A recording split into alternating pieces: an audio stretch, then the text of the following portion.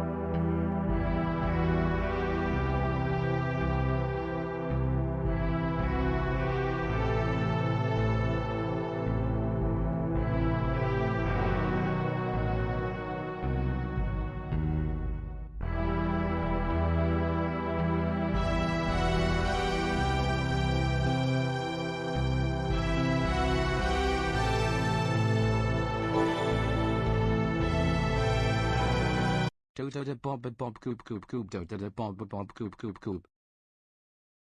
That's great.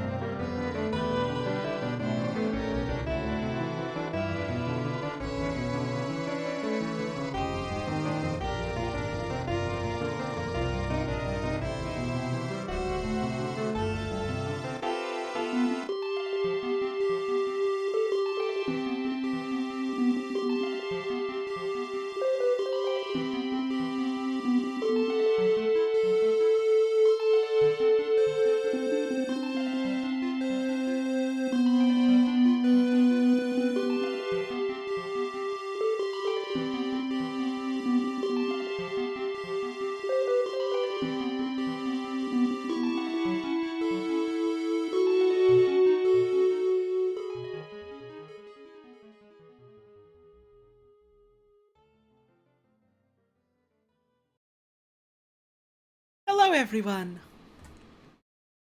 How are you all doing today? I hope you've had a good day so far. I hope your day's been kind to you. And if things haven't been so hot, well, I hope Stream Tonight can help you take your mind off things at the very least. It is... What are we, Wednesday? I think we're Wednesday. It's a Wednesday? It's a Wednesday. October 6th, 2021. And it's been a hell of a day for me. As you might imagine. I had a good night last night. I was recording something fun with the Clown House folks that I'm very excited for. Then I, hung out with them for a while. A little late into the night, but I figured, it's okay. I can sleep in. I can take a day to sleep in. I don't usually do that super often. I suppose that's not a problem.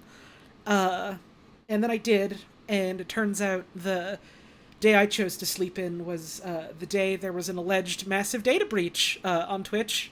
So, that was a fun thing to wake up to. I got up, I was like, it's like 9:30 coming on to 10 o'clock. I should make myself a nice breakfast. Ooh, yummy, I'll get myself a hot chocolate. Time to sit down, turn on my computer, and see what's going on the internet.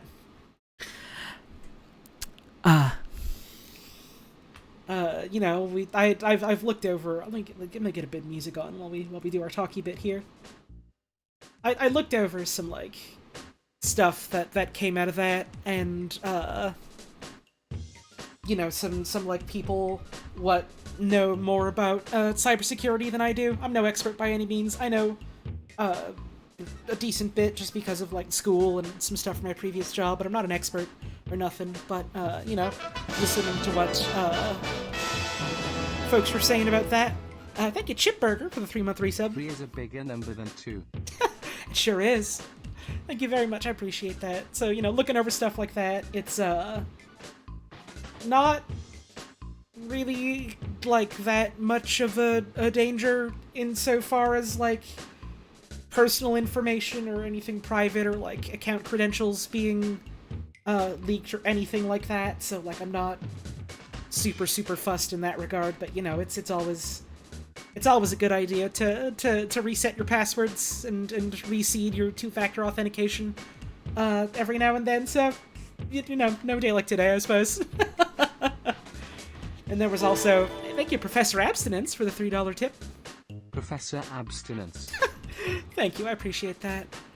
And there was also something released about the earnings that people have made on Twitch since 2019, which as far as I personally go, I'm not too fussed on that. I don't really see why hiding someone's earnings is really that big of a deal. But hopefully people don't use that to be shitty to other people is all I'm hoping. So I spent a while just looking over that and helping folks out with resetting their passwords and their 2FA and stuff like that, and reassuring some less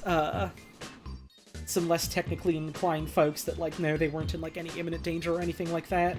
And then that was several hours of my life, and then I realized, oh, it's 3 o'clock and I've not really done anything else today. And so I, went for a nice walk. And yeah, I know people were immediately weird about that, which I don't get, because it's I don't feel like this is all that controversial or odd to say, but I feel like you can get a pretty good idea of how much someone is earning through Twitch anyways, just by looking at their stream and looking at how big their following is. I don't think it's that big of a deal. Anyways, then I went for a walk, and I saw a little grasshopper that kept following me down a road for a while, and it kept bumping into my legs for whatever reason, and I don't get why. And then I went to work out, and I had a good workout, and my shoulders and my legs are fucking exhausted. And then I got a dinner. I figured, I've had a good workout today. I've been good about my workouts lately. I want to get a hamburger. So I got myself a cheeseburger. And I also got a free hot dog for some reason. No, I didn't see any cats when I went out today, unfortunately. I do like to keep an eye out, though. And so I just had a free hot dog, I guess, and so that was my dessert. You didn't see me on the top Twitch earners from the leak, what's the deal? I mean, you can very clearly see how many viewers and followers I have. There's no goddamn way I'm making millions with the numbers I pull. I'm happy with the numbers I have. I have a nice little community that I can talk to. Y'all are, like, generous and supportive enough that, like, I can pay bills and save up to move and all that, so, like, I'm not really fussed about not being in the top whatever, I don't particularly care. Also, yes, I'll say hi to Lola later. She was being a funny baby today. We had to put out her cat cage because she's got to go to the vet tomorrow. And so she's been, like, snooping around it and hanging out inside of it and laying on top of it in the sun, stuff like that. Funny cat.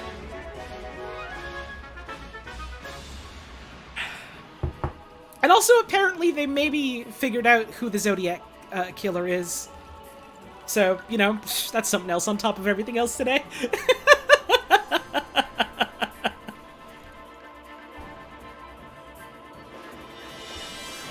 I've only heard, like, hearsay about it, and also that it's not confirmed, but it's like, oh, huh. Okay. I suppose. I think that's about everything that happened event-wise today. Eventful day, long day. And I had something else I was gonna say, and I forgot what it was. Did I see the Smash Direct? Yeah, that wasn't today, that was yesterday, wasn't it? I saw it. It was Sora. I don't know. I feel nothing when I think about Nintendo and Disney, two of the two biggest media conglomerates, like, getting together to, like, wag their IP around, but also it makes my friends happy, so it's like, okay, whatever. I have King Dedede in that game already. I have Yoshi. I have Samus and Bayonetta. I don't really care who else they add, honestly. I want Masahiro Sakurai and the entire dev team to take, like, a 30-year vacation now. Which I guess is what you call retirement, now that I think about it. Funny thing about the Zodiac Killer is there's a guy who's Facebook friends with the man, and he was like, look at my friend the Zodiac Killer for years. That's why I don't know if that's, like, something you can corroborate, because that's just, like, fucking anyone could say that as, like, a joke about anyone. People have been saying that for years about Ted Cruz, so, like... It doesn't mean very much, you know? It'd be interesting, I suppose, if that ends up being the truth, but... Yeah, that's the new Smash Brothers hero is they put the Zodiac Killer in, and his final smash is that he becomes the President of the United States. Was Ted Cruz ever the president? I don't remember. I don't know very much about United States politics, I'll be honest.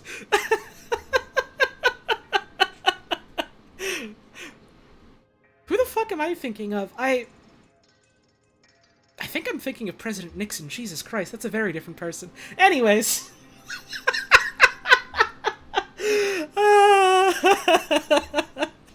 We're here to play Sable today.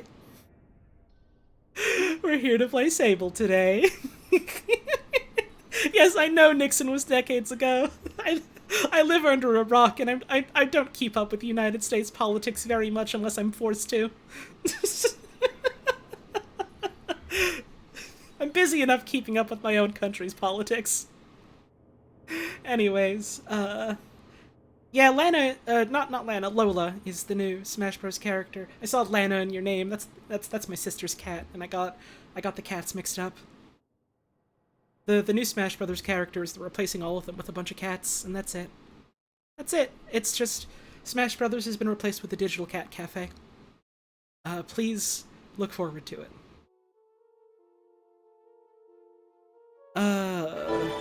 I feel like I was gonna say something else, but I'm... I don't know anything about this game, like literally nothing, so I'm excited. Hell yeah! Thanks for the tip, I appreciate it. Sable is a game that I've been looking forward to for a long time. It has a really, really, I'm trying to think of a word that means more than just saying interesting. A really interesting art style that's really reminiscent of, like, a lot of old, I forgot the name of that one French comics artist who did a lot of, like, sci-fi stuff. Mobius, that's it. Like, it looks very reminiscent of, like, stuff like that. And it's an interesting story about, you know, living in, like, a desert area and going around helping people out, to, like, figure out, like, you know, who you are and what you want to do with yourself, that sort of thing. So, it sounds interesting. A game with a lot of, like, exploration, like, puzzle solving. There's no, like, as far as I can, like, tell, and as far as I've heard, like, there's no, like, violence, there's no, like, fights or anything like that. It's all a bunch of, like, atmosphere and exploration and, puzzle solving, stuff like that. So, that sounds like it's very much up my alley, so I'm looking forward to that. And this is a game that's been, like, on my radar for fucking ages, and I was like, man, this game is gonna be so cool. Thank you, Astral Thunder, for the 3-month resub. I really appreciate that. Thanks for being the best. Oh, I'm just me, but that's kind of you to say. I appreciate that. Thank you. And so I've been looking forward to it for, like, a long, long time, and they've put out a bunch of cool, like trailers and, like, sneak peeks and stuff like that, and I was like, oh, man. Oh, this looks wicked. I can't wait for this. And then they announced that, like, a bunch of the soundtrack, if not all of it, was being done by Japanese Breakfast, which is an artist who I've heard, like, some of and whose work I do really like. And I was like, oh shit, wow, that's even more exciting. I can't wait to, like, see even more of this game. I wonder when they're gonna drop it. And then, like, I want to say, like, a week or two ago, they literally just, like, were like, oh yeah, by the way, it's out now. Without, like, much fanfare or, like, much, like, hyping up, like, the release date. It was just kind of, like, suddenly there, and I was just like, oh, fuck, okay, I gotta play this right fucking now. So, here we are. I'm excited to dive in. I'm excited to share it with you. Lead singer's memoir made you sob? Ooh, you'll send me that. I wanna look into that. So yeah, we're gonna check that out. I feel like I've done enough preamble, so I'll keep the rest of it short. You know, if you want to support the streams, if you want to go financially, subs, tips, bits, that's your options. Greatly appreciated, never mandatory. You don't have to, don't feel obligated to enjoy the streams or anything like that, but, you know, if you have the means, if you enjoy what we do here, and you're willing and able to chip in a couple bucks my way whenever, you know, it goes a long way. Helps me pay the bills, helps me do this as often as I do. Greatly appreciated, so thank y'all very much. You can always share the stream around, tell folks about it if you want folks to know about the stream, stuff like that. You can take clips and share those around. You can tell a friend. You know, if you want to just tune in, that's support in its own way. So, thanks for stopping on by. Thanks for tuning in. Thanks for taking time out of your busy day to spend it here with us. I think it's time we get started then. I'm gonna take a big drink.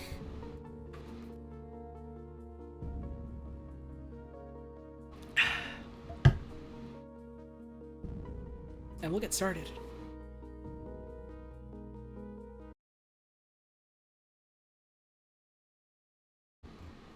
Clancy Cod 4013, your messages are weird. Please talk like a normal person. Enjoy your time out. If you're gonna come in here and continue being a weirdo, you're not gonna get to be here. I just got a tip. Hang on, who was that from? That was from Lily Aviarn. That was $5, and that said drunk. Thank you, I appreciate that. Let's play Sable. I don't know how loud the game's gonna be when we first boot it up, so here's your volume warning. Here's your volume warning.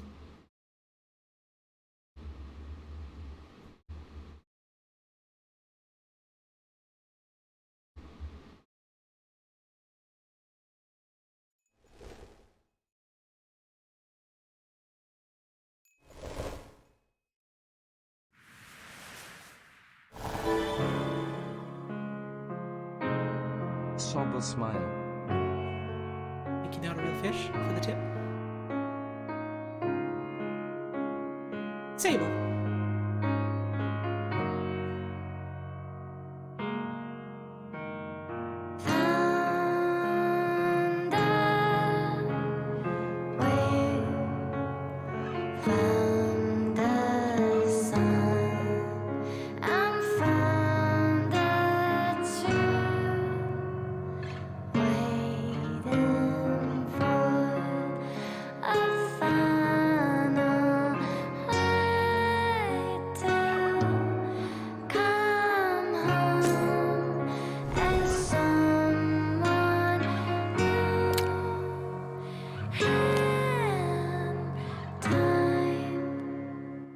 We'll turn it down just a little bit. Hopefully something like this will be good.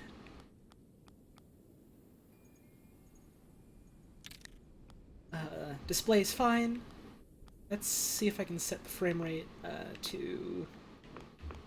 I suppose uncapped is fine. We'll set it to high. I think I'm able to run that. Yeah, right out the gate, the music is real fucking good, huh? They hit you with that right on frame 1. I'm not sure what the VSync and VSync 2 mean for frame rate. I'm assuming it's talking about, like, the frame rate of my specific monitors, but, like, they both got different frame rates, and I don't know which one it considers 1 and 2, so I'm just gonna unlimit that sucker. Let's new game.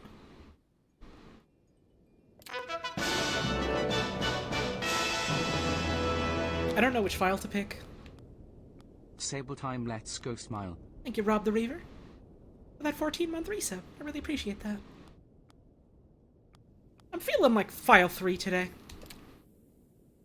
I'd like to start a new game.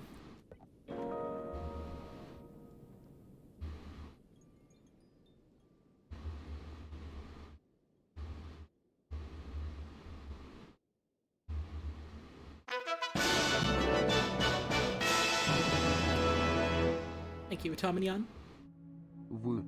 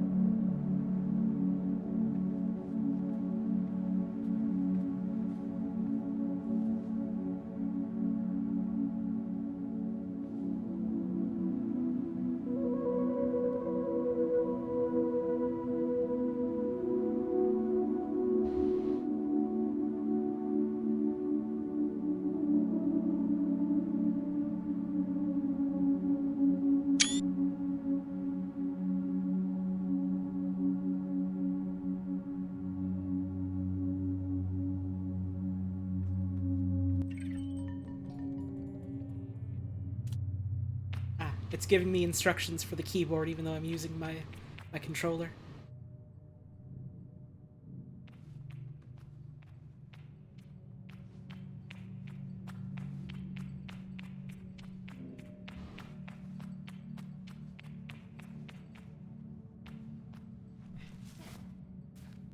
We can climb the face. We can climb the nose.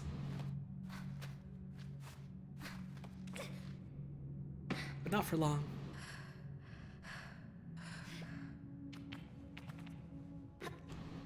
You do not play as a bug in this game. No, you play as a person. Her name is Sable. That's why it's called Sable. It's her game.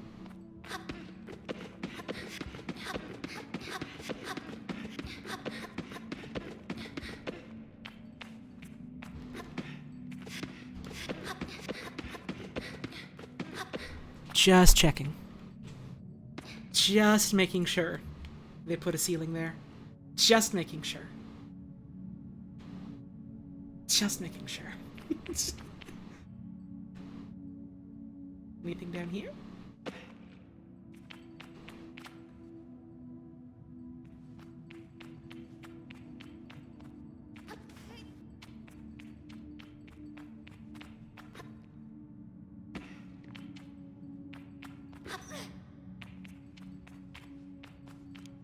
I want to turn the volume up a little bit. I should head back to camp. That's what my quest says. Let's turn this up just a bit. We'll stick with that for now.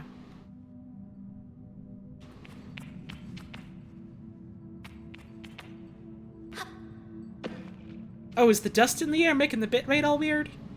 Because I'm not, like, dropping a lot of frames or anything, and it's, like, running fine on my end. That's a shame. Unfortunately, not much I can do about how a video codec renders videos. I mean, the game also is, like, on purpose a little, like its animations are supposed to be kind of like there are minimal frames to represent the motion. Like, that's on purpose. Press it to jump. Press a button to jump.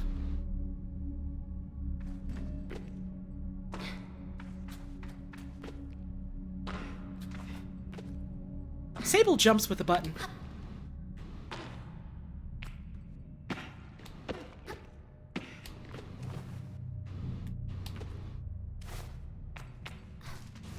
Let's see if we can shimmy our way on over here.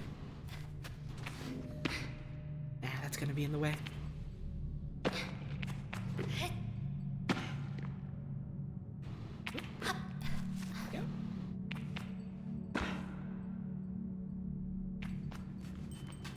Move towards a wall to begin climbing. Keep an eye on your stamina. We, figured that out on our own when we were messing with the giant face.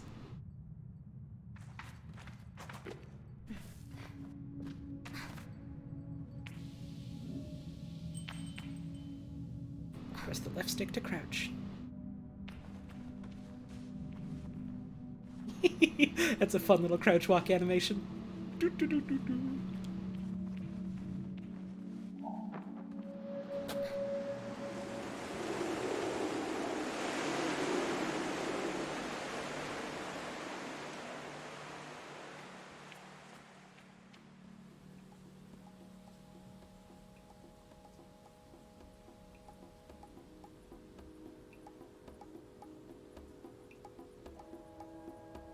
Well, here we are.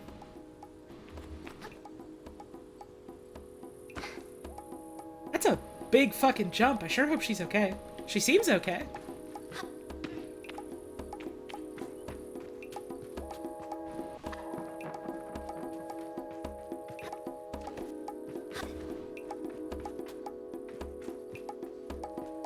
Yeah, this game extremely does just look like a painting, and, I'm into that.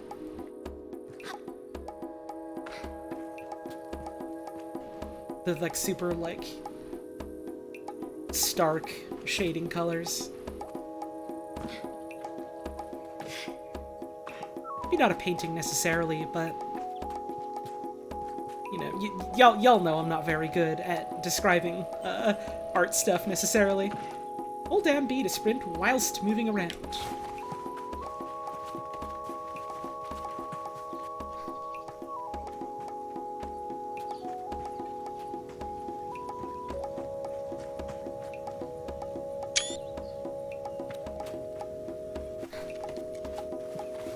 To the Ibex camp.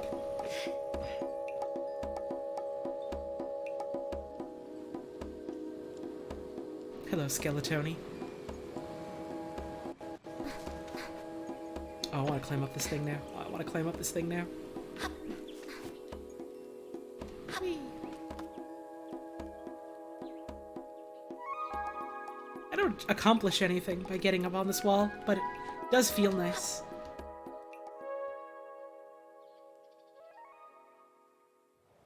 Goats here.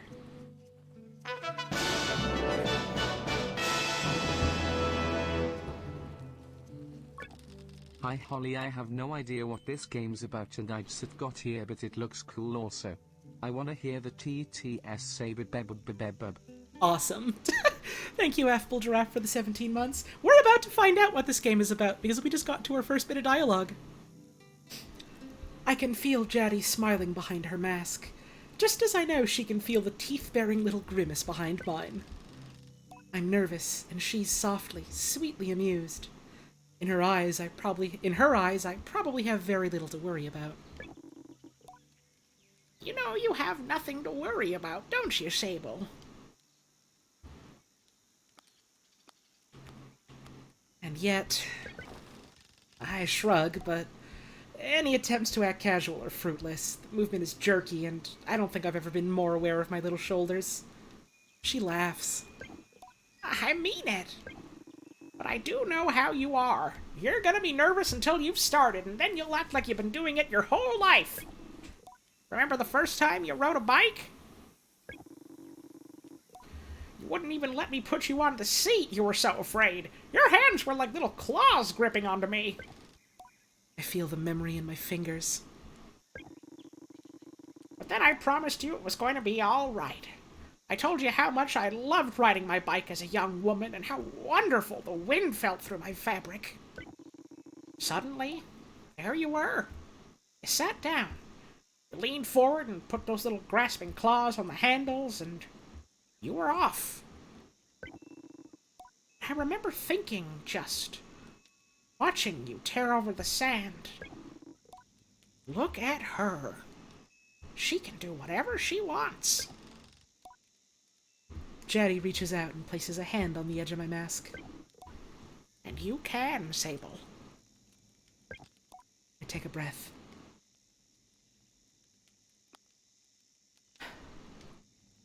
I don't know where to start. Jaddy's story warms me, but I feel too overwhelmed to let it settle. I tell her with a sigh that I don't know where to begin. She chuckles.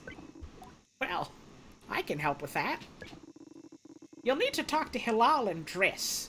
Driss should already have made the arrangements for your bike, and Hilal will share something. Share something, well, let's say as useful as it is fun, I think I might suspect what Jaddy's saying, but I stay quiet. After that, I suppose we'll see you off. What if I choose the wrong path? I ask Jaddy what will become of me if I choose the wrong path. There are no wrong paths, Sable. Or right ones. I'll be glad if you choose to stay with the Abexi, but truth be told, I'll be glad no matter what. So long as you're happy. Whatever you decide, you do so with my blessing. So don't try using me as an excuse to come home early, eh? She knows me. Now go speak with Hilal. I'll be there to see you off. And speak to Driss as well. I've told him to arrange your bike with C0, but you know how he is. I have something to give you. A compass to help you on your journey. The same one I used on my gliding. An artifact, you might say. I take the device in my palm. It fits naturally there. Perfectly weighted and crafted. Each component slides together with incredible, satisfying precision. Thank you. Go on, go on. It's nearly time. I can hold out the compass to point us towards any objectives that we've got. Man, I love the way that, like, the night coming on over, like, just changed the way everything looks and feels here. That's so cool. I also really like the, like, very, very, like, very prominent circle around, like, the fire showing, like, where like, its warmth and illumination would be. That's a really cool touch for that. That's a good way of representing that. Like, they don't let you be mean or rude to your mom. I don't even know if she's necessarily our mom, or if she's just, like, you know, the older woman who looks after folks in this village. Because, you know, it sounds like, in this world, there's a lot of, like, going over to, like, live in different places, regardless of necessarily where you were born. So, like, yeah, she's maybe not necessarily, like, our parent, but she's, you know, she's clearly someone we care about, and I do like that it's not really an option to just be like, oh, I'm mean and resentful to you just because we want player choice or whatever, and it's like, no, that's not That's very clearly not the kind of character Sable is, and I like that they're, like, defining that pretty clearly pretty early. Chatty greets me warmly. Hello, little glider. It's so strange getting called that. I tell Chatty how strange it is being called Glider instead of Sable, or even Clanchild. Just trying to get you used to it. She seems to really like it, and maybe I like it too. My little glider.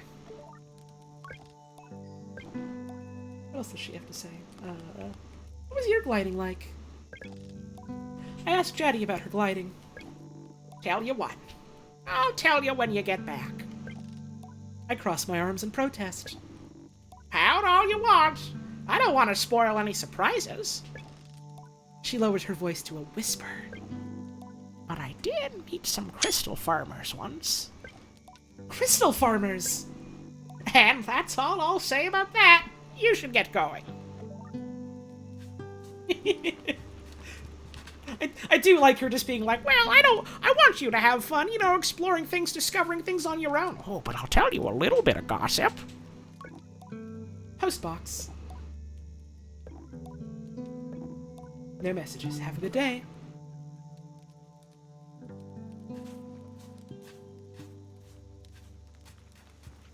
You're gonna go? Well, hey, thanks for stopping on by then. You have a wonderful rest of your day. We could go to our mission objective, or we could, you know, keep talking to people. We could keep talking to other people.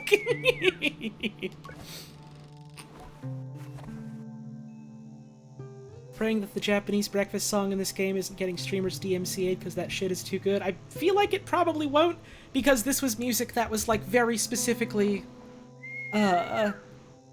exclusively made for this video game, so I feel like it's not going to, like, be something stuffy that gets you, like caught, as opposed to, like, something like fucking Kingdom Hearts that was made in 2000 whatever and is owned by fucking Disney, so of course the laws for that are going to be draconian. Anyways, we're here to play Sable. As she looks out across the landscape, Zeki's shoulders sag a little. I wonder what she's thinking about.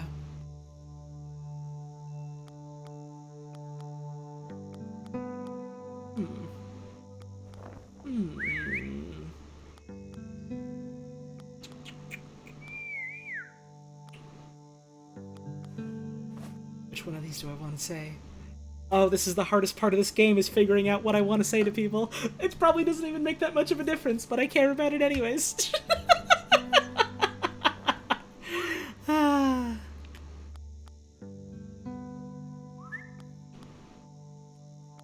What are you looking at?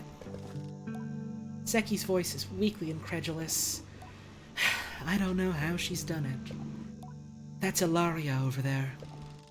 I follow her gaze to a little speck in the distance, which I now understand is her daughter, Ilaria. Do you want me to get her back? Zeki shakes her head. No, she's fine, and I'll get her. I'm just... She shrugs. Parenting. I suppose I'll know more about that when I'm older. The mischievous child. This is not a quest, my child is just being rude today.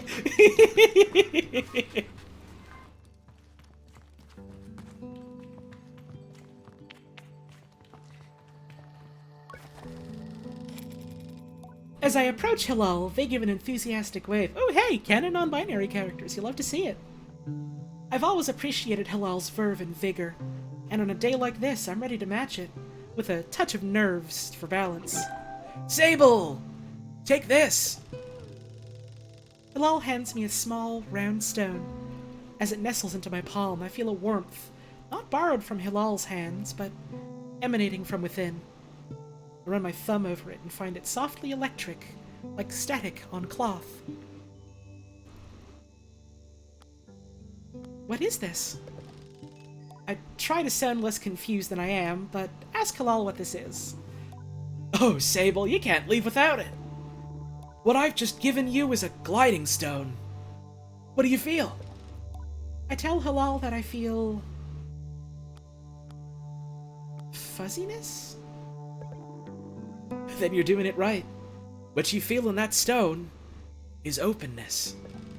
I look at the stone. It seems quite closed. Gliding stones are vessels for the perpetual. They suck up its power like little sponges and hold it there for you to channel. Right now it's empty or dormant and waiting for you to fill it up. I ask how I can do this.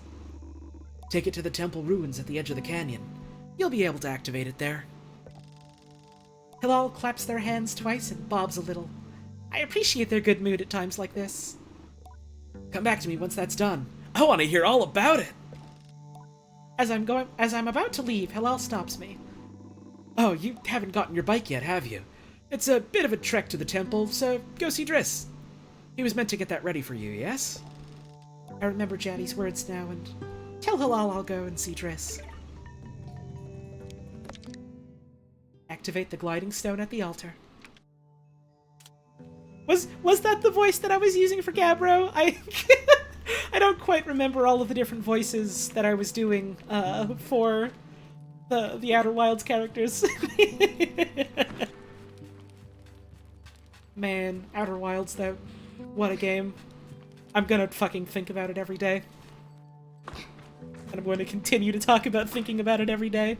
I gotta drink a bit of water here. Have I played the DLC yet? I've played some of it. I'm still slowly going through it. I don't, like, have a lot of free time to dedicate to just playing games on my own.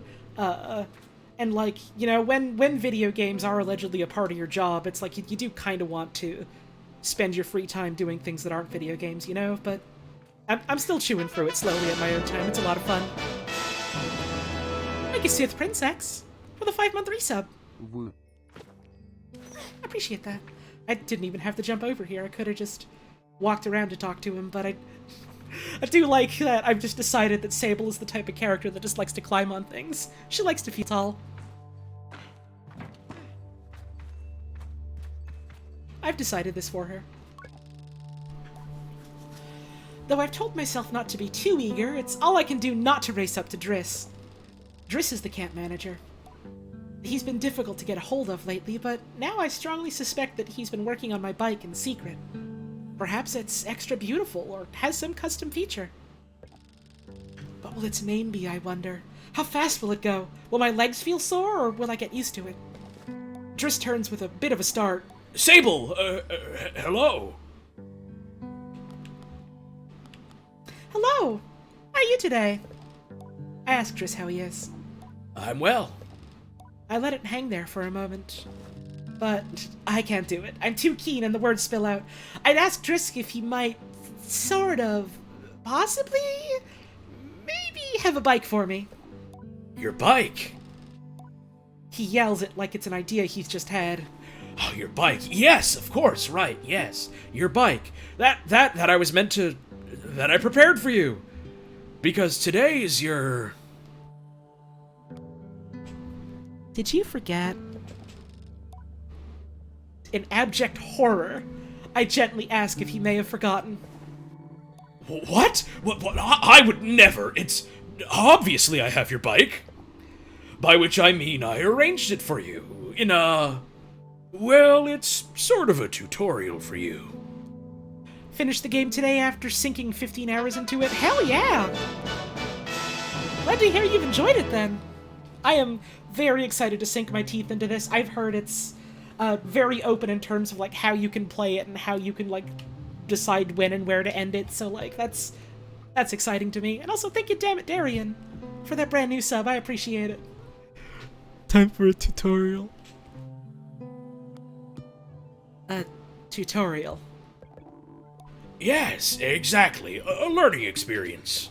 You see, Sable, before one can own their own bike, they must prove they can ride a bike by taking a test ride on a different bike. I think about it and find I've never heard of that part of the gliding, but Triss does seem earnest. Sort of. Thank you, Satansis, for the 2-month I love you resub. from my head. So instead of worrying about your bike, I'd like you to try this bike as a test. Triss gestures to the sand cutter at his side. It's quite old and a little shabby. A tester if I've ever seen one. You miss your motorcycle and this game gave you similar vibes? This is, extremely a ride a bike around the desert type of game, so I'm very excited about that. What's the bike's name? Triss seems scandalized. That's a bit personal, don't you think? Just Sandcutter will do for now. Youngsters these days, always asking questions. Now, ride the bike through the ring and back. And here's some advice for you, my young glider. Don't fall off. Don't lose your bike. When you're not riding it, your hover bike will appear as a blue icon on your compass. Okay, that's a good way to find it then. I do like this little bit that we've heard just from, like, these bits of dialogue about how, like, Sable is, like, excited to hear about what her bike's name is. She's, like, eager to hear about, like, the name of, like, this test bike, and how he's talking about how, oh, this is, like, a very personal thing. You can't just ask someone that. That's interesting. I like this bit of, like, world building and characterization. You can't just ask a bike on the first date what its name is. So, we got A to, we can hold down A to strafe. Press it again to drive. Left stick is to steer, and right trigger is to accelerate. Alright, let's cut across the sand.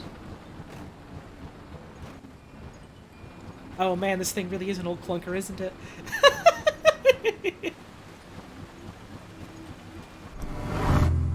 It's safe and it's normal for the tutorial bike to do this. It's fine, it's fine, it's fine. It's just a little old. It's fine, it's fine, it's fine. Ooh. I like the, like, sort of floatiness on this, the way it, like, glides around. It does kind of remind me of the, like, the Outer Wilds ship and how, like, you know, well, that's floaty because it's in 0G, but I like the way these, like, little hover bikes slice through the sand, it feels like. And I saw some folks in, like, reviews and talking about the game mention that they thought the driving was, like, a little clunky, or, like, a little, like, haphazard and not necessarily their favorite, but, I mean, in this tiny little bit that I've done of it so far, I like it. I think it's charming. No, the tutorial bike is not full of weed. The tailpipe was not shoved full of weed. This is not a bong bike. That's not the name of the bike. It's fine. It's fine. It's safe. It's fine. We're not gonna get arrested. I return to Driss, who somehow manages to seem caught off guard despite knowing I was coming. Sable, congratulations! How was your first pre-glide ride? Any strange rattles, unexplained hissing, small fires? What do you mean, fires? Surely you've noticed if you were on fire, even a little bit. Was that a possibility? Obviously it didn't happen, so I think we're fine. Driss, is this bike dangerous? Well... He doesn't finish. Have you already been by Halal? Am I not getting a bike? Well, you're getting the use of this sand cutter. That's something, eh? You can borrow it to run your little errands. My little errands. Thank you, Cupid's Grenade, for that brand new sub. I appreciate it.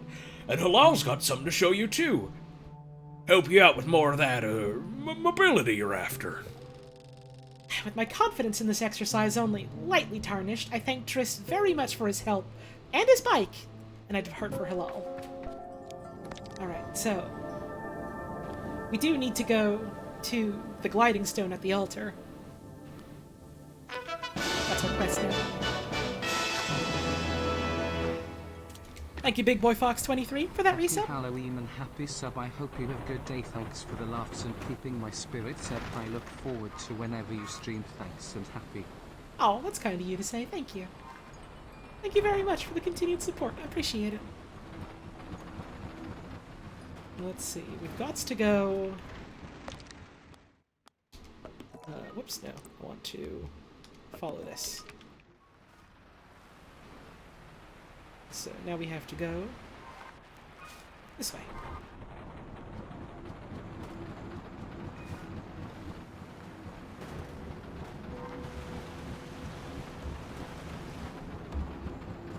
Right, yeah.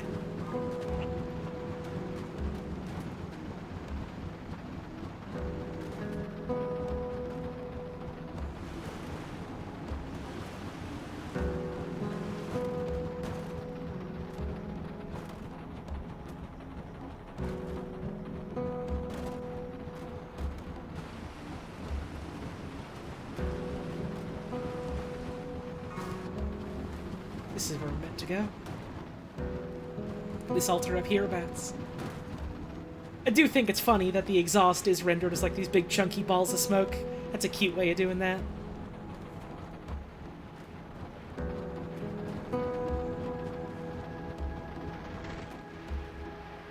You probably shouldn't eat the exhaust balls. I don't think that's safe. Let's see if we can just climb up this. Yes!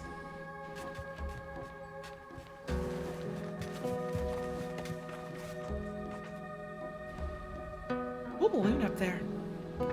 Wonder if we can ever go see it. Looks like we got to go. Is it up here? Or is it somewhere else, actually? It might not actually be here. I might just be getting sidetracked a little bit.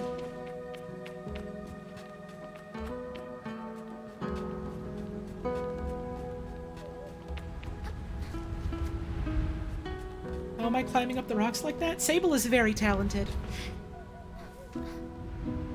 She's very good at what she does. And what she does is jump and climb. Ah, no, not this way. Oh, no, it is this way, actually. I think.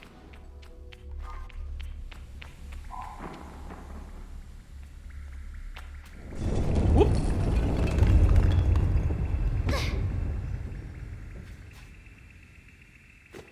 Ouch.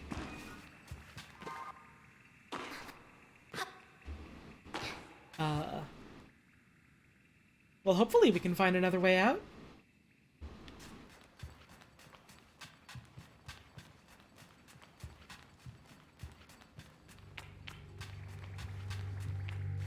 If anyone asks, we didn't do it.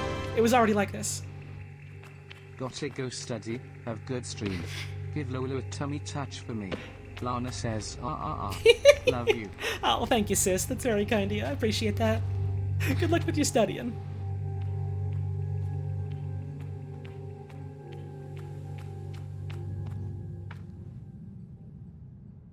Ooh.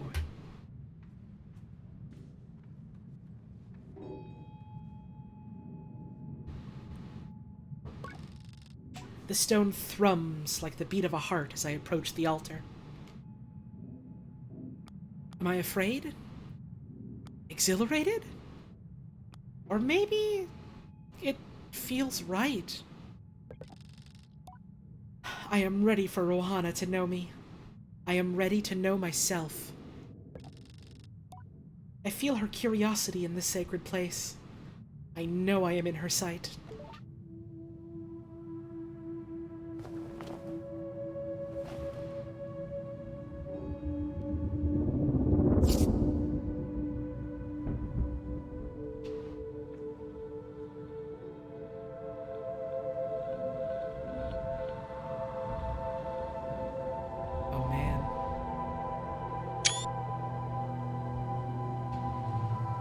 This game is so pretty.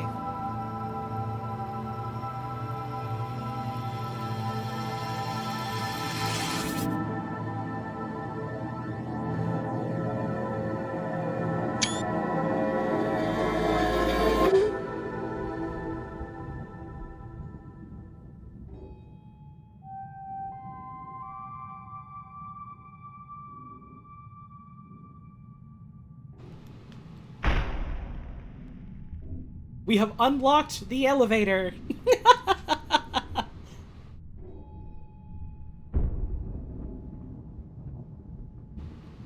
This is one of the only games where you've ever just walked around looking because it's so pretty. Awesome! I like doing that in, like, all the games I play, so...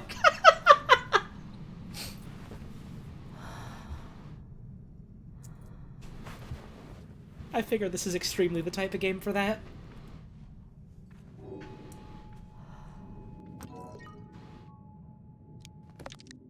I activated the gliding stone. I can channel the perpetual through it. Show Hilal the activated gliding stone.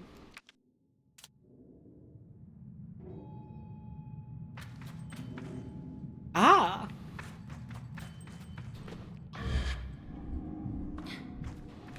Now we can glide.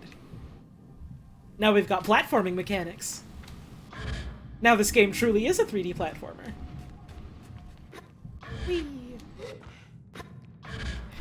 How long's the stream been live? A little over an hour, but I spent, like, half an hour doing my intro and just talking. We haven't been playing the game for super long. This is, like, literally just the intro stuff. You haven't missed too much, don't worry.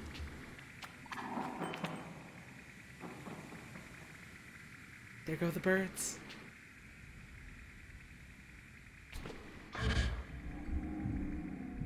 Oh, I love the little animation of her just, like, holding her arms out while she does the bubble.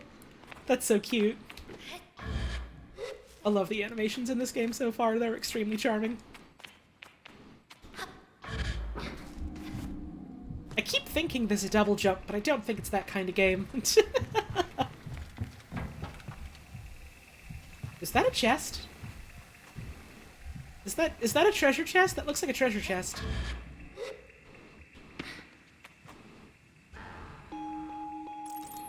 We found 20 of. We've found 20 of. And look, here's the ladder.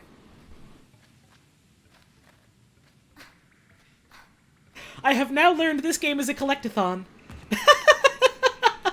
So that's gonna be fun. I didn't realize it was also a collectathon.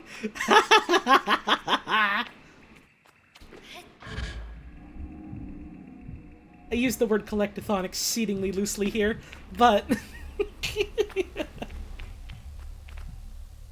Here we are. We made it out. Bird, bird, bird, bird, bird, bird, bird, bird, bird, bird.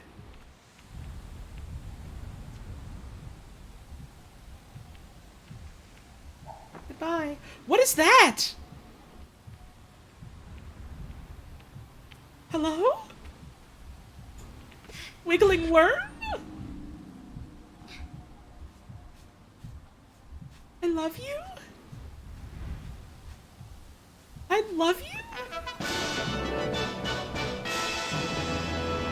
Thank you, Agile Bird, for the resub.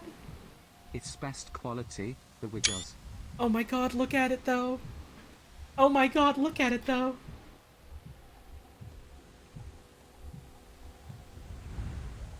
Just me and my bud hanging out.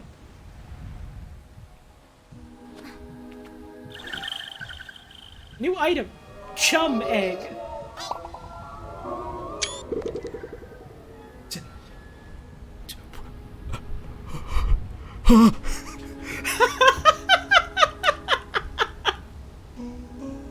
Offered up by chums when planting themselves into the ground.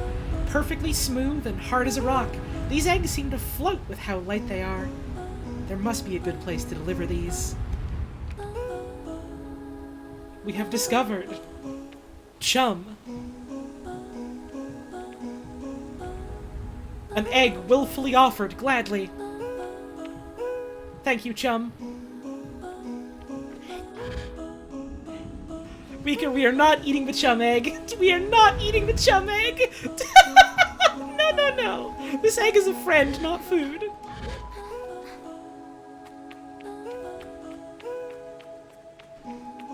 That did feel kind of Hylexy, yeah, just like seeing this funny little guy that just like wiggled its way into an egg cup, gave us an egg.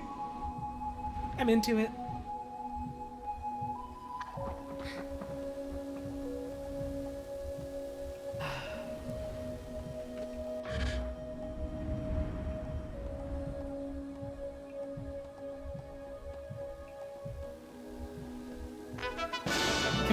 use the hover, like, forever until we hit the ground? I think it might just be indefinite. Egg. Thank you, lesbianist. For that 12-month resale. A whole year. Enjoy your BB. Thank you for the support. I appreciate it.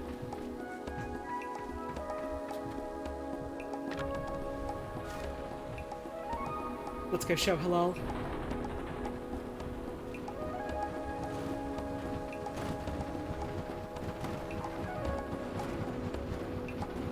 Ah, we don't need the compass for this. I can see the smoke on the horizon.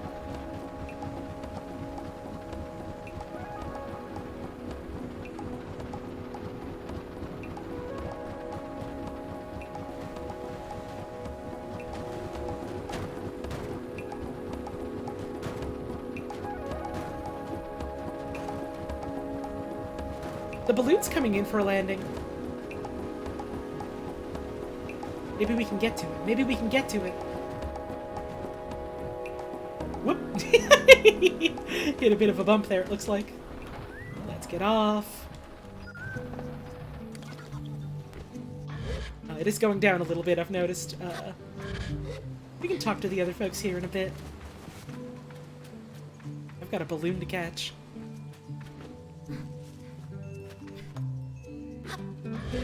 There we go.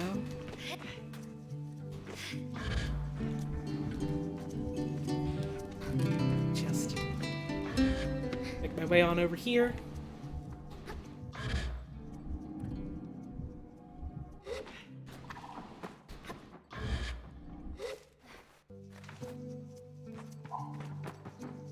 Game is very stop motion vibes for something that isn't clay looking. Yeah, I really like it.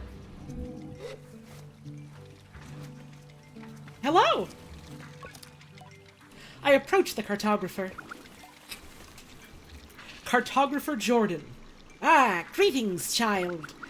I saw you looking longingly at my great balloon. Quite a piece of work, isn't she? She really is.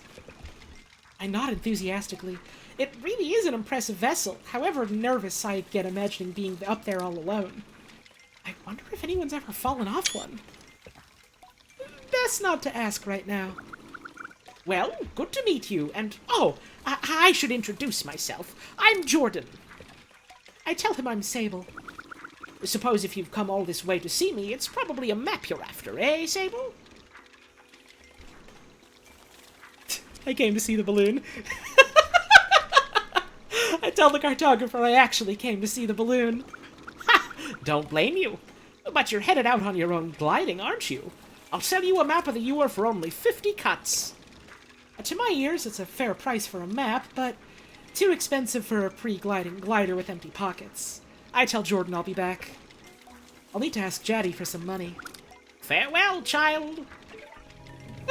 I do like this map person just being like, ah, I take it you're here to buy one of my fine maps, and Sable's just like, actually, sir, I just thought your balloon was cool. I just wanted to see your cool balloon. I mean, the balloon is very cool, so I can't blame you there. Ilaria. The balloon was more fun than the person is. Than the person in it. Can we hop in the balloon? We can get on like this like little lip of it, but we can't go like inside the door, no.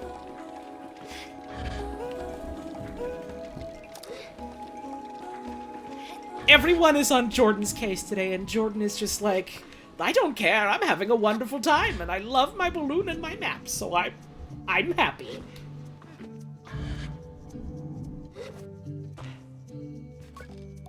Zeki looks concerned.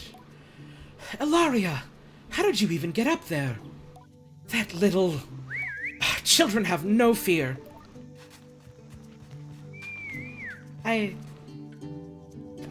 Ma'am, I think they climbed.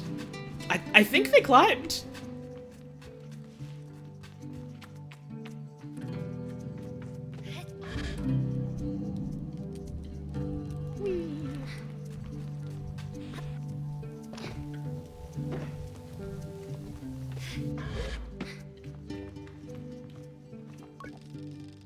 When I return to Hilal, it's clear they know what I've just experienced. They're excited on my behalf in a way that makes me miss them before I've even left. Isn't it incredible? How does it feel? Safe. Like a warm hug. I tell Halal that I feel almost embraced by the Perpetual, warm and safe in my own little bubble. They swoon. Oh, that's such a nice way of describing it. Is Halal a partner or a sibling? No, Halal's just someone in our little encampment that we know and like. Halal's mood doesn't darken, but the sigh they let out holds a bit of sorrow. You're very lucky, you know. I miss it so much, that feeling just floating on the breeze. But I suppose it's best that it fades with age, Or else I might never have come back from my gliding. I'd just be out there heaving myself into chasms.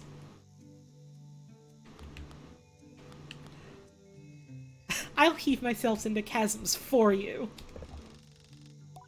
I tell Halal I'll throw myself into 1,000 chasms on their behalf, and they giggle. That's what I'd like to hear. I know people manage to keep it up, but I don't know that I've got the time to practice as much as they do. Takes a really serious focus. Halal laughs, even if there's a bit of regret in it. And I certainly haven't got that.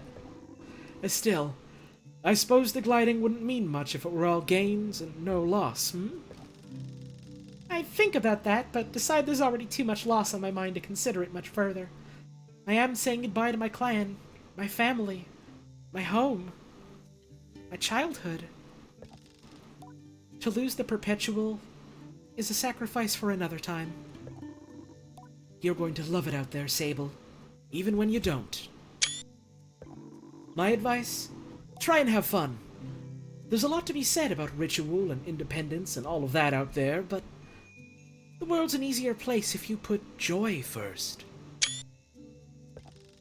I thank Halal for the advice, and for their help, and tell them I'll miss them.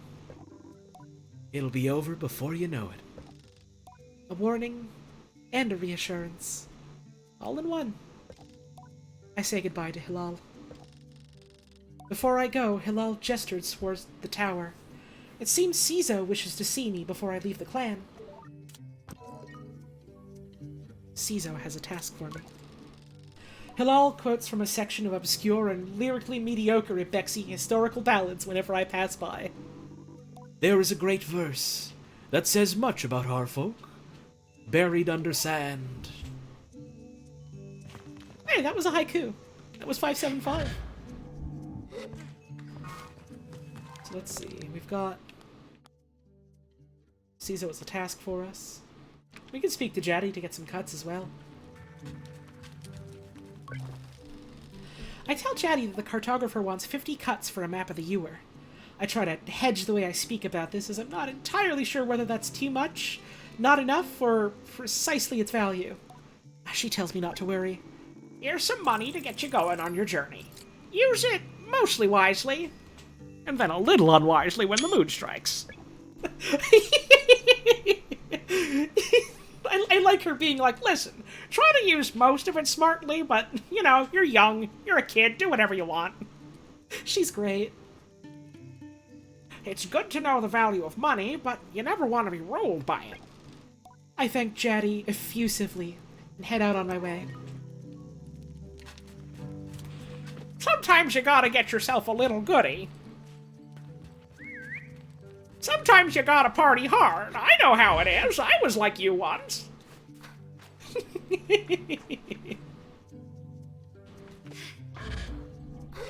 This is a fun glide. I'm glad that more, like, 3D exploration games are including, like, things kind of like gliding in them. Greetings, child. I'll buy that map! Perfect. Let's trade then. A map of the Ewer sold by members of the Cartography Guild. Thank you, January, for the tip. Here's some cuts to buy you a map. Thank you for the exceedingly generous 20 cuts. I really appreciate that. I thank Jordan for the Ewer map and all its vast possibilities.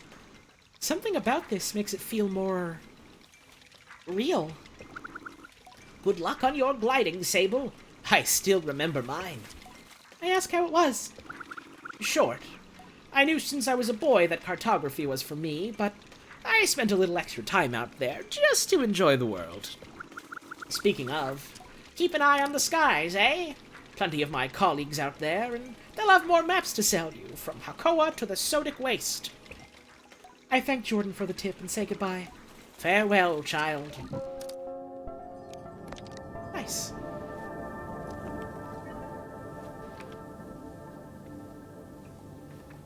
I gotta drink some water now.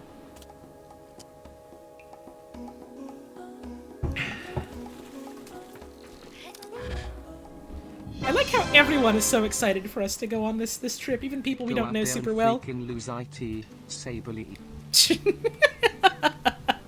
Thank you, Meemaw, for that tip. I appreciate it.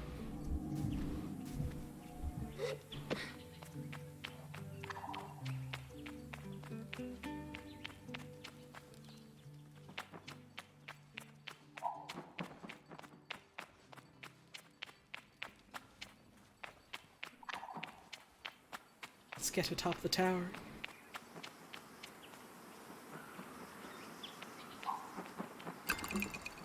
Hey, there were some cuts in here.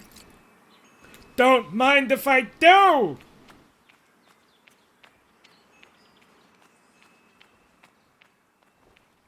I do also like the glide being limitless. It's fun. Excuse me. Cizo is an outclanner of the Ibexi, but I've known her for nearly as long as I can recall, and think of her more as a kind of distant relation than any sort of outsider. Machinists, I'm told, are given their posts, and by their training and their code, must go to where they're needed. But Cizo's been among us so long that it's easy to forget it's an assignment first and foremost. I like her, she's big. I like her, she's big. As far as any of us are concerned, she is one of us. I think there's a perception among the other clans that the Ibexi are quite insular, or that our designation of Ibexi versus outclanners suggests some nervous othering of those who are unlike us. But in practice, such things are more the result of our nomadic nature. We seek to know who will travel with us and who we must leave behind. But all are welcome to join. And I'm always pleased that Cizo did. Sable! How do you do, clan child? I can only think of one thing.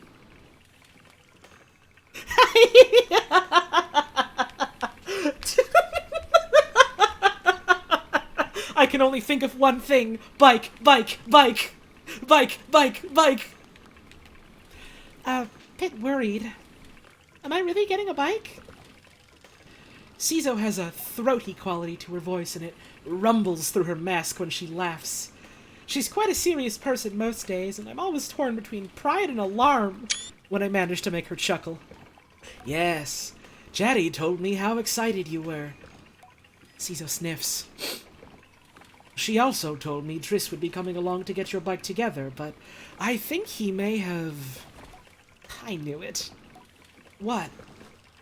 I hadn't meant to say that out loud, so I'd tell her I was just clearing my throat. I don't begrudge Driss his forgetfulness. Were I tasked with so many odds and ends, I might just be as scattered. And besides, this will be good for you. I want you to scavenge the hoverbike parts yourself. I'm going to make my own hoverbike? I asked Cizo if I'm expected to make my own hoverbike. No, you are not going to make your hoverbike. You are going to build your own hoverbike. What's the difference? To make suggests you are creating something, but your bike already exists. They simply haven't taken form yet. Here, take this. Cizo hands me something. This is a navigator. You can use it to mark waypoints on your compass. It should be useful in finding the old parts. I ask Cizo where I might start looking. Our bikes are reborn into the ruined ships, in fragments spread apart. A good start would be the ship down there near the camp. You'll find another up on that great rock near the other side of the canyon. And another behind the old dam on the hill. Use your navigator to mark that down if you need. You'll need to get a control panel, a power supply, and a calibrator. Do most gliders make their own bikes? I asked Cizo if most gliders really make their own bikes. Only the lucky ones. I tell Cizo I'll see her soon and head off in search of the components. Together, we will create something new out of the old. Okay, I love her. It is maybe a little early to say this is my favorite character, but I kind of love her. She's great. Oh, I have to press the navigator button.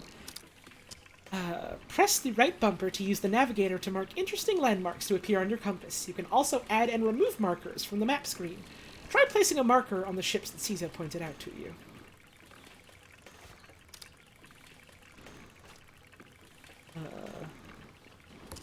We're a little far. Let's see if we can do it from the map.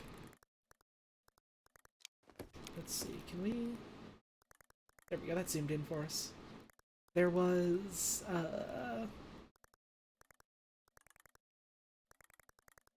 is there one here, I think? Let's see. That takes us around about that way.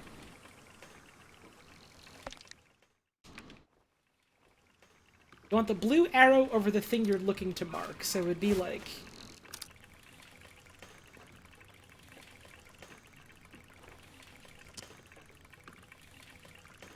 So, like this? It's like this then, I guess, yeah. That's one.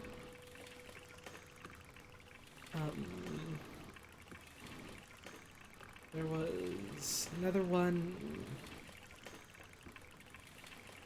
Okay, we did already mark that one on the map, by chance. And, where was the third one? Can we talk to you again and you'll tell us? Cizo was waiting for the parts. Still need to find an atomic calibrator, an atomic power supply, and a control panel. Okay, there we go. So that would be...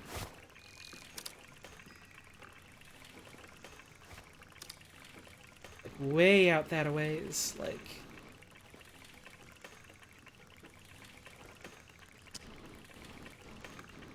Maybe let's just put our marker, here for now.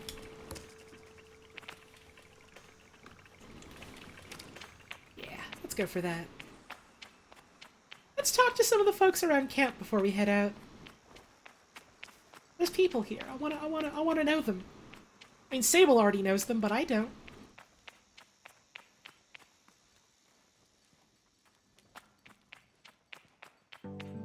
Cizo's a cool character. I'm a sucker for, I'm a sucker for big woman character, obviously. I am nothing if not predictable, but I really like characters that have, like,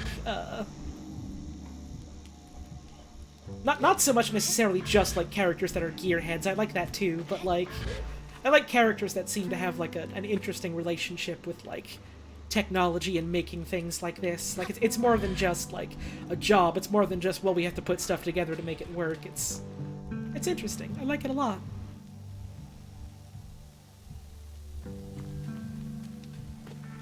Oh, was the demo for this game a little rough? I had never played it, so I wouldn't know. This is my first experience with it. Whee! A bucket!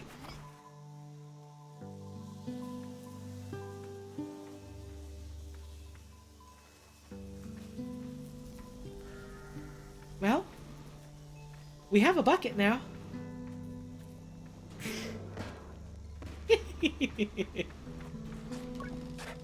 Umar is a man of few words, and he's nothing if not consistent. Right? Umar's got nothing to say? I can respect that. Oh, look at the goats. Look at these goats, though. Bedtime.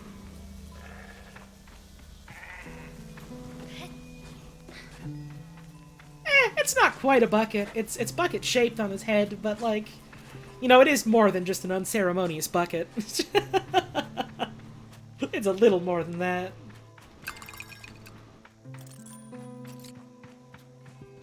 It's got meaning, it's got purpose, it's got style.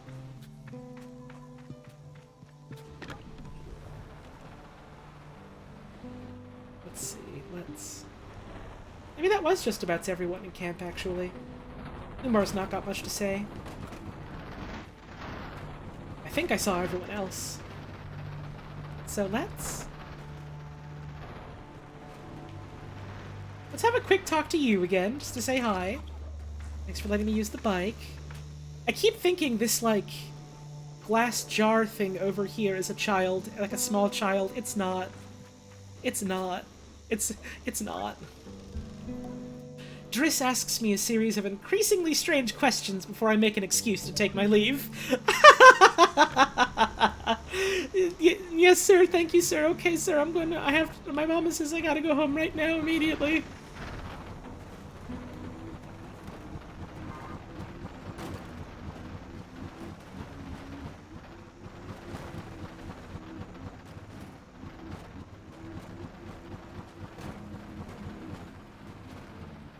Aha! The entrance. Yeah, I do like the way the little compass looks. When you bring it up and it shows the ring around you while you're holding it in your hand. That's a really good way of visualizing that. And it's not intrusive. It only comes up when you want it to. I appreciate that. Like, I enjoy it when a game has, like, tools and utilities to help you, like, navigate around and, like, remember and discover where you have to go. But I also like when it's not, like, super in your face all of the time, and it's, like, it's handled in a way that's, like, not obtrusive. It's a pretty light. There's nothing left of use to be found in the ship, but I notice a blinking light flashing on the dashboard of the cockpit. Oh, we're gonna push the button. A voice crackles from the machine in front of me. It sounds like a recording. It's barely audible. Stop messing around with those buttons, you absolute idiot! Sorry, Ramen. Concentrate. I don't think I have to remind you how much work it was to get this far. We're almost there. Alright, let's see if what that old machinist told us holds up. If not, there will be hell to pay. I hear the sound of mechanical adjustments being made. 3 clicks. Buttons being pressed, perhaps? Okay, when I push this orange thing, pull that lever.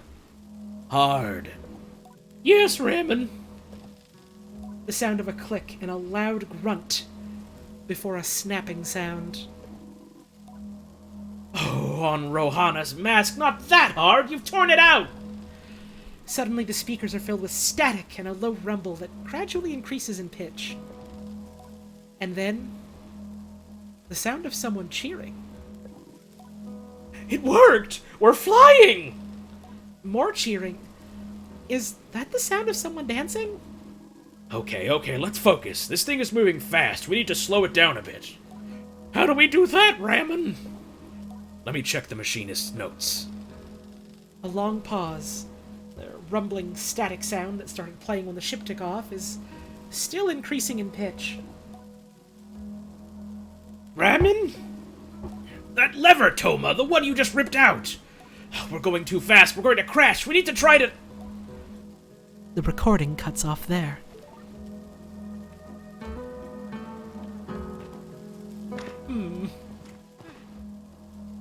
Uh-oh.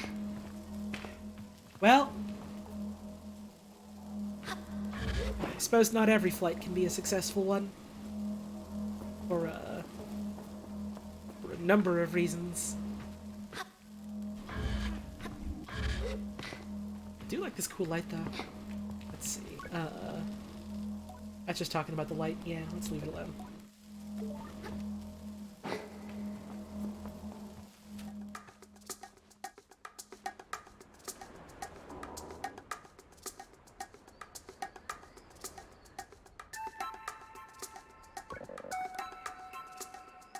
Are you looking for a calibrator? I am immediately on guard.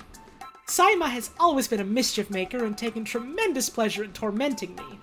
In theory, I'm older, more experienced, and should be more than able to withstand it.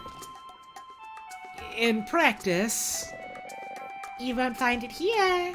I've hidden it. You'll never find it. Never, never! She never fails to get me. May I please have it? I decide to be gentle and ask her, may I please have it? May I please have it? She mimics me terribly, all high and screechy.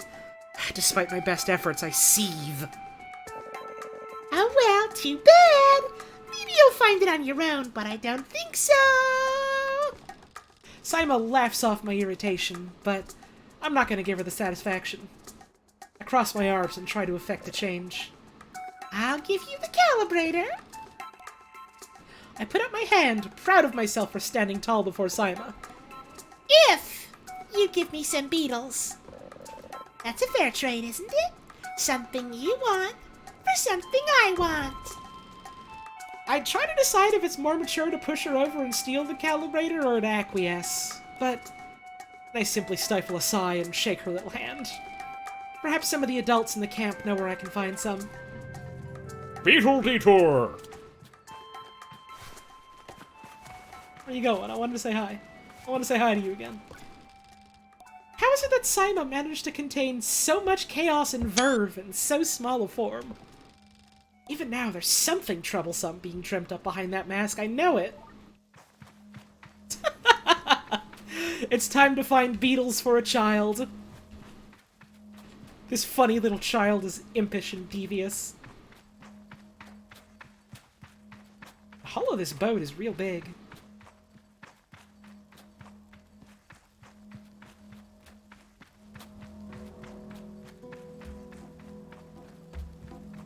Also, I do like that, this child has clearly been, like, running around, hiding out since, like, well past, like, midnight, just so that she could run up to me and be like, By the way, get me some fucking bugs, okay?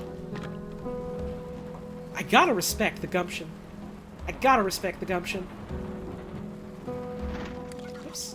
Wrong button. I wanted to check the map. Let's see,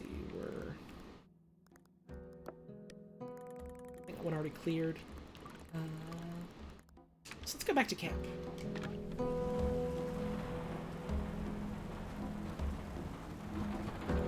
Listen, the beetle economy's in shambles. I know how it is. It's hard. It's hard out there for an honest beetle like her.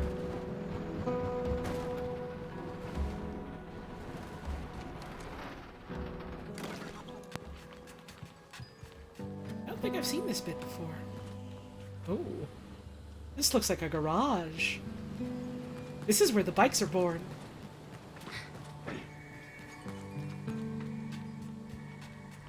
I like it.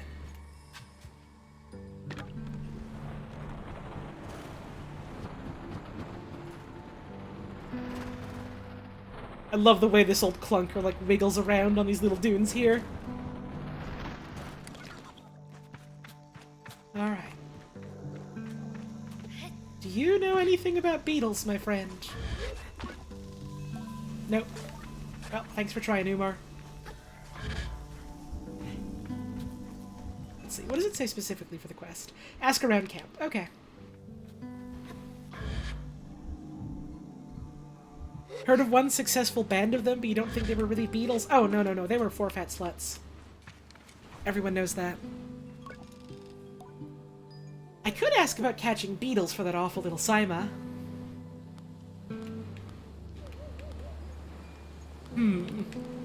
We could cut to the chase, or we could ask about the beetles. You know, I kind of want to get this kid some beetles. Do you know where I can find some beetles? Well, there's a nest of beetles just east of here. You can't just walk up to one and catch it, though. There's some seeds growing on the rocks around the nest. You'll drop a seed on the floor, and the beetle will start eating it. Then you can sneak up and grab it. Driss asks me a series of increasingly strange questions before I make an excuse to take my leave. I feel like every time I reference that one Tumblr post that was like, the Beatles were 4 fat sluts, I feel like people don't remember that anymore, and they just think I'm saying that to just say something dumb. No. It holds the same reference in my mind as that one screenshot of, like, it was like a screenshot of like a Tumblr messaging conversation that was like one person saying, "I thought the Beatles died." And then immediately after, the other person just messaged them, "Weetles. Weetles." I think about that a lot. Alright, we've got this marked on our map, so just east of the camp. This way.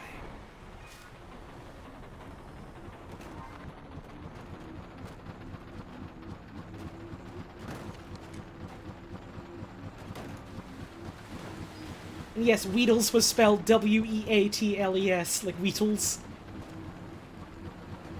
And I think about it a lot. Let's park our bike here, let's...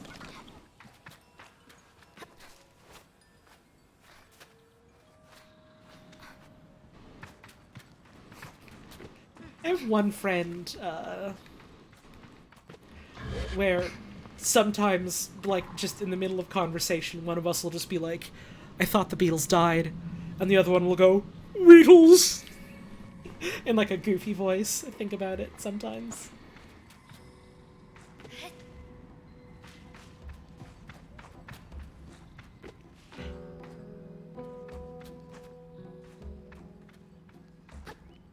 Let's climb up here. Do I have the stamina for it?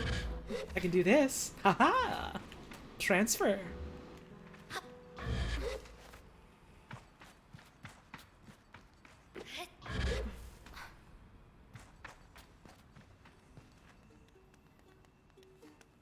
I see them. Beatles. Oh, I love this music that's playing. Oh, this is fun. Let's see. Beatles are afraid of people. Distracted with some food. Was the food, like, up in these pits? Or... Huh, now these guys. I heard these guys are little bugs that crawl on the ground. Oh, yeah. Oh, yeah. Oh, we're gonna fall. Not enough stamina for that one.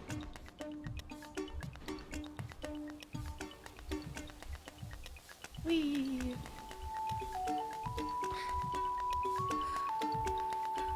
Oh, I see another egg! I see another egg buddy! Another buddy of eggs!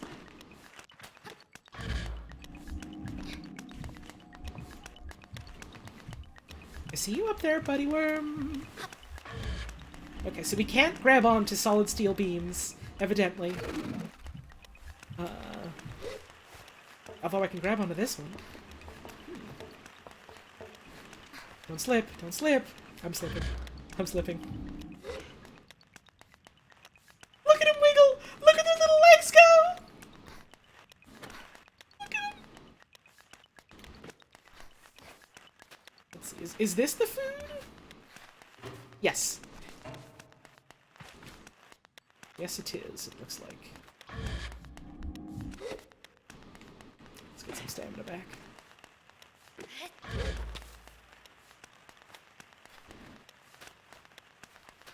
This stuff is like food to beetles. It's awesome.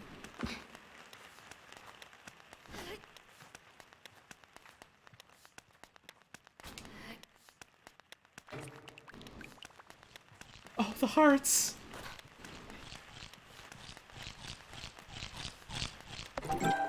Yellow elephant beetle. I got an achievement for that called Got Your Nose? Oh, I want to see what the description for that is. Hang on a sec. Close my friends list. Catch an elephant beetle. Cute. Cute.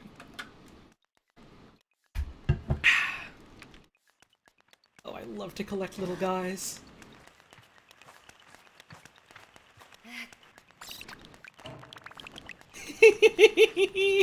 Little hearts over him. Gotcha. beetles can I catch? Oh my god, we got multi-beetles here. I can take every single beetle here. I got 5 beetles.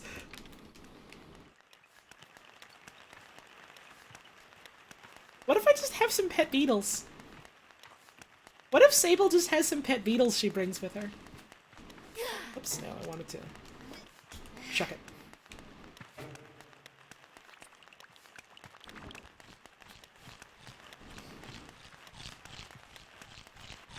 Hey, buddy, buddy, buddy! It landed right on top of him! He loves it, he does! Beetles are like dogs to her.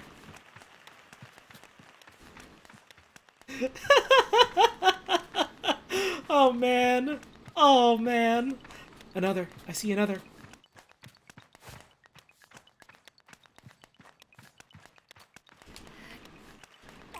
Check it out.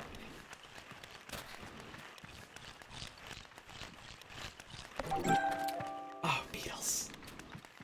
Awesome. This is the rest of the game now.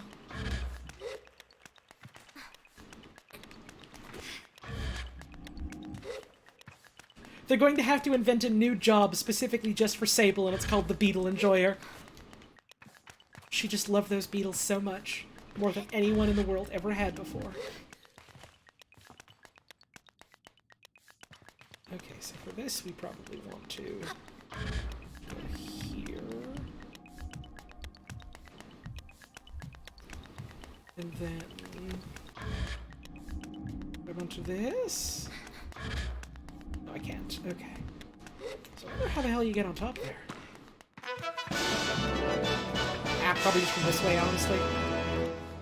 Thank you, dog verified for the 5 months. Yo, this lady got hover orb. Yeah, she sure does. There's another one! I found a completely different chum.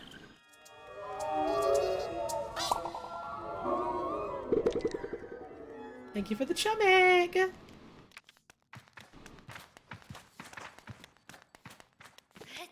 You're not even the one I was looking for. Let's see if I can stand on top of it. Looks like no. Okay. Let's try and climb up here. Let's see if I can mountain goat my way up. Perhaps not. Okay.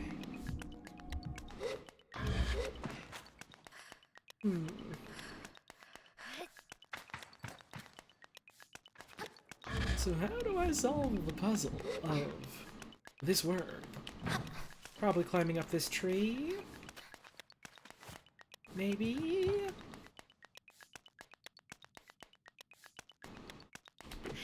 Can I scale this bit? No, no, no. That's too...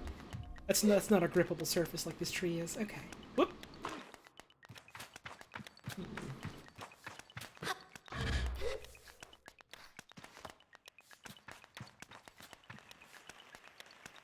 I want to get to that chum. Oh, wait, no, there's a higher up thing I could have gone on there, isn't there? That's probably the solution. Ha! That's probably actually what you're meant to do, isn't it? We got a lot of beetles. It's okay if we take our time and go climbing a bit. Did we grab the beetle? Not only did we grab the beetle, we grabbed 8.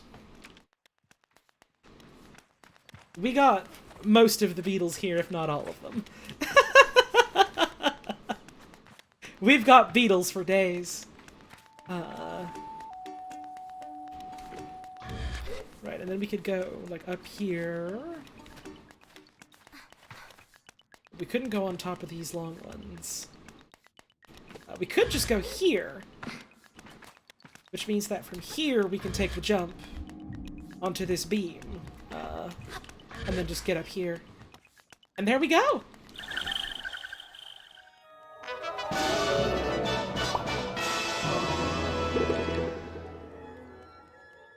Worm. Oh yeah. Very well timed. Thank you, Mixgrim, for that 7-month resub. I appreciate it. Oh, buddy, that's a chum egg. Oh, buddy, that's chum.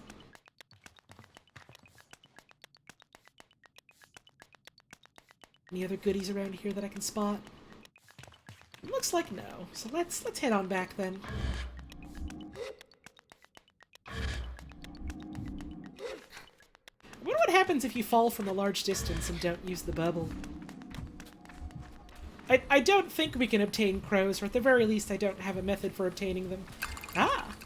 Some cuts. Have I played Shadow of the Colossus? You forget if I am an exclusive PC gamer. I mean, I don't play PC games exclusively, but Shadow of the Colossus was only on the PlayStations, right? I don't think I've ever owned a console that it was released on, so I've not played that one. I've heard a lot of good things about it, though. I've always wanted to give it a try, and I've always secretly hoped that it would get a PC port someday. Tube. Oh, tube. I think I already went through that tube, though. Or did I? I must have, yeah. So where's my bike? Is my bike supposed to show up on there? Oh, yeah, it is. It's this marker. Duh. Yeah, like, I've got a Switch. I've owned, like, a number of, Nintendo consoles over the years, just because, like, they tend to be the cheaper option, and, like, they still have a lot of games I enjoy. Games that tend to not get ported to PC. Whereas, like, a lot of consoles, like, for years, I could just, like, go to a friend's house and play on their console if I wanted to play a console game that wasn't on, like, the PC or a Nintendo one, and, also a lot of their, like, games tend to get ported to the computer anyway, so it was like, well, I mean, I already have a way to play these, I don't really need to double dip that much. I can live without playing God of War. Okay, so now we need to go to,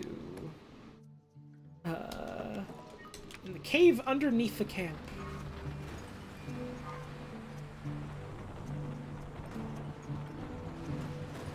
I've heard a lot of good things about Eco too, yeah.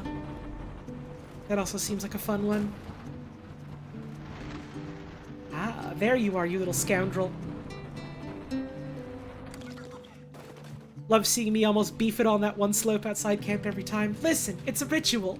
You've got to do it. You've got to do it. There's a meaning. There's meaning there. It's important.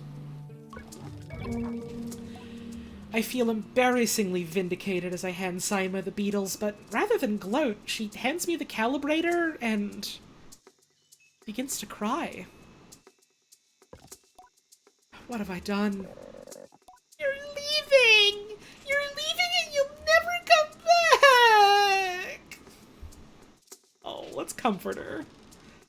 She blows her nose and then wipes her hand on her tunic. Yara never came back after the last gliding. Aren't you sad? You were her friend. I miss her too. There's been a letter here and there, but it is always to us, rather than me. I'm not bitter, but I hope to not be like that. Please don't go. I tell Saima not to worry, that I will be back sooner than she knows. And I'm sure she pouts behind the mask. And I add that if I am not back sooner than she knows, then she will be ready for her gliding by then, and she can come bother me herself. Promise? I say yes. Good. Then I suppose I can come see you off. I thank her, and say goodbye for now. Oh.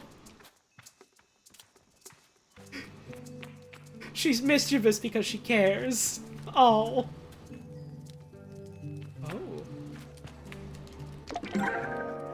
Ibexi Red Dye. The dye bottle for the colors of the Ibexi Red Bike. Oh.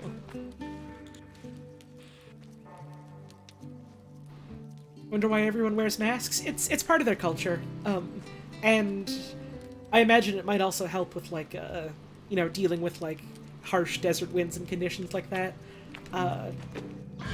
But, like, also it has, like, cultural significance. I know that, like, part of the game that we're gonna get to eventually, just because this is, like, one of the big selling points of the game. Thank you, B-Shirt, for the 15-month resub.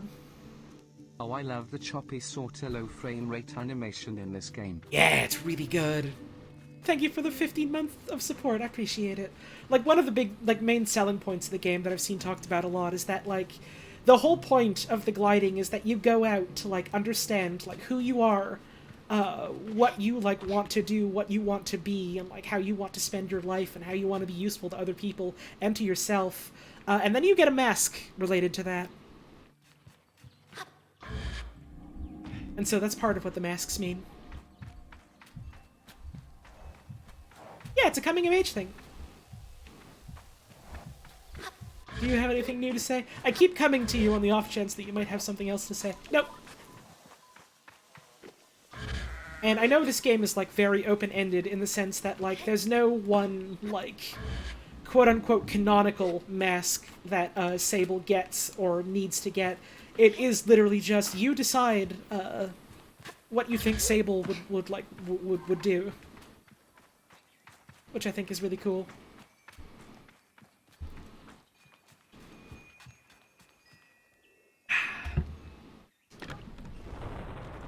All right, let's go to our next area.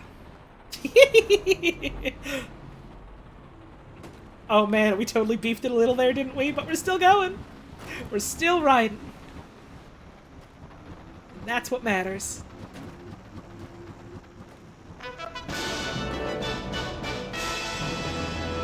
I like that air that we got from hitting that rock. I want to hit another. 14 moth gone bike build, oh yeah. Yes, yes, yes, yes, yes.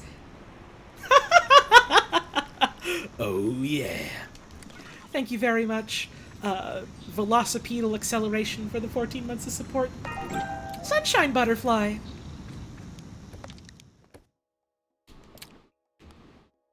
Butterflies that hibernate during the cold desert nights by burrowing into the sands. During the day, they fly in the dunes, actively seeking sunlight to absorb into their wings in a process akin to photosynthesis. And Yellow Elephant Beetle. Excellent at escaping would-be predators, Yellow Elephant Beetle's distinct fondness for tassel seeds is surprisingly effective at distracting them enough for capture. And chum eggs, which we've seen the description of.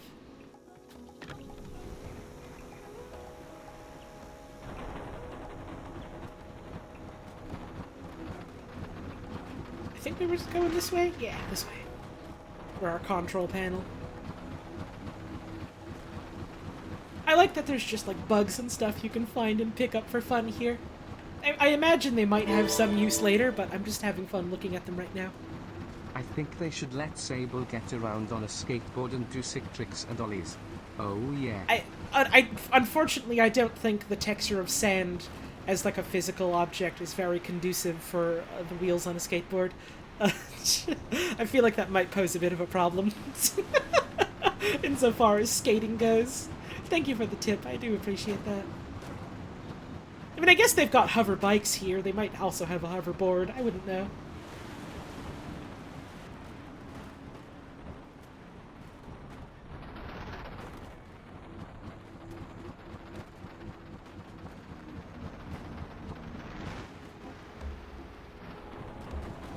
It's probably up on top of thereabouts, if I had to guess.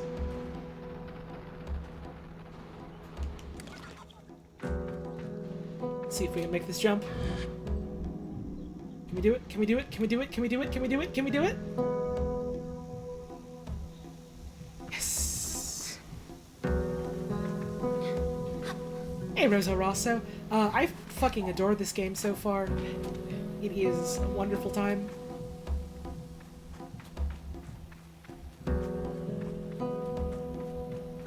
Ah, there was totally another entrance, wasn't there? Well, I found the back way, I suppose. Oop. They let me in around the other way because they know I'm so cool and nice. Get to the top. Yes! I thought I also saw like a bag or something around here, but I don't know where that was from far away. I think I saw one somewhere abouts there. Unless it was just like a shrub or something that looked kind of baggish from far away. Birds.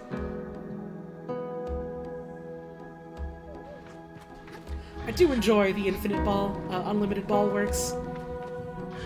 I am the bone of my ball. Ball is my blood and ball is my bones, or whatever. I have enjoyed over 1,000 spheres. Hello, Smile.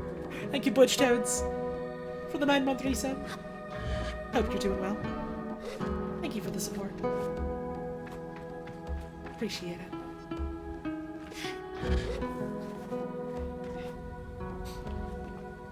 Yeah, I do appreciate that the vines are like, you know, they're there as sort of like a, oh, you could there's totally something buried under here, isn't there? This seems like where you would find a Korok seed. Anyways, what was I saying? I appreciate the vines sort of being like, yeah, this is sort of a visual indicator that there's like something hereabouts that you can climb around, without it being like, oh, this is like a Legend of Zelda climbing vine that you have to climb on top of. It feels more natural. Thank you, Doomer Skeletor, for the tip. Sable when they float. Simon, I'm fucking boring. Uh-huh. Thank you for the tip, I appreciate it. Man, I love this music.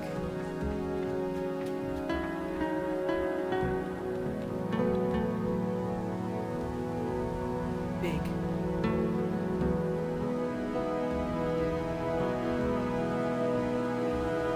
What's up here? Aha! Some more cuts.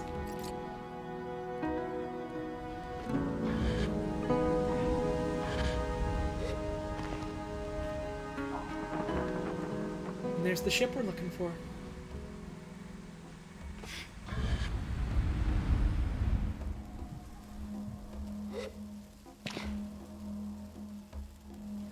Yeah, I also have a feeling that me just going, oh, this is so pretty, is going to be like a recurring thought throughout this game.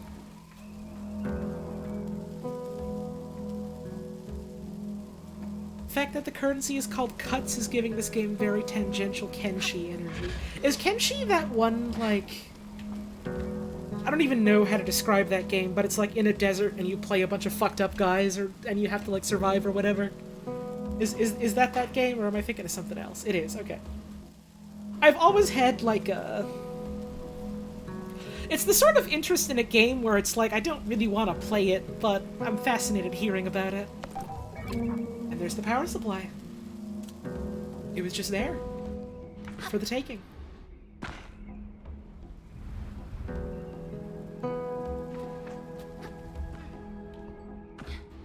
I crawl under this.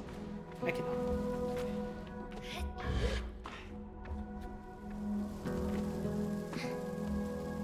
Yeah, it does seem and sound like it's like a slog to play Kenshi, and it's like... I don't know if it's the kind of slog that appeals to me, because like, I've played games that are kind of a drag to get through sometimes for one reason or another. Like, I've played my fair share of games where you gotta do some grinding, or like gotta go through some cruft, like... I like an old school turn-based JRPG. I like Destiny too. I know how it can be, but like, you know, not every sort of game that goes, well, you have to sift through some of the stuff necessarily appeals to me, you know? I suppose that's the same for everyone. Ooh. I do like the glowing cables here, like, leading to this. That's some fun little, visual hints. A cache of 100 cuts! Made from metal harvested from crashed ships, they have holes punched through the middle where a rope can be slid through, for easy and convenient transportation. Ah! So they're called cuts because they're cut off of, like, the hulls of crashed ships. Interesting. I was wondering if there was going to be like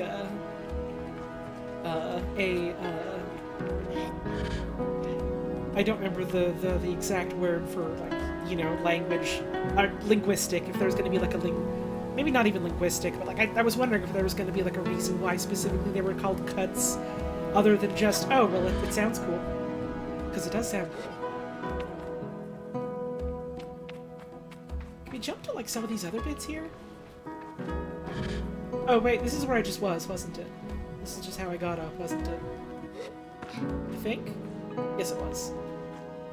It's fully just back the way we came.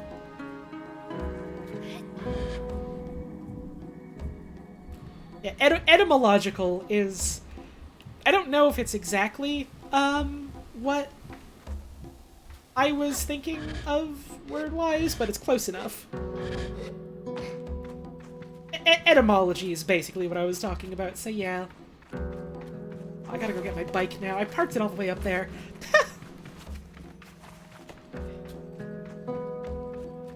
Glad I'm playing this game. Budget for you is pretty tight lately. Oh, I'm sorry to hear that. I'm always happy to share a cool game with folks, though. This is a wonderful time so far. You know, I'm only a couple hours in, but with the limited time I've spent with it, definitely feels like it's worth your time and money once that's a thing that's available to you again. And hey, thanks for tuning in, Pyro. I hope you're doing well. What's the entomological reason behind why they're called cuts? The beetles like to eat them off the ship.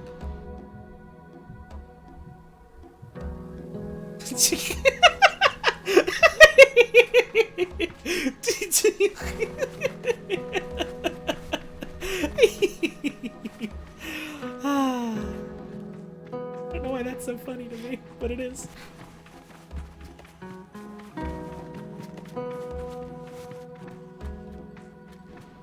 I see a couple folks in chat mentioning Killer 7, and I've missed whatever the context is, but man, Killer 7's a game I want to play one of these days.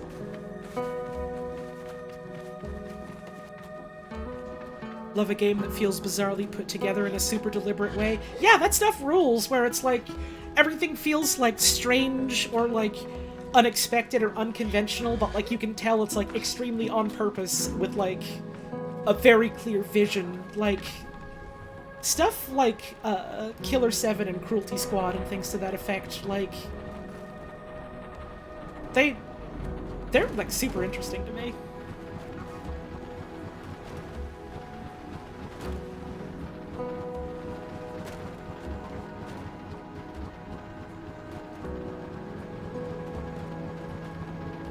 What's that over there? I can explore this some other time. I can explore this some other time. I don't have to do this now. I can come back. I can come back later. I'm doing a quest, but I want to see. But I could also do it now.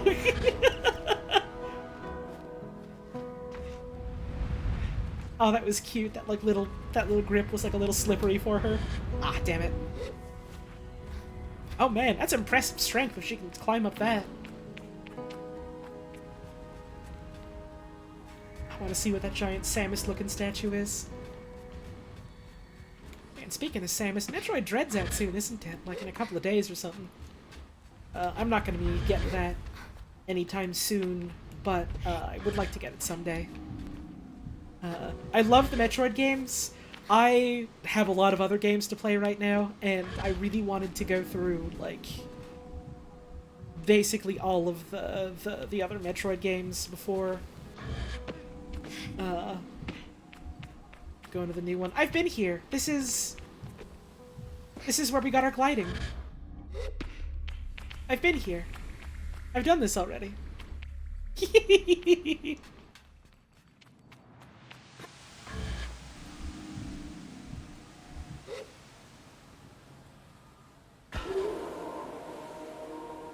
Oh, cute! She brings the ball out right away when she lands so she doesn't hurt herself. Stacking Metroid Dread boxes today at work? Oh man. It's almost here, it feels so real.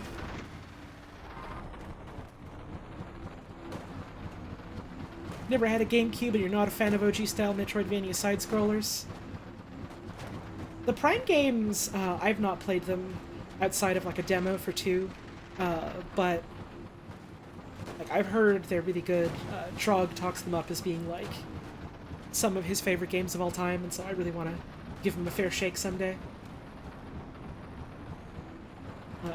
I also am like a sucker for like a 2D platformer, explore 'em up type of game, so I sincerely love like Super Metroid and Zero Mission and Fusion. Original Metroid on the NES, if you want my hot take, is kind of bobo. It's kind of dog shit. But luckily, they made a remake of it for the Game Boy Advance, and it's fucking great. Has the game sound been cutting out for me? Not that I've noticed, no. Worm, worm, worm, worm. I've not had a chance to try, like, original Metroid 2 on the Game Boy. I want to, just for the sake of being curious about it, even if I don't end up liking it very much. And I don't need to, because, like, they've got, nice. You know, they've got AM2R, if you can still find that, and they've got Samus Returns on the 3DS. And, like, both of those are really good, reimaginings of Metroid 2 for, like, different reasons. I think I've still got, like, a download of AM2R somewhere. I don't know if I can legally stream that, but I'll probably play it someday.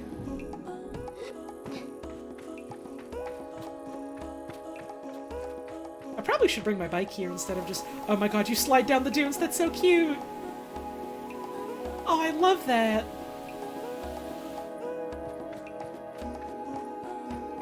Yeah, I do like the way that some of the chums are, like, in sneaky little corners, and then some of them are just, they're there. You can go get them, they're just buddies, they're hanging out. Did they re-release Super Metroid on the GBA? I don't think so, but Super Metroid's been re-released, like, so many other times on other consoles that wouldn't, like, limit it like the GBA would for other Super Nintendo games. Like, Super Metroid is very easy to track down and play, and, like, unlike original Metroid and probably Metroid 2, like, I don't feel like they would really need to do all that much to, like, update the game to really make it better. Like, there was a reason why like, so many people have such reverence for Super Metroid, and it's not just nostalgia. Like, that's a factor, of course, obviously, but, like, it's not just nostalgia. It's a very accessible game, and it's a very, very good 2D platformer. So here's this old broken down dam. There's a boat here. There used to be water here, it sounds like.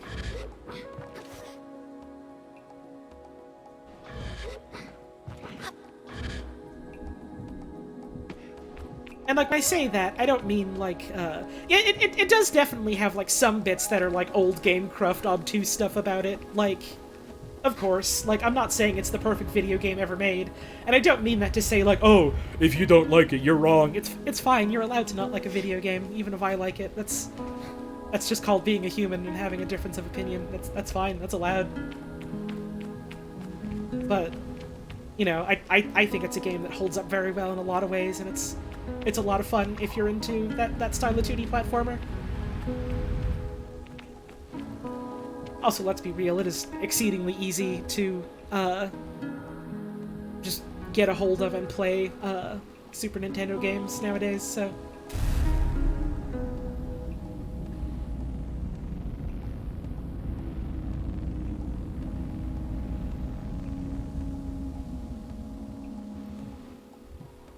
If this was an alternate universe and someone released Super Metroid as a PC game on Steam in 2021, it wouldn't feel out of place. Yeah, it holds up remarkably well, which pleases me, because I have wanted to replay it for ages. Oh, camera. Was not super happy about that angle I just got myself into. Can I get up here? Can I get up here?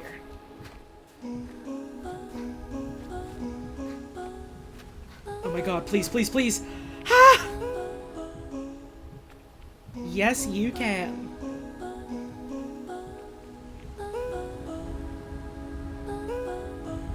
yeah, that's one of the things that I love about Super Metroid, and like to bring it back to the game we're playing right now, one of the things I love about this game is like I really like it when a game has like a really strong sense of like atmosphere. Tried to play OG Metroid and got stuck in the one corner and died 10 plus times. Yeah, OG Metroid fucking sucks in my opinion. It's not a very good game. It does not hold up well at all. I feel that way about a lot of NES games. There are very few NES games that I think hold up and are worth your time. Like, I think Zelda 1 is kind of bobo. I think Zelda 2 holds up remarkably well and is fairly interesting, but with like some jank to it. But yeah, like I like it when a game has like a really strong sense of like atmosphere and like identity as far as like the visuals it shows and the sound that it plays and like the type of like world it tries to present to you and like the mood and the feel of it all, which is I guess a little less quantifiable and a little more abstract. It probably is quantifiable in like a certain way, but have I got the sound glitches a lot yet? No, I haven't. I've heard people talk about that a couple times in this chat, but no, I've not experienced that myself. But yeah, I love it when a game has like a really strong sense of like atmosphere, identity, and like the type of like space it wants to present to you and how it wants you to feel in there. Super Metroid is extremely good at that. The Metroid games in general are really, really good at that. Sable is also really good at that. So far, it seems like. Metroid was okay for its time and introduced cool, revolutionary concepts, but considering how much Metroidvanias have evolved... Right, yeah, like, it's good that it exists, because it exists, we got other Metroid games, and, like, basically revolutionized an entire genre, or subgenre of 2D platformers, but, like, outside of, like, historical interest, you're honestly probably better off just playing Zero Mission. You're honestly better off just playing Zero Mission. Zero Mission is, they took Metroid 1 and they reimagined it with the context of, well, we made Super Metroid, and that game was fucking great. What if we, like, brushed up on some of the cruft that game had, and also used that context to reimagine Metroid 1? And also added some new stuff to it. Holly's put so many games on my wish list, she's got good taste in games. I like to think, I have a very strong sense of what kind of games I enjoy, and I'm happy to share that with people. I make no claims of saying I have the good opinion or I have the right opinion. I only have my opinion, and, you know, you can agree with it, or you can feel very different from that, and that's okay.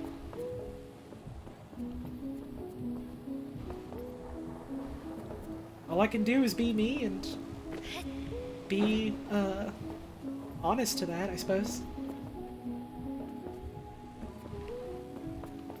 Do I plan on playing the Outer Wilds DLC? I'm already playing it. I will not be streaming it. I've mentioned many, many times. I just want to play it on my own time.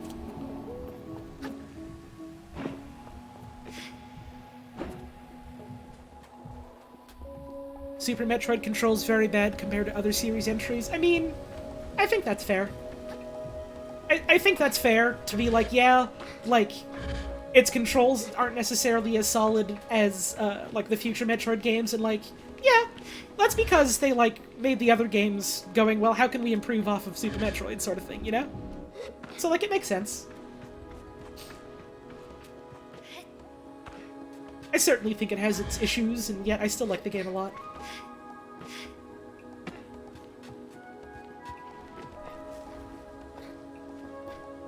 A game doesn't have to be perfect for you to enjoy it.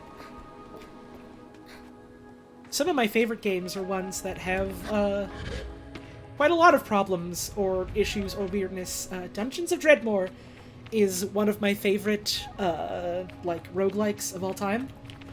and it's got like a lot of charm. It's got like a lot of fun, like writing that's very funny. It's got a lot of interesting like mechanical stuff, and you can make a lot of like wild and fun like build combos with it.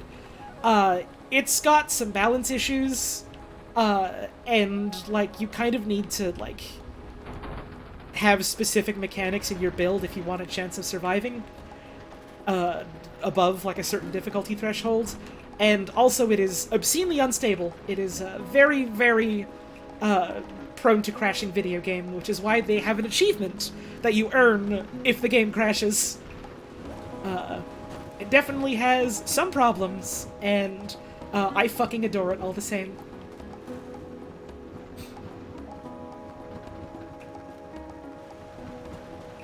And that's okay.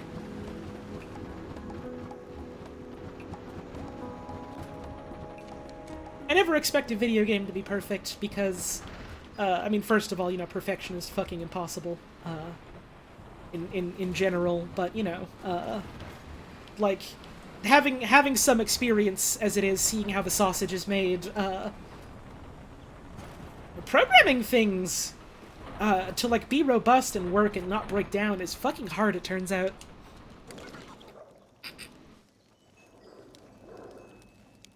Let's see, right, we need to deliver the parts to the CISO.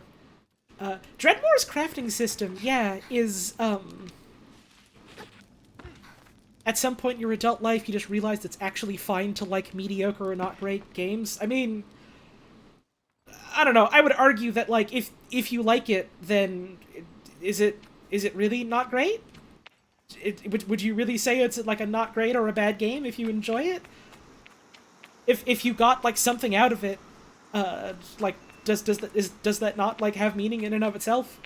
Granted, I say that, like, full well, knowing that, like, sometimes it's fun to, like, experience and laugh at and enjoy something that's, like, janky and weird and broken, and, like, from certain perspectives, you could go, like, yeah, that's definitely bad, or whatever, but, like, I don't know, this is just me, like, philosophizing. You don't even need to have an answer to this. No one does. I don't even have an answer to this, frankly. It's just, you know, it's something I think about sometimes where it's like, you know, I can like think of something like, oh, this is a guilty pleasure. Oh, this is like, this is kind of bad, but I still enjoy it. Ha ha. And it's like, well, is it really all that bad if I enjoy it though?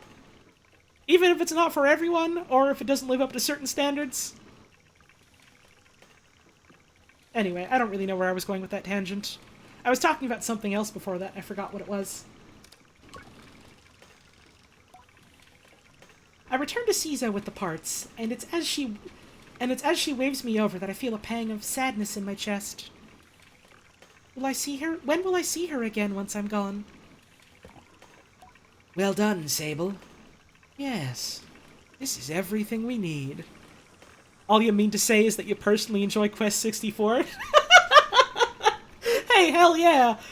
That's a video game I can never get into personally for a lot of reasons, but honestly, more power to you. That's a fucking great game to say that you enjoy. And, like, mean it honestly and not, like, ironically or whatever. Are you ready to assemble a bike of your own? I'm ready. Then let us head to the workshop.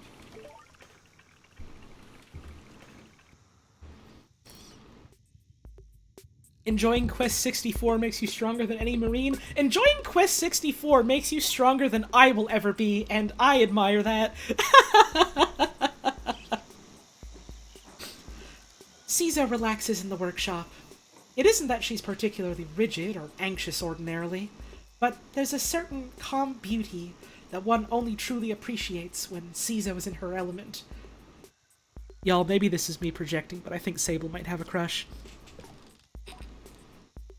I wonder if it's this way for all machinists. What you have to understand, Sable, is that the components you acquired, they fit together. Not by chance, not by effort, but by nature. They belong to her. They have always belonged to her. All we are doing is assembling her from what she has already been. I nod and feel a soft buzzing in my ears. Among my clan, we believe that machines have names, held for ages like deep secrets, unheard by those unequipped to listen. I saw someone in chat mention that they liked one of the Gex games. Listen, different strokes for different folks, but I could never understand that. Nothing about the Gex games appeals to me.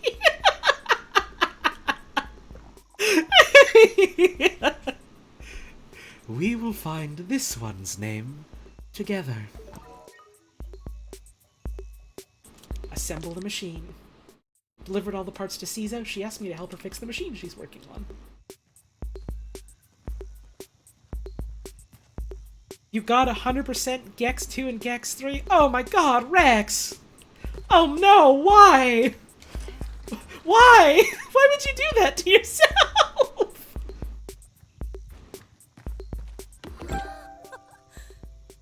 Gliding bike front. I mean, I say that knowing I played Bros, but at least I didn't, like... I don't know why I'm saying at least, I just didn't beat Bros. I couldn't suffer through that. I've mentioned it once or twice, but did you know that the final level of Bros is fully just, like, completely pitch black? And you can't see any of the level at all, and it's you bumping around a maze in the dark while the time limit ticks down? Did you know that? Did you know that's the final level of Bros? Did you know it's fucking awful? Did you know Bros is a bad video game? Gliding bike booster.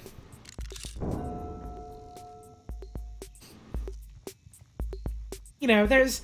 I feel fully confident in saying that, hey, Dapper Pyromancer, stream's going good. Game is wonderful so far. I'm talking about fucking Bros for whatever reason. I feel pretty confident in saying that, pretty much every video game is probably at least someone's, favorite video game. I don't think anyone likes Bros. I don't think anyone likes Bros. What's my favorite janky indie game that isn't Dreadmore? I don't know. I'd have to think about that.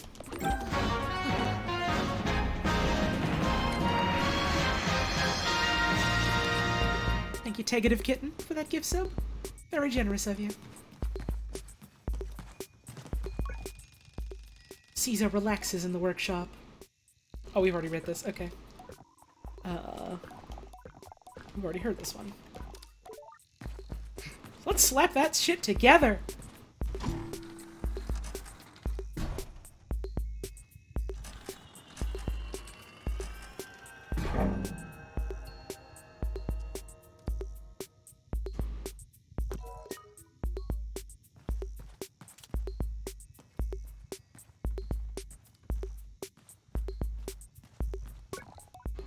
Listen. Cizo tilts her head a moment, leaning closer to... Simoon. All at once, I know the hoverbike's name. Simoon. I say it in a whisper to let Cizo know. Simoon. Simoon. Well done, Sable.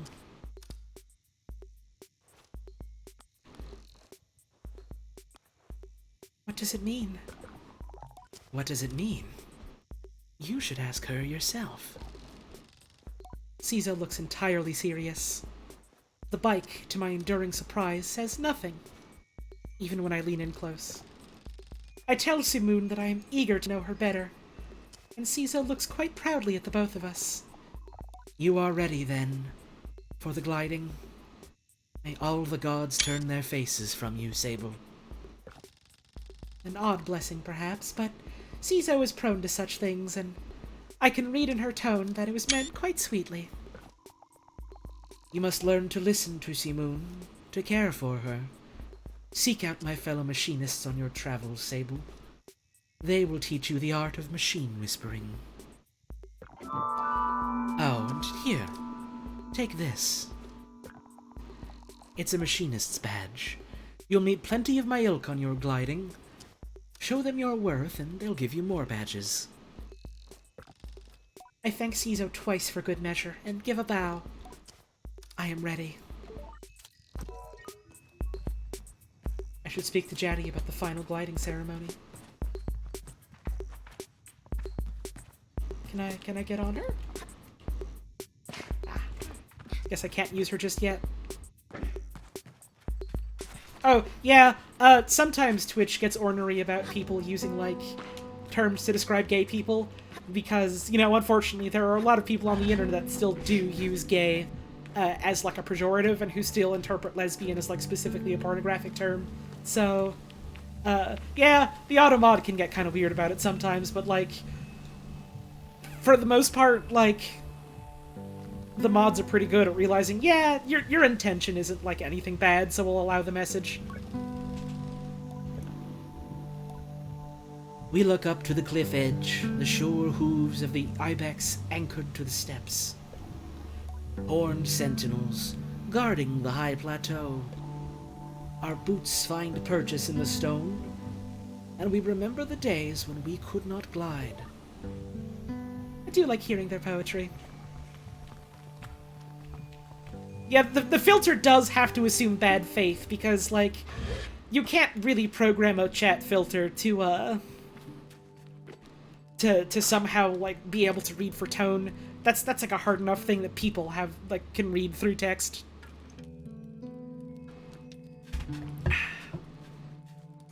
Nice bike name? Thank you. Automod hates Pinhead because that's, like, an insult you can use on people.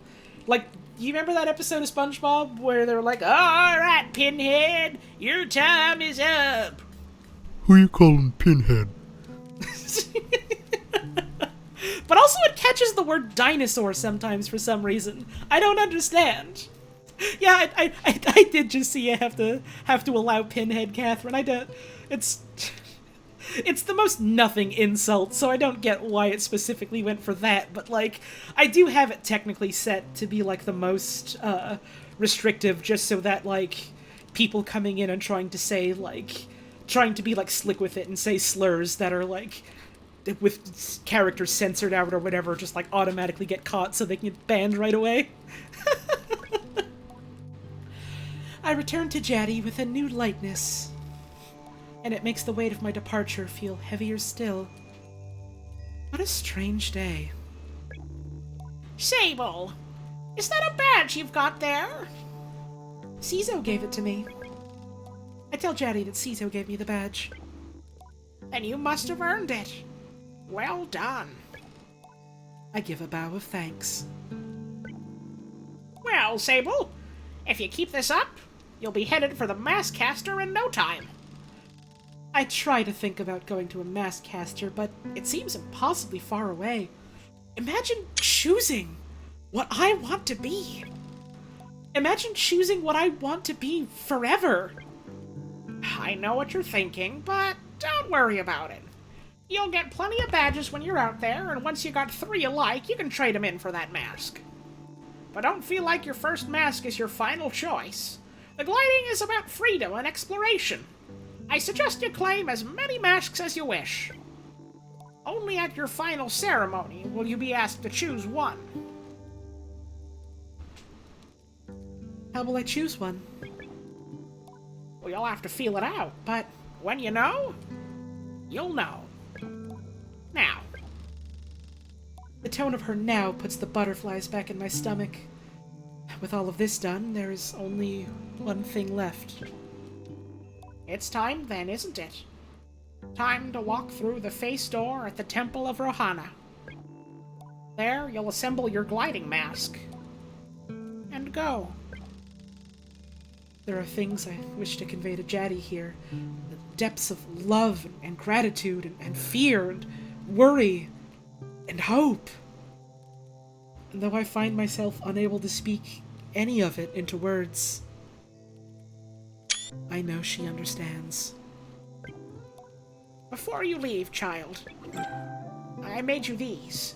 They are dyed with the traditional Ibexi maroon, and I hope provide you great comfort out in the desert.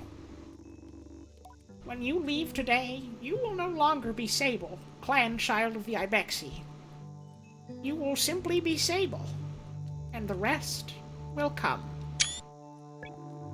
But no matter what you are, no matter where your journey takes you, I will always know you. I will always love you. Oh, that's really sweet. and I will see you again. I don't know where my journey will end, but I know where it must begin. And I am ready. Oh. Hello, little glider. That's big glider to you. I tell Jetty I'm actually a big glider. She laughs. You're right. You are. Sable, noted adult and big glider. I'll keep it in mind.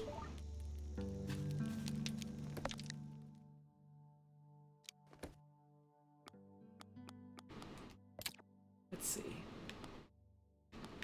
We've got our glider top. And our glider trousers. Let's see. Child's mask. A blank-looking mask worn by all children of the dunes. Most kids customize theirs for fun, but more traditional clans frown on that sort of self-expression. Children top.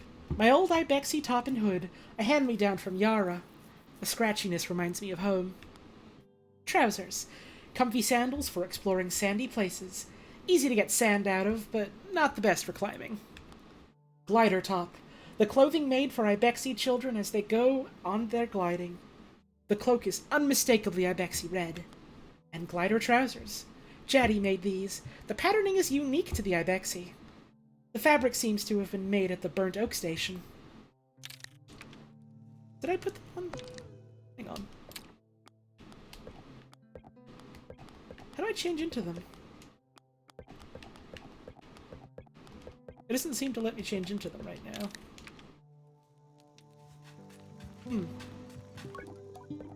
Anything new in the post box? Nope. I was just in the clothing tab. Oh, wait, no. Clothing tab. I see. There's a separate tab for it. Ah. There we go. Oh, we have a little cape blowing in the breeze now.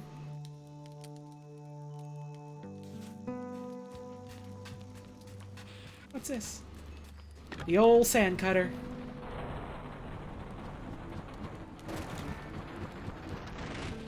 Let's go return that to where it belongs. That was just up hereabouts, wasn't it?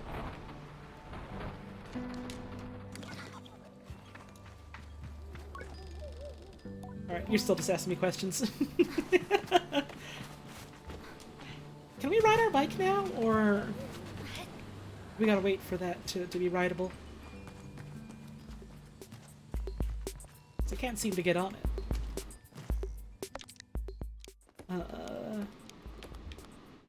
We got these bike parts that we've seen. Gliding bike booster. Built from parts I collected around the Ewer. The red trail it emits is mesmerizing and reminds me of the red cloth of the Ibexi. We have to do the final ceremony first? Okay, noted. Maybe I should get on the sand cutter again then. Gliding bike front. The eckrine-made glass at the core of this part is unmatched in durability. The stability and chemical purity of the glass makes the energy source inside it extremely stable. Gliding bike wings. Wings for the bike I helped Cizo to build. They provide a smooth balance of movement. Perfect for long journeys.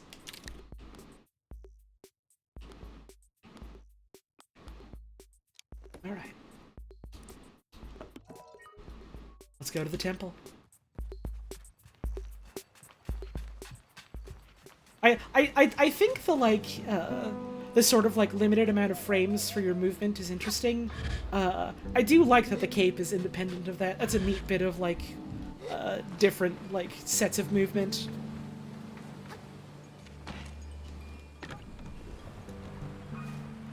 Alright.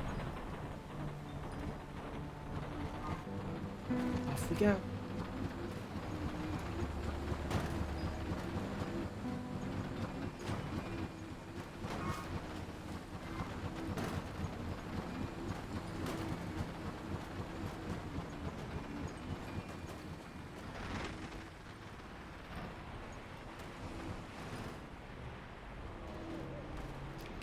Can I Billy Goat my way up here with this old hunk of junk? Yes! Oh, this is as far as we can go, though. Someone will have to come and get it. Someone will have to come and get it. And it ain't gonna be me.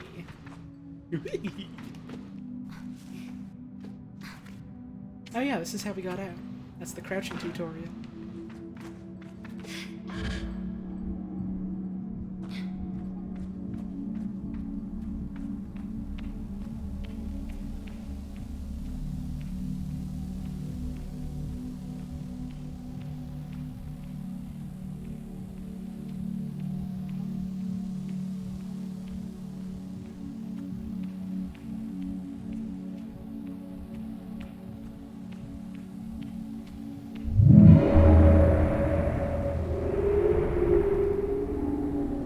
It's open.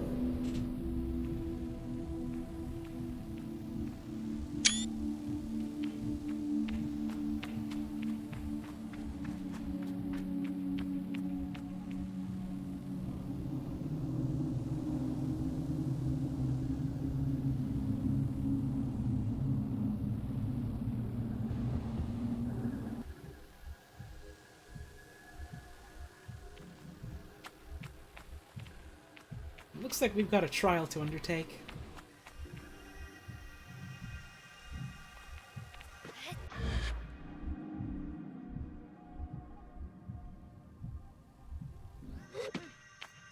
I like the percussions here that sound like a heartbeat. That's really cool.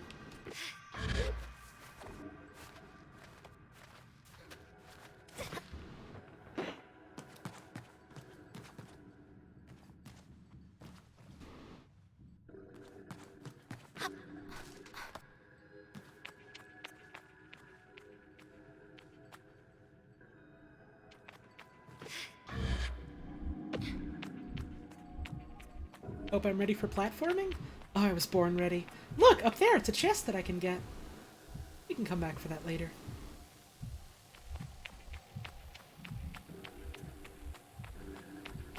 This archer.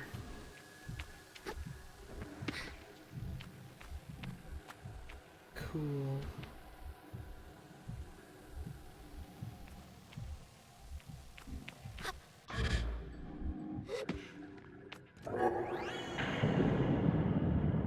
Oh, we're putting the mask together on her. Oh, that's clever. Oh, I like that.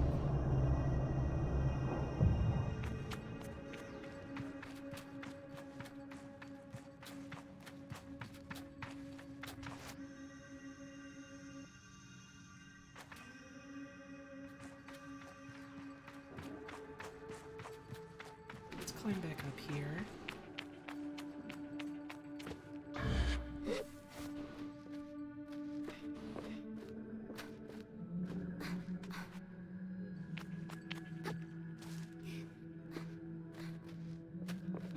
Bit of Z fighting there. Zed fighting? I don't know. I've always pronounced that Z fighting for some reason.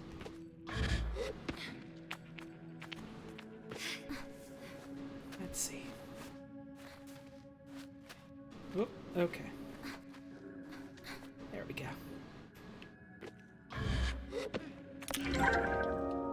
100 cuts.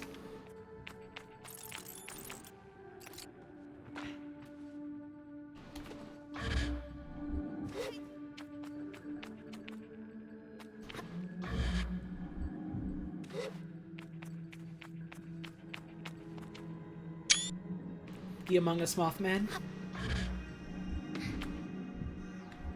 Why did the captions render Among Us as one word? Oh yeah, I think this room is just dark because we're like deep in the temple. I'm pretty sure it's gonna like light up once we finish this.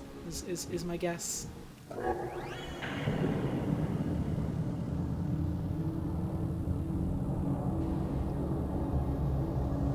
One more to go.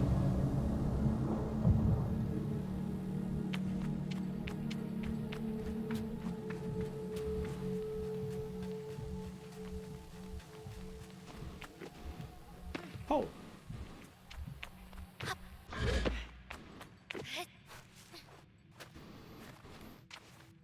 When your captions are suspicious.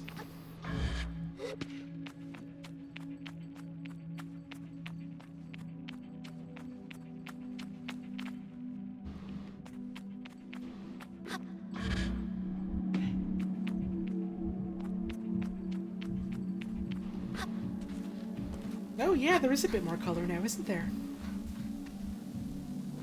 Dawn is breaking. Let's not keep the sun waiting.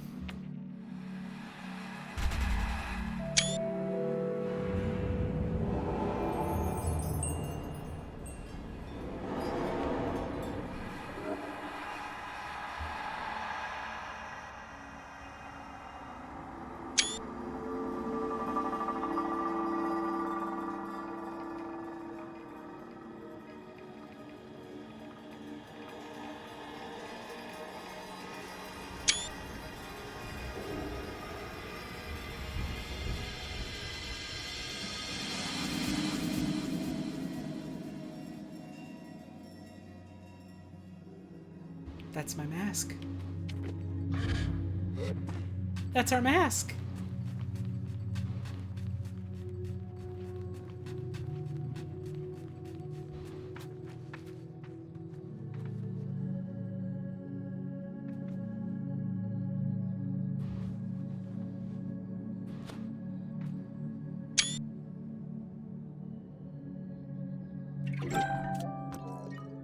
The Ibexi mask. A mask worn by those in the Sansi, made of bone. The one particular to the Ibexi are made from the skull of a mountain goat.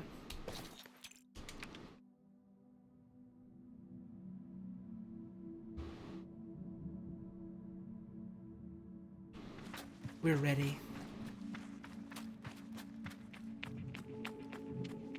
I don't know if you can just stay a glider.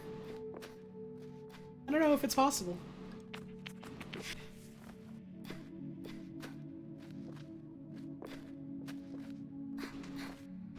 I reckon everyone in some way eventually figures out what they want to do. And hey, maybe if it doesn't meet the mold of what previous gliders have found, maybe they make a new mask then. I guess we'll see.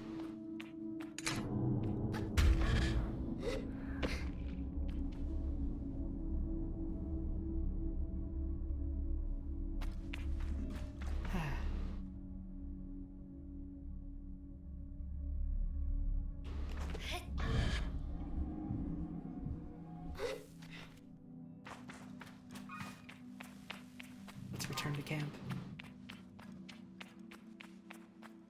Where did I leave my Scooty bumper? Where did I leave my Scooty bumper? It's gone. They took the Scooty bumper back. We gotta hoof it. We gotta get back on foot.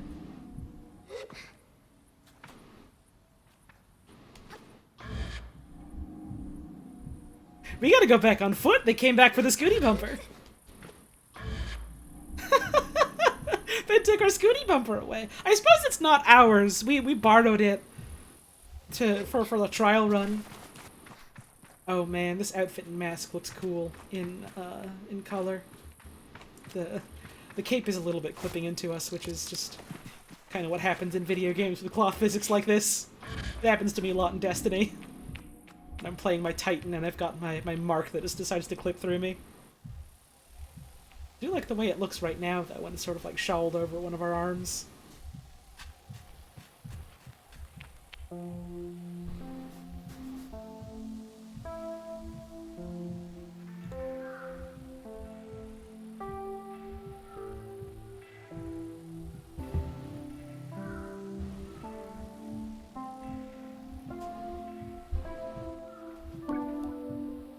Logging in. Hello, Sable.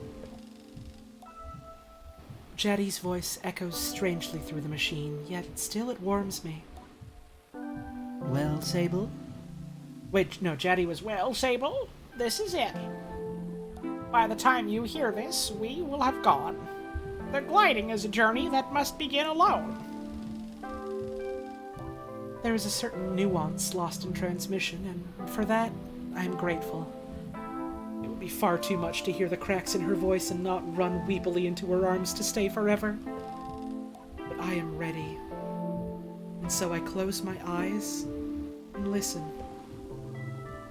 Though you go by yourself, you are not without friends. You are not without family.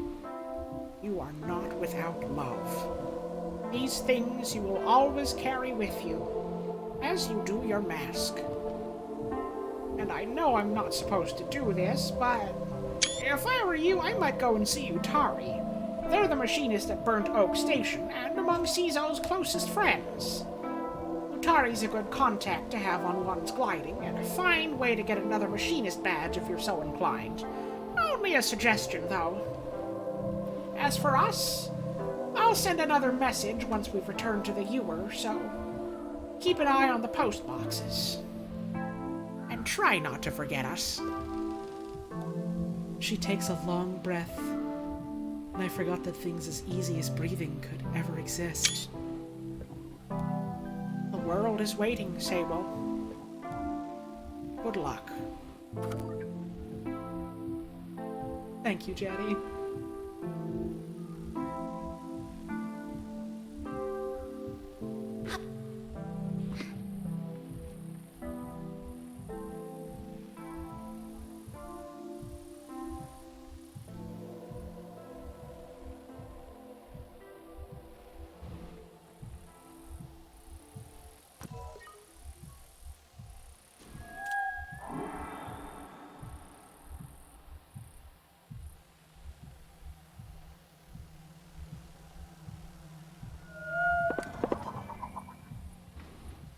There she is.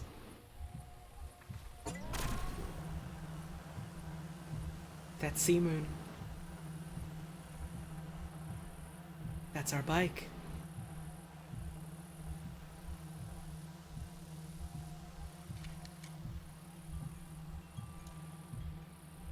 I did notice, somewhere along here, there was Worm. You. Don't think I'll leave without forgetting about you.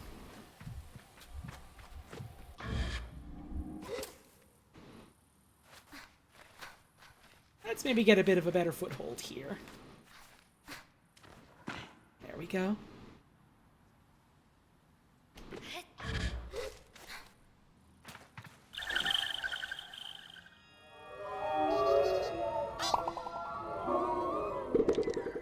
Oh, baby, that's chum egg.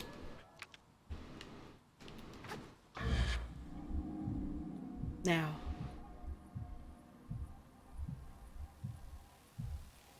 Let's get on that bike.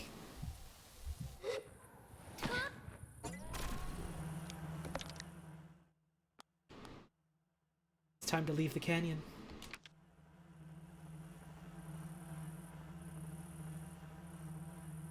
Easy, girl. Easy.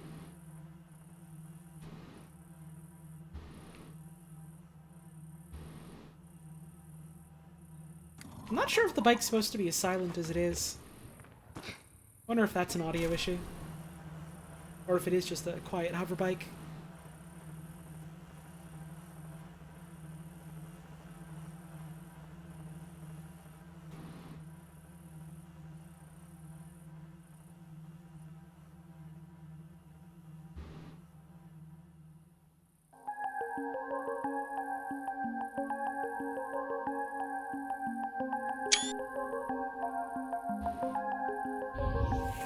Come in to me, show us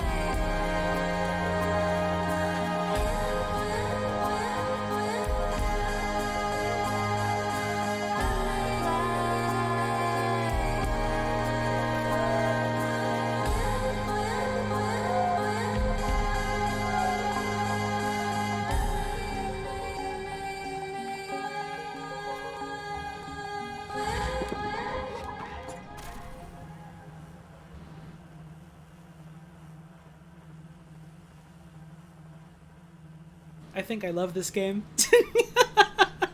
I think I might love this game.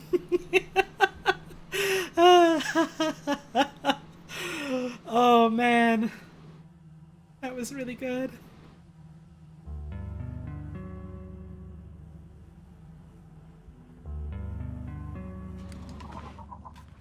Yeah, it turns out game might have been worth the wait. What's up here? Man, what a good fucking intro. I heard the Japanese Breakfast was working on the soundtrack for this game, and I just kind of had a feeling, oh man, there's gonna be some fucking tracks that feel like they're punching you right in the heart in a good way. Hey, buddy!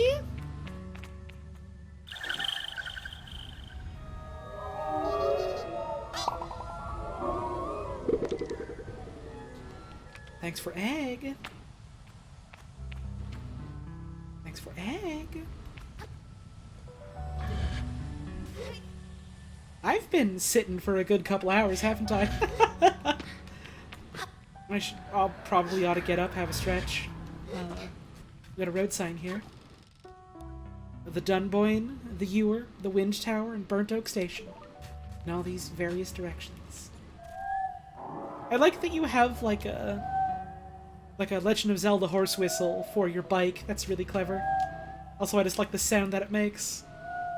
Just calling out to the wind like that.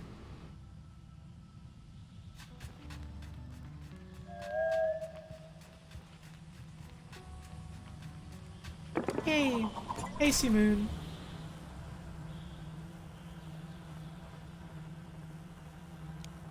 Yeah, I think I'm going to, get up for a bit, have a stretch, that sort of stuff. Ooh, there's this chunk of the map that we don't have a proper map filled out for yet. I see.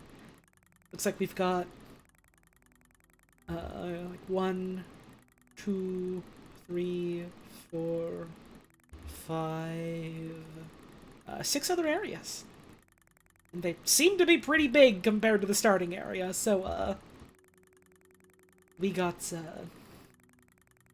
plenty of exploration ahead of us, plenty of time to get our badges, get our masks. This might be a game that I'm streaming for a while. Not like tonight, because I realistically only have a couple of more hours in me. But like, this is probably a game I'm gonna keep coming back to for a while, streams-wise. A whole lot of cool places to go exploring in. I feel like this will be like a nice sort of chill stream in the roster. Yeah, I'm going to step away for a bit, have a bit of a break, have a stretch, get myself a bit more water, a bit more tea, stuff like that. Make sure you're doing the same, taking care of yourself and all that stuff. I'll be back soon.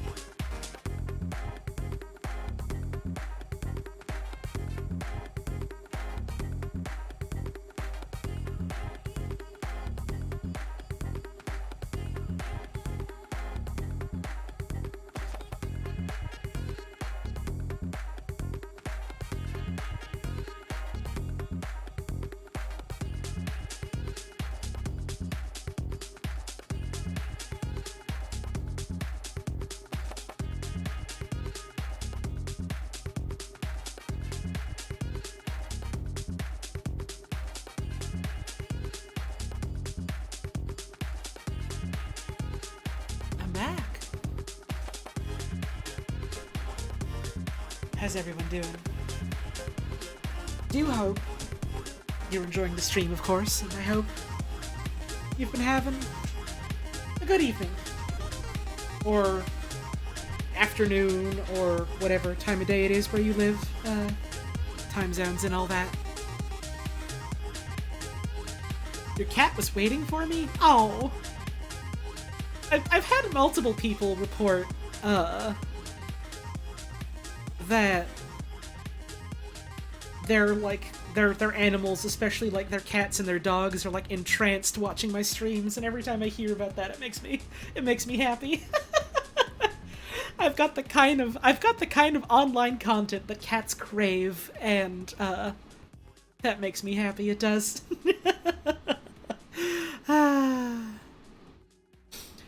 It is, according to my thermometer, about 10 degrees outside, which is, as they say, the good stuff. This song is a little too frantic for how I'm feeling right now. Sure, let's go with that. So, yes, Celsius. Yes, Celsius. Why the fuck would I say Fahrenheit? I'm Canadian. I will never acknowledge Fahrenheit unless I have to. I will begrudgingly acknowledge Fahrenheit if my friends want to know what a temperature is, and, like, my friends are in America. Fahrenheit is fucking garbage. I will also never understand it. It's a mess. Secret American confirmed? No. Well, I mean, American in the sense of North American. Yes, but that's not really a secret. I mean, I feel like that's pretty blatant. Fahrenheit feels more accurate. It feels more accurate because it's the system you grew up with. It feels accurate to you because it's the one you're used to. Which is why Celsius feels more accurate to me. Like, come on now.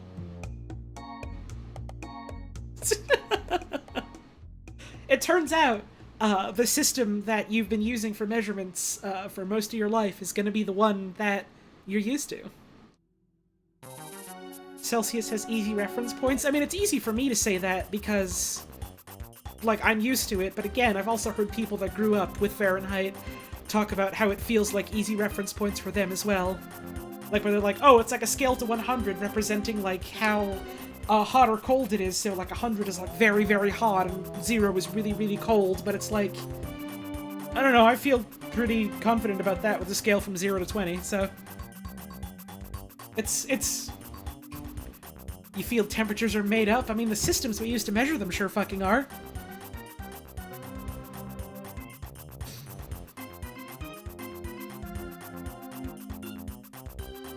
Don't understand any measurement of any kind? You're the strongest human alive, and I'm afraid of you.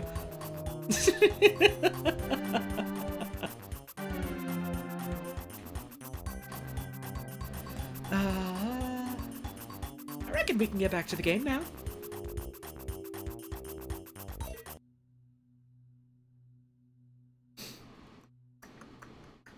Let's... gaming.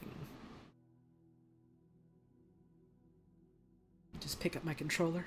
I went to get myself some more tea to drink.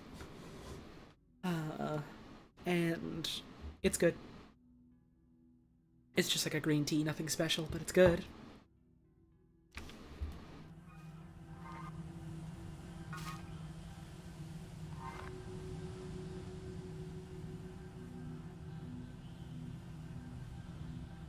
I love the trail that our bike leaves behind. That's so cool.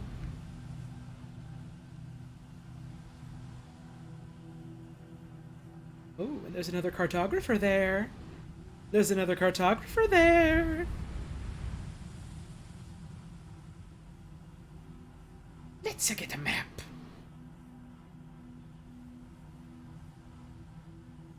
Oh man, even with our new bike, even with Simoon, we like to wiggle and jump on the slopes.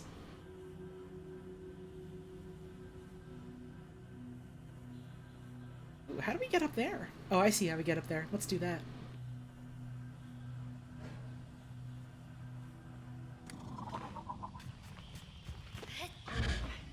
The way you understood Celsius versus Fahrenheit is that Celsius is good for water states and Fahrenheit is good for human survivability. Celsius is also good for human survivability if you know how to read it. It's good for human survivability if you know how to read it. That's how it works. Like, me being told, oh, here's like a Fahrenheit number means nothing to me for survivability reasons because I don't know the system.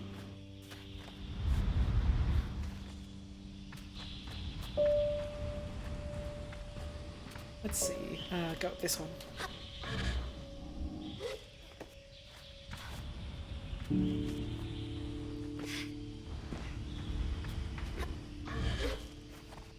I don't mean that to, like, riff on you, personally. I hope it didn't come off that way. It's just, I've heard that explanation multiple times, and I've never understood it. It's just, it's okay to admit that it's the one that you like using because it's the one you're used to. I'm not saying that you have to admit my system is better because it's all arbitrary. It's fine. It's fine. Oh god, can we get up this? Do we have enough enough go-go juice to climb up? Come on, come on. Yes.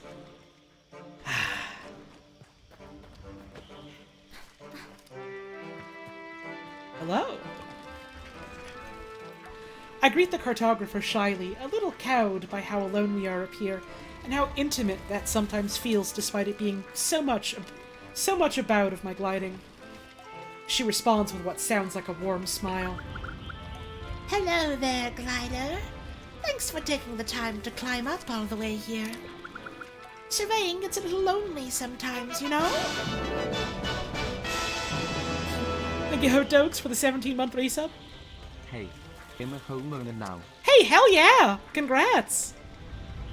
And thank you for the 17-month resub. I appreciate it. I tell her I do, given how lonely I can get on the sand sometimes. I hope Simoon doesn't hear. So then, what is it you need? What's worth a look nearby? Ask if there's anything worth a look nearby. She chuckles to herself. Well, of course. You don't think I'm standing up here for nothing, do you? Have you been to the Great Wind Tower yet? Get up there and you can see for ages. And Burnt Oak Station is close by as well. You'll never guess why it's called that. I'd think about it, but she goes on before I can shout my prediction. And if you're a fan of insects, there's a gigantic Hercules beetle nest nearby. You know, rumor has it they can lift 100 times their own body weight. Can I help you, Glider? Can I buy a map? Here's what I have.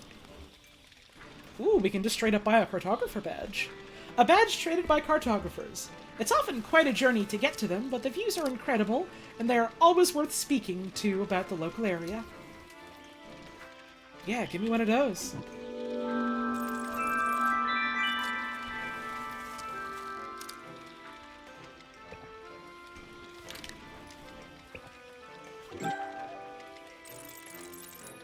Alright, I think we bought the map then. Thanks, Glider. Goodbye! Yeah, there we go. We got this map. Oh, no, I didn't want that. I wanted to... Was there a way to zoom in on the map? There we go, the stick. I thought this was a beetle at first. It's not. Fahrenheit or Celsius? I do not recognize the laws of man. I do not recognize any measuring system created by humanity. Mathematics are a lie. All is chaos. Math is as real as you want it to be. How's about that? Thanks for the tip, I appreciate it. Nice balloon.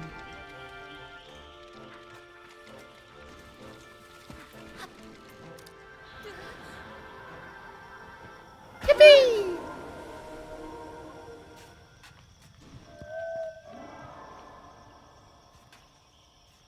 Where's my bike? There you are! Hey, Simoon. I like how it comes rushing towards you like a goofy puppy. What are those in the distance? Oops, wrong button. What are those? Oh, I've got to go see those.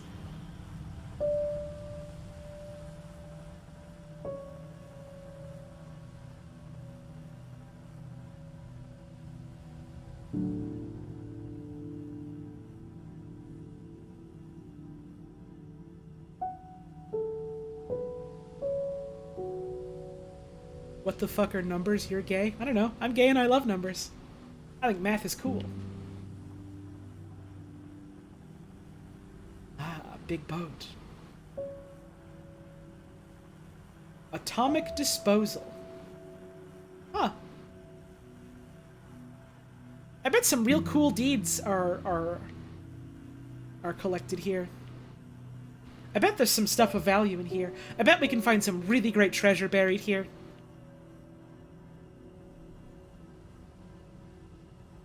I think this is a place of great honor.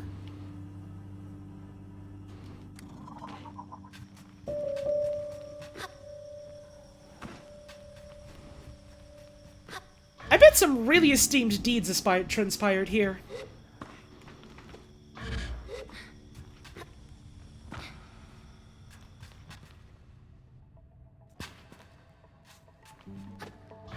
Can I climb this?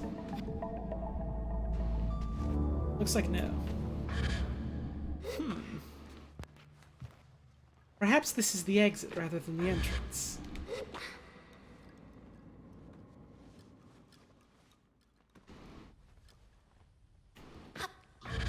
Interesting.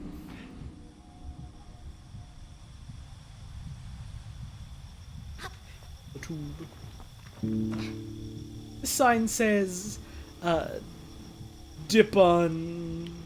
like Dippin' Dots. Oh, I bet they got ice cream here. I see you in there. Don't think I don't see you in there. Don't think I don't see you in there. Hey, buddy.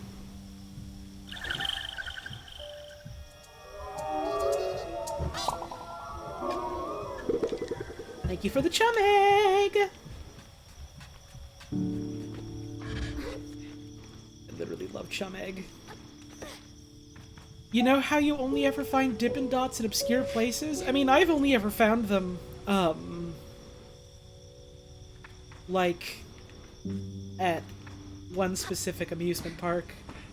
That's the only place I've ever seen Dippin' Dots. I just assumed they were fair food.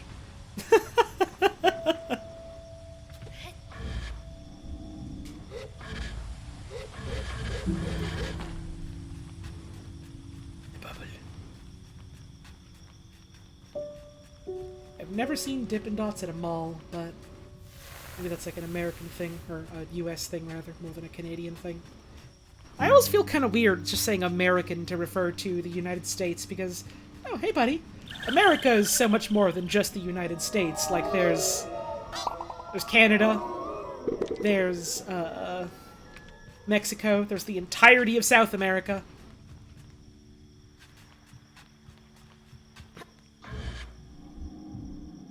America is big, it turns out. Now that I'm looking at a ship, the shading's giving you good Oberdeen vibes. Oh man, Oberdeen. That's another one I've been thinking about playing again. Oberdeen is another sort of, you gotta go into this knowing as little as possible type of game. And I played it ages ago and fucking adored it. And I think I've finally gotten back to the point where I've forgotten enough about the game that I could reasonably replay it again without just being like, oh yeah, I know the answer to all these already. I never actually finished it, and like I don't remember how far I got, and so my experience was mostly like watching another friend play through it. So it didn't quite stick into my memory. You know, I find that things that things that I do myself tend to commit to memory a bit better than things that I watch other people do. So I think I'm finally ready to go through that again. Which is exciting because... oh, that's how you climb in. I see. Which is exciting because Oberdeen is a really, really fucking cool game. Which has really cool music.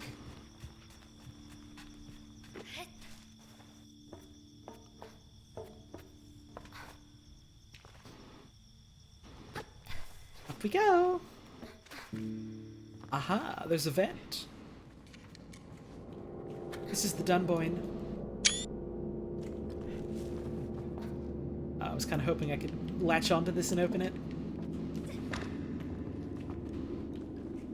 I wonder if this game has got, like, stamina upgrades and the like for easier climbing.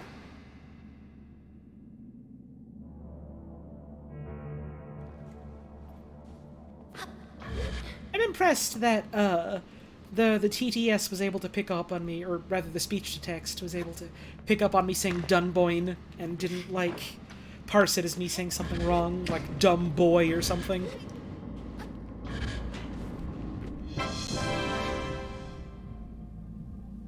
Dippin' Dots. I like how it said that for like a split second, just Thank you for the tip, I appreciate it. Speech to text is doing real good today, yeah. Everyone, you have to thank the BB. You have to thank BB, who is typing on the keys right now as we speak. I'm gonna stand on this flipper and get flipped, by the way. Whee! I'm fine, I'm fine, I'm fine. I'm healthy and fine. Aha. Green door can be opened automatically. This is looking like a platform challenge.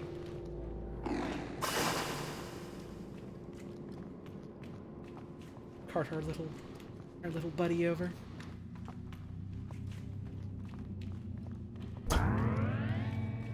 Power has been restored to the door. Ah! And then it's just, like a shortcut. Yeah, we finished exploring the Dunboyne, and now here we are to explore the Dunboyne. Awesome.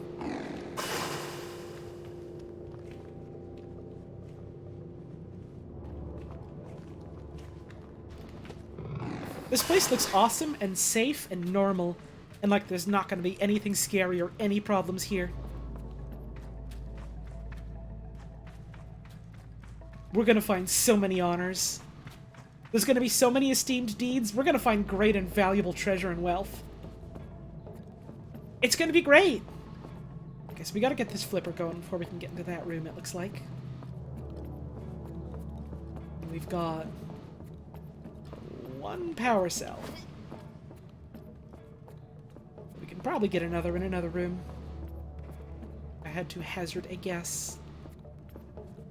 Jokes aside, you hope this isn't a radioactive death bad end. I don't think this is that kind of game,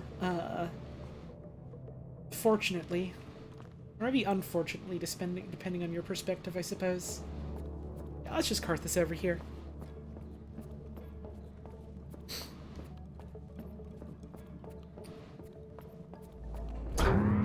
Is powering this up a good idea? Of course it is! What could possibly go wrong? What could possibly go wrong here? I tell you, it's nothing. Nothing bad will happen. I seriously doubt there's a danger to the body in here, and there's no way it could kill.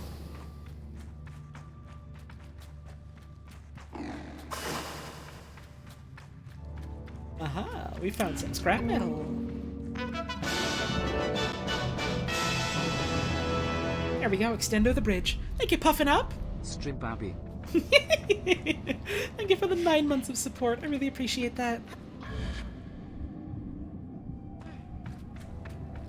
I like the idea of, you know, these people not knowing what a fucking elephant is, but knowing what an elephant's foot is, and just being like, bro, come check out this elephant's foot I found. It's so cool. I just want to stare at it all day and not look away.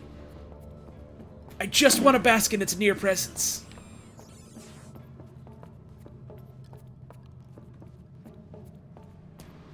They know what ibexes are? Yeah, but they keep them as pets. They, like, raise them as livestock. That was the... Or was that a different type of, like, goat that they had? They do have elephant beetles and Hercules beetles, yeah, but... Maybe they ain't seen an elephant before. Got an achievement called the Dunboyne. Open the door in the Dunboyne.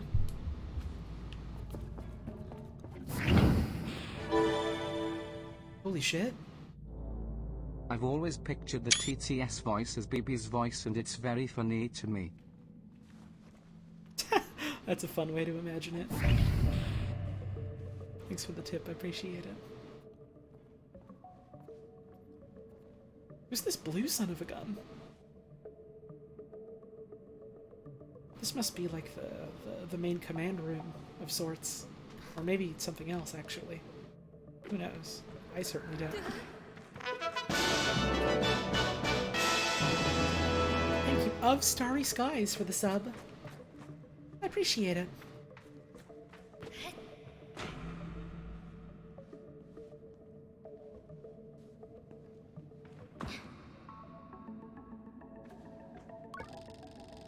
I encounter a strange, luminous figure. It greets me before I even have a chance to be frightened. New user found. Hello. Please enter your new username. I find myself whispering my own name. It suddenly feels odd in my mouth. Like this is the first time I've ever said it. Welcome, Sable. I've set up a new account for you. I ask the mysterious figure about themselves. I am this ship's simulated anthropomorphic registry and informational nexus. But you can call me Saren. I ask Saren what they're doing. I'm not entirely sure, Sable. Most of my data modules appear to be corrupted. I'm attempting to access ship records. Saren goes still for a moment. Transferring ship's log to your inbox. You have unread messages, Sable. Here are your unread messages. Recording 01. The panel blinks to life. Strange markings and symbols I assume to be ancient texts spill across the screen as the background colors flash wildly. And then, with a strange buzzing like old fabrics pulling apart, there are voices. Within long-range sensors, Captain, we're picking up some anomalous readings from the upper atmosphere. It could be a plasma storm, but the radiation signature doesn't quite match. Maintenance approach at current speed. What's our time to destination? 46 Earth hours. Give or take. Good. Let's keep an eye on those energy signatures, and get Sharon on it too, for pattern recognition.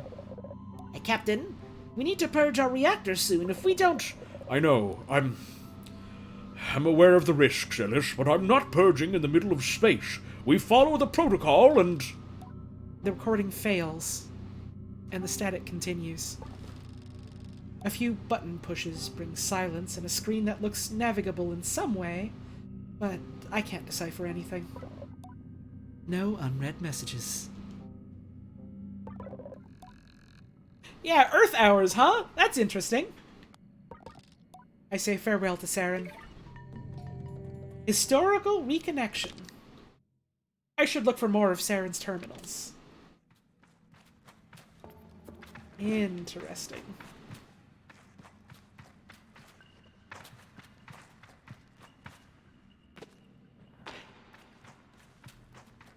Yeah, that wouldn't surprise me if, like, we are, like, the survivors as, like, a culture of, some sort of, like, space travel thing, that have just, like, over the years, like, somehow, like, forgotten exactly where it was that we came from. That'd be interesting. It'll be a fun little plot thread to pick away at over time.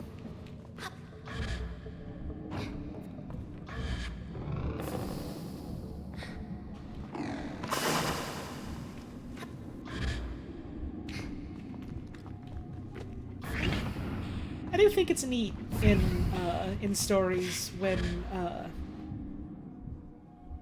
you know, like use and understanding of technology does in some capacity like turn to mysticism, which it seems like it kind of has for these folks. It's interesting.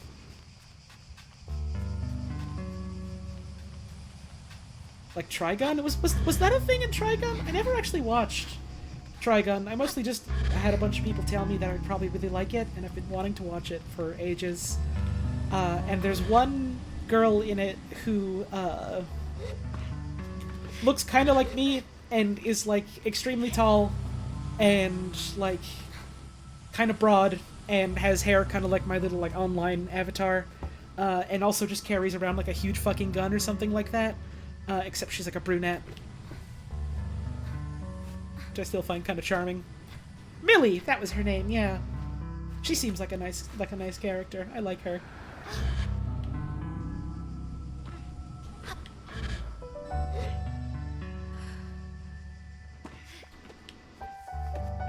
Let's see if we can make it all the way up here. Let's try again. Stun Gun Millie, that was her nickname, right? Because she had like a giant fucking stun gun. Okay, so we can't quite make it up there from here. There's a lot of old shows and the like that I've been wanting to watch for ages but haven't gotten around to for one reason or another. It will be very funny if there are just stairs on the other side, yes. I do agree. But...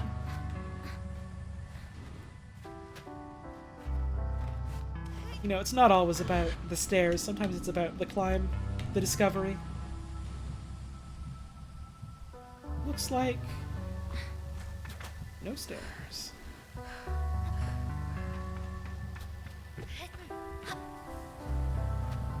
Get a bit of our stamina back.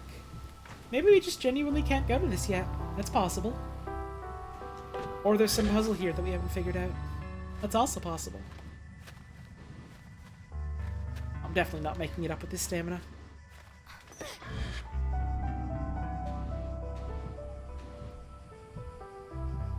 Let's make our way back down. In the shade.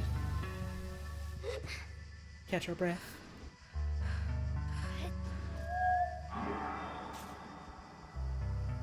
Hello, Seamoon!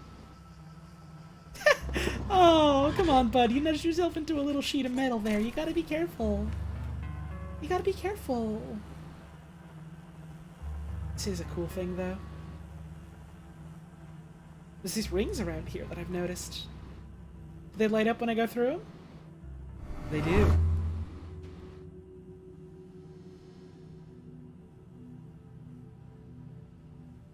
Oh, they do? But does it accomplish anything?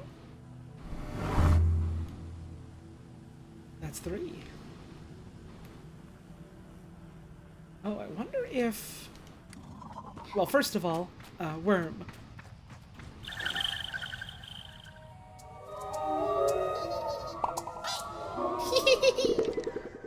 Thank you, chum! Okay, I definitely cannot glide up to, the little, outcroppings there from here. Not even when I go up on that tree. Speaking of trees, look at that big one in the distance. That's cool. That's cool. Let's see if there's any other, rings around this area what we can fly through. Even if it doesn't accomplish anything, I just like to make things light up.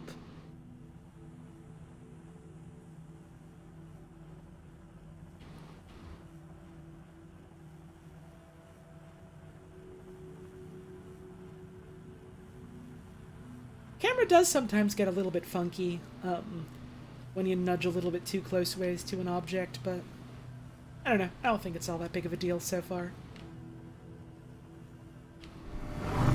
Did miss this? Yeah.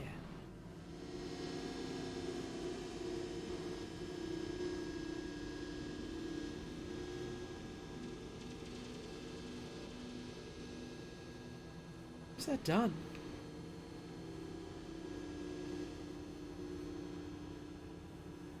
Maybe we have to go through them in order? Yeah.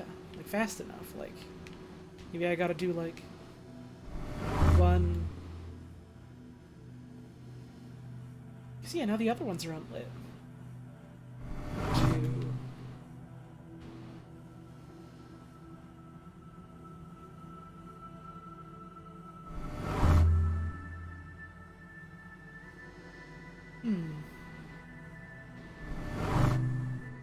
There we go!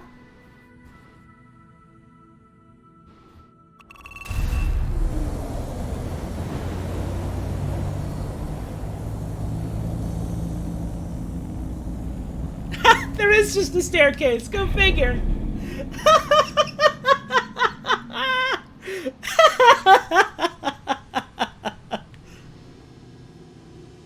Got an achievement for that called Thread the Needle. Reveal Hicaric Arch Monument. Cool! There's gonna be several of those, it looks like. Controller? There we go.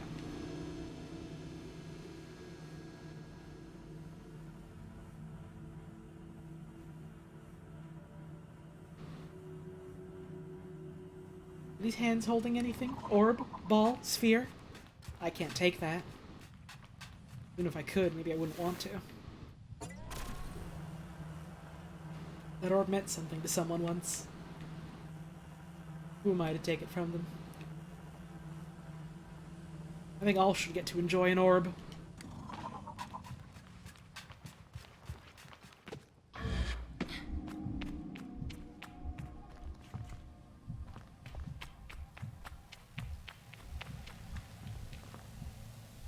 Oh?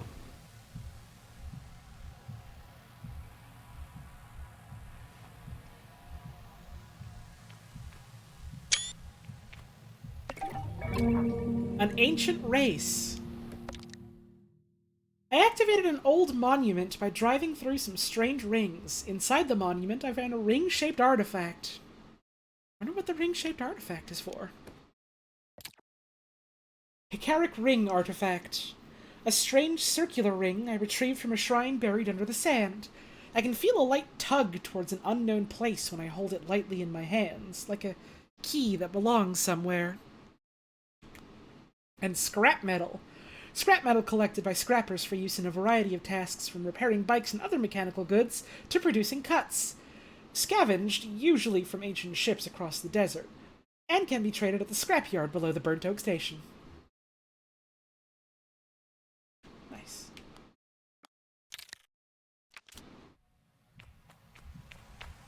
Interesting. Yeah, it would be neat if there was a mask that was like historian, wouldn't it be?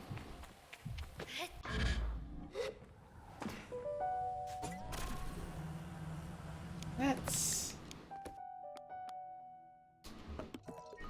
speak to the machinist at Burnt Oak Station. Which is, probably unsurprisingly, over this way, towards the giant burnt oak tree.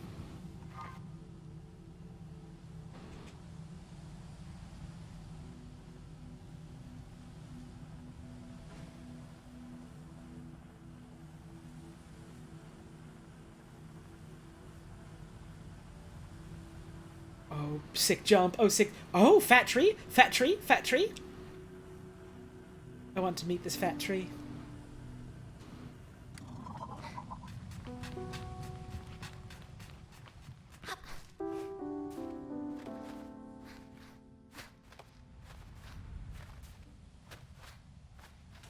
Big old tree.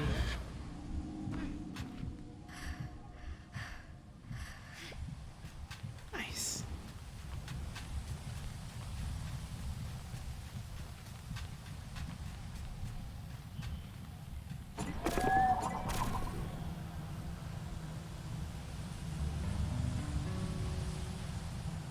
I do like all the trees that are still sticking around in this area. It's cool to see. I have always thought deserts and like desert flora are like, super pretty.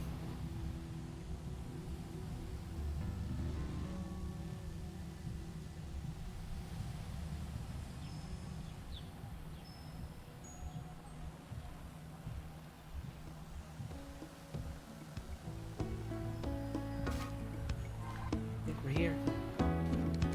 Burnt Oak Station. Let's park our bike.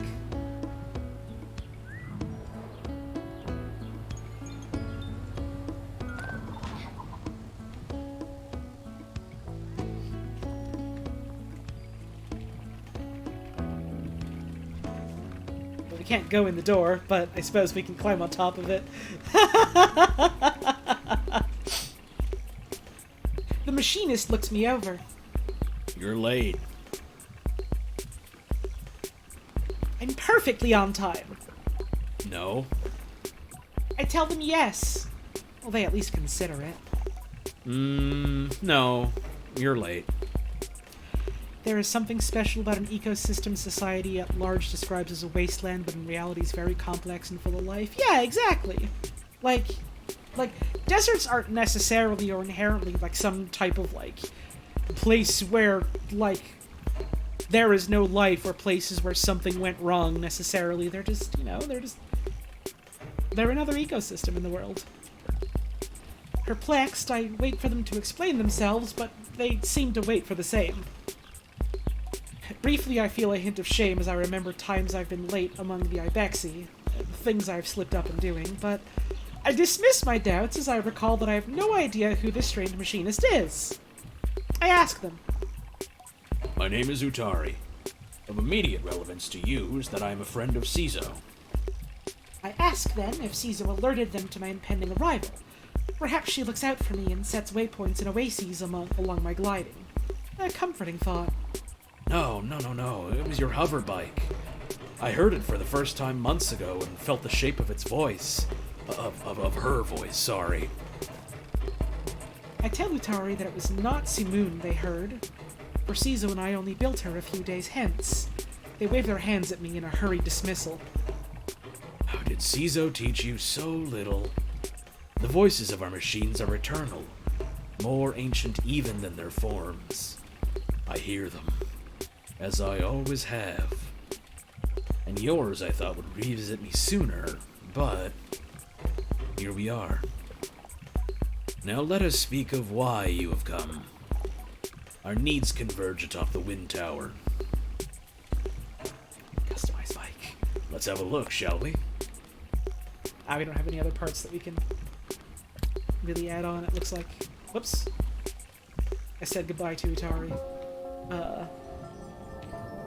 I accidentally did something. I customize your hover bike. Did I really though? All I really did was open up the menu and then quit it.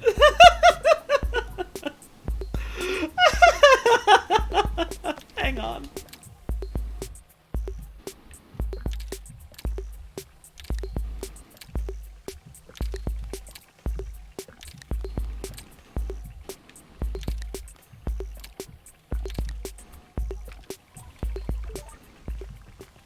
We did it! We customized it! Yippee! Oh, maybe we did change the color. It does look a little more red, doesn't it? Alright, well. How may I help? That task still needs doing, Glider. Tell me more. Something has stopped the tower working. I was hours away from going to see it myself, but you and Simoon came after all. Go there. Mend what is broken or soothe what is hurt. And I will give you what you seek. I ask Utari if they know what I seek. I omit that I might not. A direction. I will be waiting for you. Travel swiftly and safely. I say goodbye to Utari. Interesting. Utari told me about the wind tower, which has been out of order. I should go and investigate. Apparently something has stopped the turbine, so I should be able to fix the tower by removing it. The color might also just be like the sunset coming in, yeah. I can give the menu a look later using keyboard controls. Hello? I like your helmet. Your mask, rather.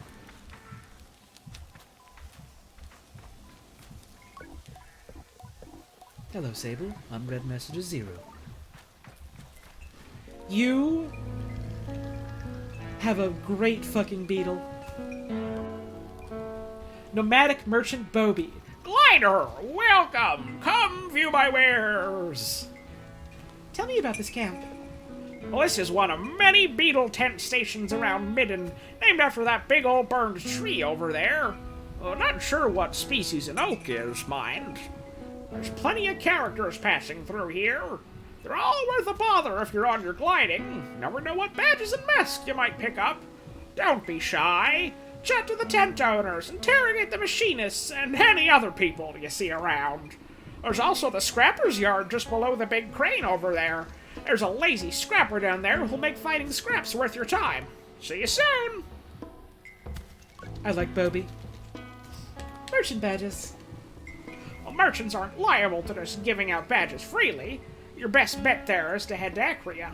There's a big market down there worth trying to Iria's attention if you want to get yourself some merchant's badges. But be careful how you do it, mind. She's not the friendliest customer. See you soon. What do you got for sale? Beetle bike booster. Smoke pours out of the many exhausts at the back of this booster. Best to avoid use indoors or near other people. Beetle bike front. Frantic energy runs through the mandible-like features of this bike, never stopping and constantly in motion, as if it is looking for something. Beetle bike wings.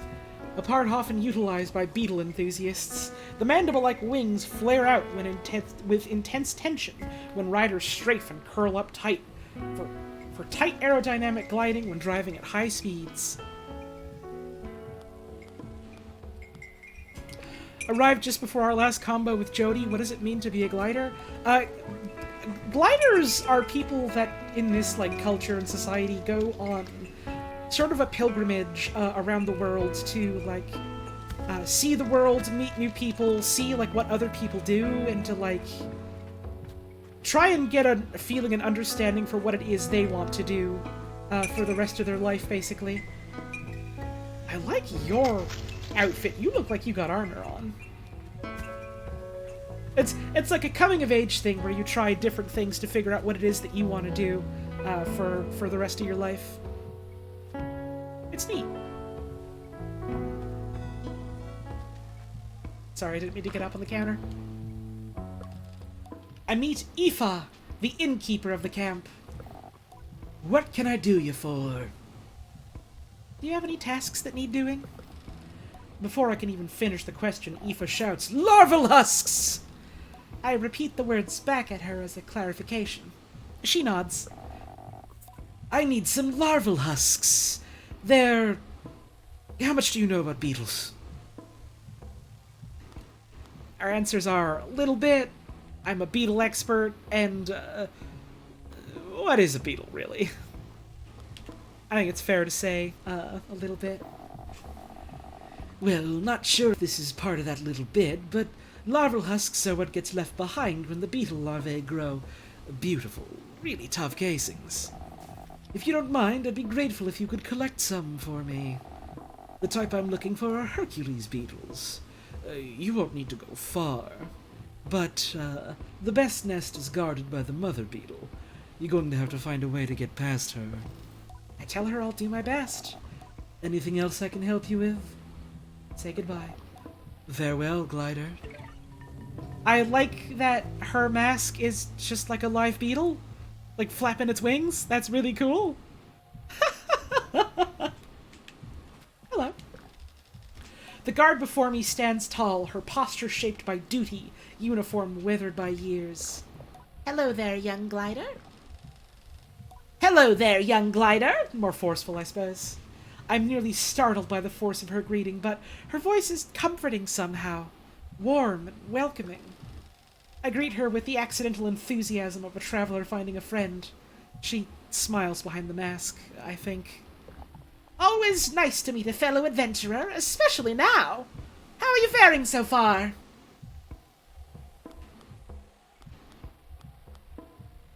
I've never felt more free. Oh, how lovely that must be. I might normally be a little jealous, but my circumstances are opening right up. I'm about to join you in that blissful freedom. I think about the balled-up fabric and smoothed-out rock that will make my next pillow and many to come. My neck aches faintly at the thought of how many nights I'll spend this way. It's possible I'm romanticizing it a little. You see, I'm getting ready to leave on my second gliding. She reads the confusion in my silence. Did no one tell me of the second gliding? I suppose it isn't a real second gliding, but it's how I'm thinking about it. A chance to see the world again, and how it's changed. I'm an equine guard, you see, or I was an equine guard. As of 3 days ago, I am officially retired. Oh, you should have seen the way the others looked at me. There is a laugh in her voice. All of them were so baffled to see me go, telling me how much I'd miss the big city. A few of them even felt sorry for me. Like, what would I do now that my life's purpose is complete? Can you imagine? I tried to, but I can barely muster a view of my purpose's start, let alone its end. I shake my head. I said thank you for all the strange condolences, but tomorrow marks the first time in decades that I'll wake up in the morning and have absolutely no idea what lies ahead, and I've never been more excited. Oh, don't get me wrong, I've loved my work. I even loved the noise and the trouble of Ecria, but I've spent enough of my life standing around looking hard. It's time to explore. Her glee is infectious. I ask where she'd like to go. I'm heading to the Badlands, I think. I want to see the Bridge of the Betrayed. If you haven't already, you should definitely go and see it yourself. You want the Northern Badlands, southwest of here. I nod, trying to keep the directions in mind, and Elizabeth gives me a little tap. Maybe I'll see you up there. Maybe we will. Good luck out there, Elizabeth.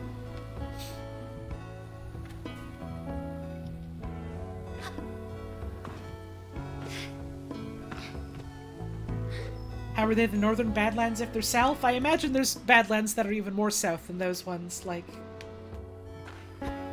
They're probably named in reference to each other and not necessarily, like, some sort of concrete, objective placement or anything like that. Maybe we'll find the exclusive Badlands. Maybe we'll be the first. I knew there was something up here. I knew there was something up here. I knew it. I knew it. I knew it.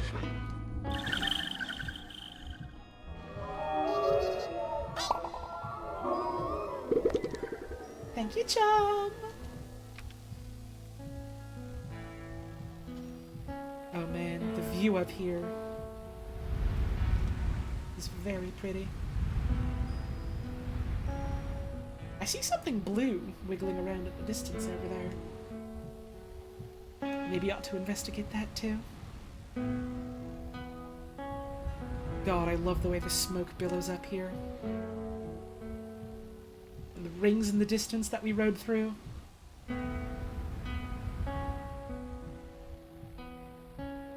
I don't even know what that is, but it's cool.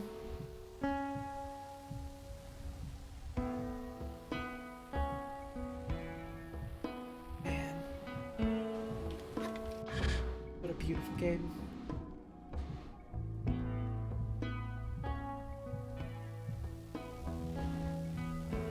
Hey, we made it. What are you? A firefly. Small luminescent creatures that appear in the desert night. They only live for one day.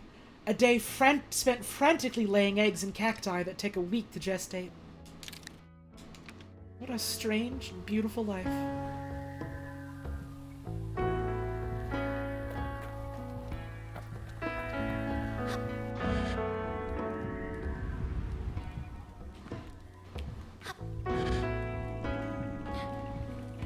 If there's anything up here that we can see.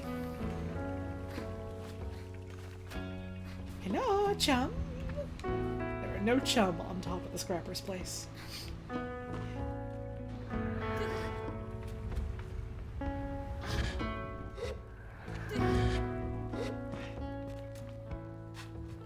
Hi! I can't talk to you. You might just be hanging out. That's alright. Not everyone's gonna want to talk, necessarily.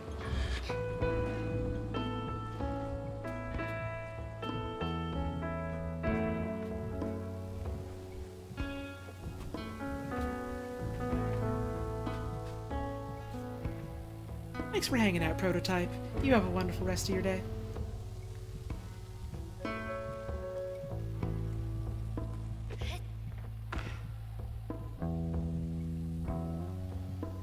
Nobody tell them I'm sleeping on their bed. Nobody tell them I'm sleeping on their bed. Burnt Oak Station. Oh, there's a pot back there with money in it. I want those goodies. It is a challenge not to view scrappers through quite a romantic lens. As I looked towards my gliding as a child, I pictured myself as a dust-covered traveler exploring strange forbidden places and finding strange forgotten things. A treasure hunter of old and arcane objects. And though I'm certain the grind of sifting through sand and dirt for useful tools and things left over can wear anyone down, I cannot help but weave some threads of my fantasy into the reality of the work. Greetings, Glider. Name's Alton. I give a bow and introduce myself as Sable. You find much scrap out there, Sable? All the time. Or, it's been known to happen. Good, good. Alton leans back and looks up at the ceiling thoughtfully. Got a task for you then, if you're up for it. The hesitation in my voice is a product of a gentle intimidation, but I stand up straight and casual enough to seem like I'm up for anything. Alton seems to believe it. Enough. I need scrap, Sable. And lots of it. And you out there already doing basically nothing? Alton chuckles to himself. I shouldn't say it like that. Gliding's odd, eh? You have nothing to do, so you have everything to do. Wonder if anyone's ever spent their gliding just lying around. I would die. I don't know if that counts as a gliding. I say with a smirk that I don't imagine that would count as a gliding, but at the same time I wonder if some people do go out and use the time to simply be with themselves in a safe and reflective space. Would it matter as much what mask we chose if we found our purpose deep within? Oh no, should I be doing that? Alton clears his throat. I'm grateful to be shaken free. Anyhow, the task. Let's see if you can understand this one, yeah? It's a bit complex. I tell him I'm ready. Go out. Find scrap. Bring it to me. How much do you need? I ask Alton how much he might need. How much can you carry? I show him my arms and pockets for scope. Yeah, I need that much, as many times as you can do it. I tell him I'm happy for any reason to explore and that I'll return with everything I find. I say goodbye to Alton. How much scrap do you need, bud? I don't know. How much can you get? You got arms, you can carry stuff, right?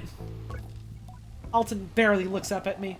Hope the scrap's better than what you brought me last time, which was good too, but, you know, always strive for better.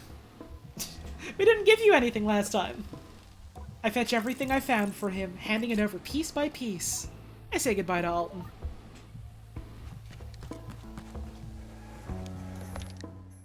It's a fun little quest to have, just to go around, get scrap for this guy.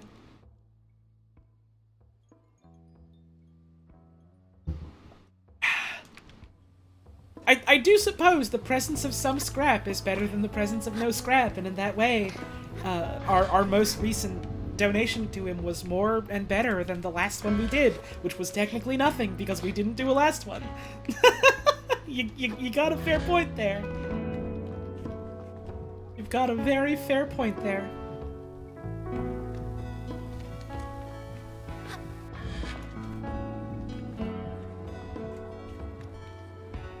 I wonder if you can climb up this.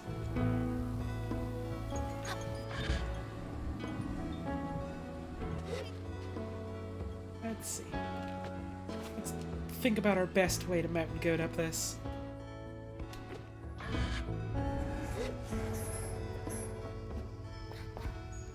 Can we get up here to get some stamina back? No.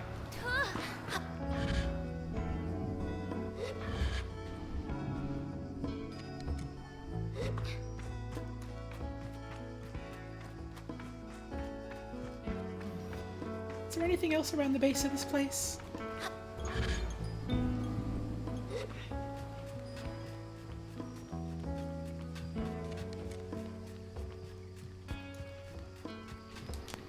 I suppose I could always call my bike over.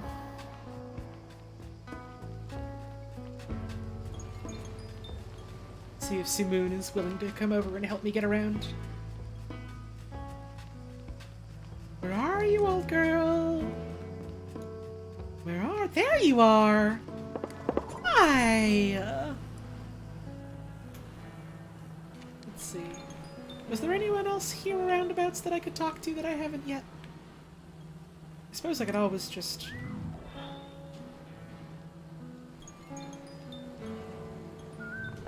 go and, buy those beetle parts. I haven't done that yet.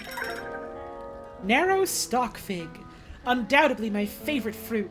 The first thing I would ask for when we pass traveling merchants with the Ibexi. Oh, fruit that makes you think of home. Well met, Glider. We had goats in my clan. Ah, so you're familiar with their temperament. I suppose you are... Ibe? I suppose that's meant to be Ibexi. That's a typo, maybe. Say hello to Umar and Jaddy for me. Well met, Glider. What's in that glass vial? Oh, I made this. It's a color palette for a hover bike, inspired by my work as a herder. Here, take some, I insist.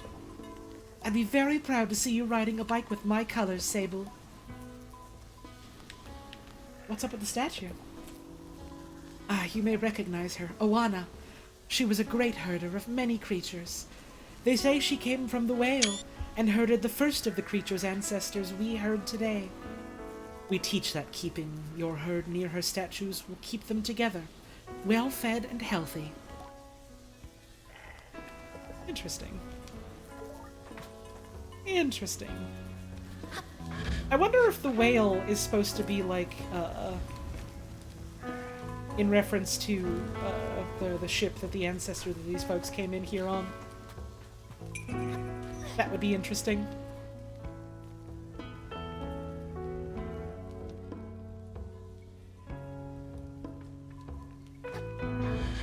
I did see that bucket and immediately did want to try and grab it some. Hi! Hi! Hi!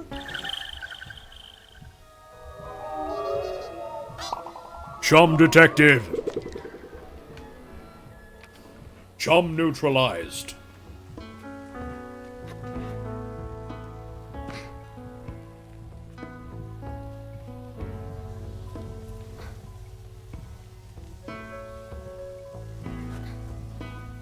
Me and the bestie just hanging out.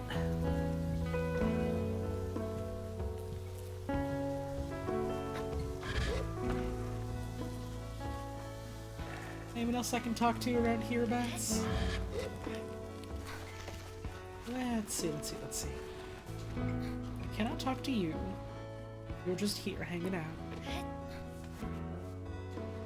There are buckets over here. And now what look to be solar panels. Oh, huh. This felt like it would have been the perfect place to put a worm.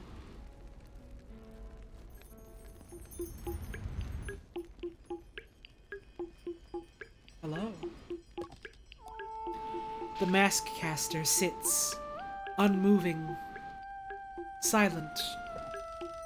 I can't tell if the mask caster is human or something else. I've heard about mask casters and stories about gliding before. Gliders should collect 3 badges of a set and bring them to the caster, from whom the mask shall be cast.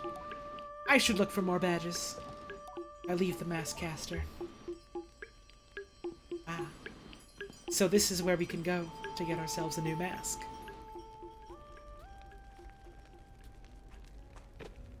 Very pretty place. Firefly, firefly, firefly!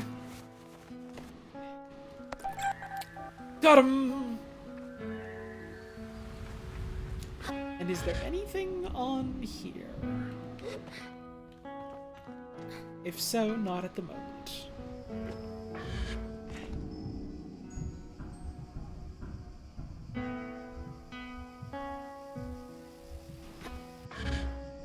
How do you get a bong mask? I don't think you can. I don't think smoking weed is like what you can dedicate your entire life to. I mean, I suppose you technically can, but I don't think in a way that would be recognized by anyone here. Or by anyone in general other than yourself.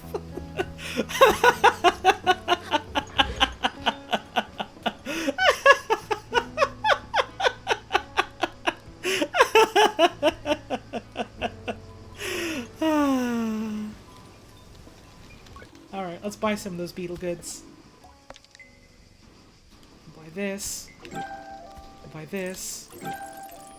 And we'll buy this. Till next time, friend. See you soon. I wonder what the beetle bike looks like.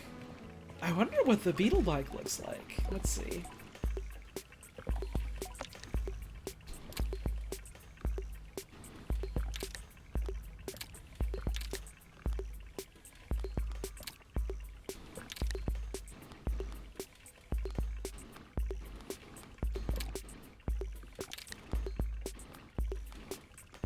It looks like this.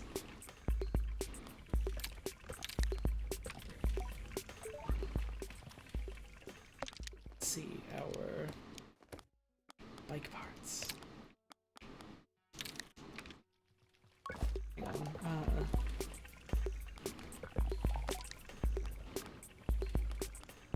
We have very low acceleration.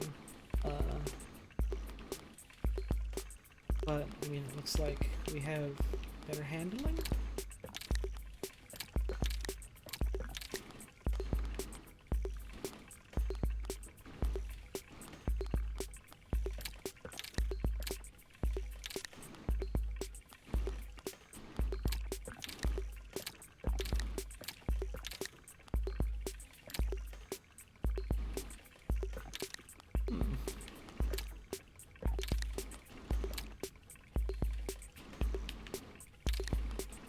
I'm having a bit of a hard time visually parsing the stats list for some reason.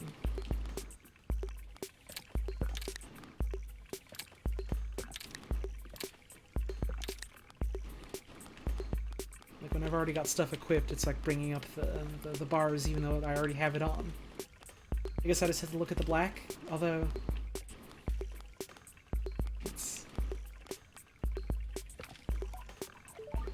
I kind of like the original look a little better. Yeah, I've heard some stuff about the menus in the game being a little bit a little bit buggy in some ways. You know, it's not the worst. That's not the end of the world.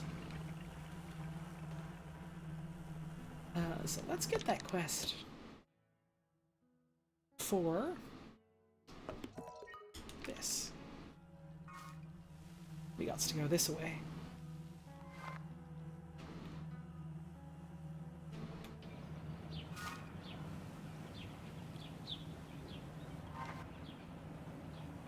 Whee!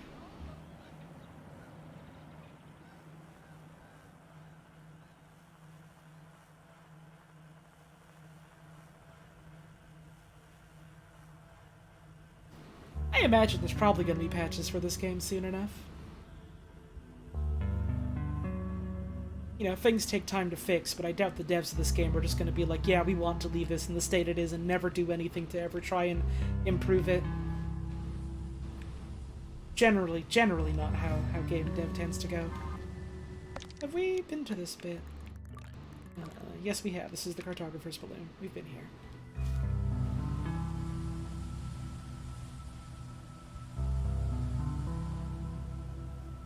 You do also got to keep in mind the team that made this game is a fairly small team, so... Like, you know, stuff like this is bound to come up, and stuff like this is bound to take time to fix. What platform is this game on for PC? As far as I can tell, it's just on Steam. That's the only place I've seen it, like, linked and advertised. Yeah, core team is just 2 guys. So I'm, very impressed that, like, they were able to make a game of this, like, size and scope and scale with such a small team. And yeah, like, all of the little, like, issues that I've seen in my time playing it haven't been, like, anything game-breaking, anything that would, like, ruin the core experience. It's just, like, you know, it's a bit of weird stuff, like all these beetles just on top of each other, you know? Like, the beetle stack doesn't ruin the game experience. If anything, I feel like this specifically improves it. But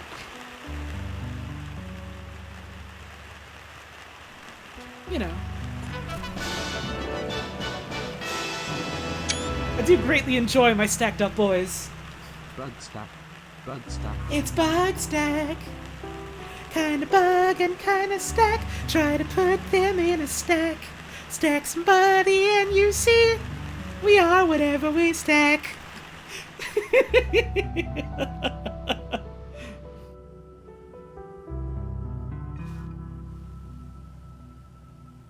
Come to Beetle Stack Up and discover it's Bug Stack. Oh, it's Bug Stack. Oh, talking about Bug Stack.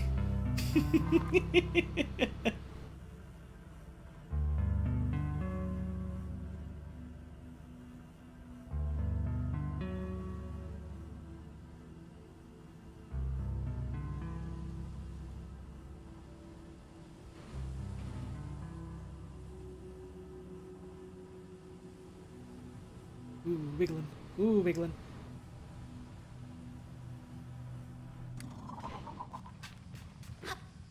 Frame rate's gotten a little choppy in this area.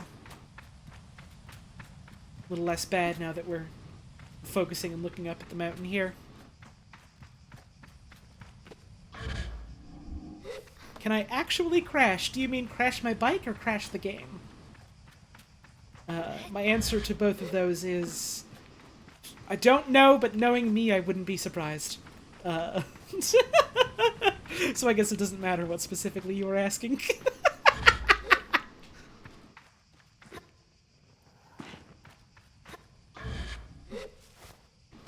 I don't want to crash Simoon. I wouldn't do it on purpose. It's just... I'm sure you've seen me play other games before. I'm sure you know how I am. I don't want to hurt her. I love her.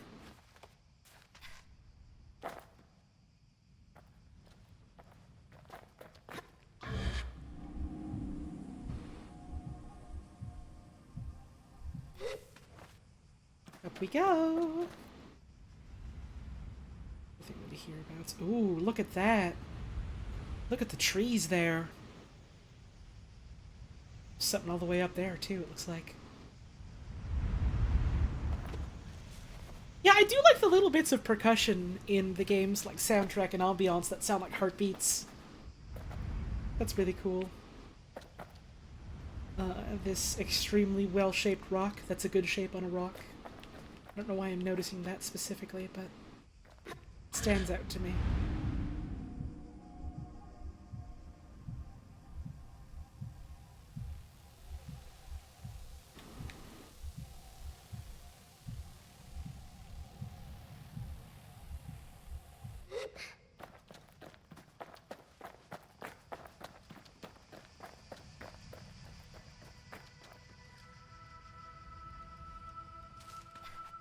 You can stand on a cactus and not get hurt.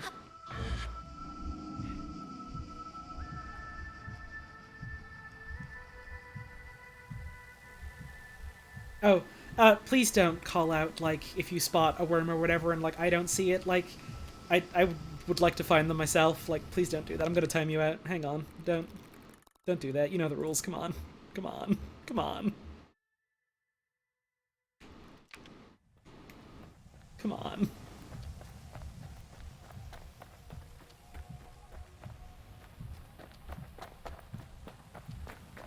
I keep seeing some of these bushes, and I keep thinking they're like curled up animals, like sleeping. Probably can't just climb up here. So let's go from here.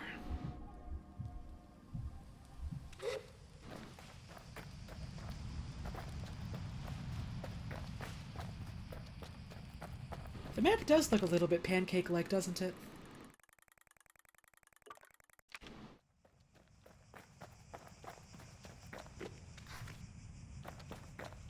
Yeah, this game's art style is phenomenal. It is so good. It is so stylish. I like the look of this weird thing. Some kind of dessert plant.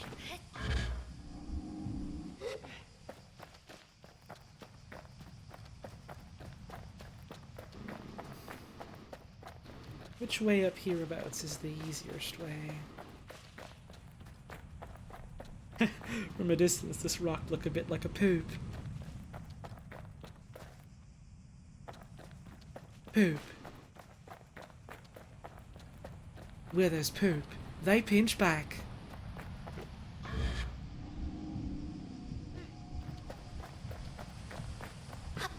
Oh, hang on. I see stairs.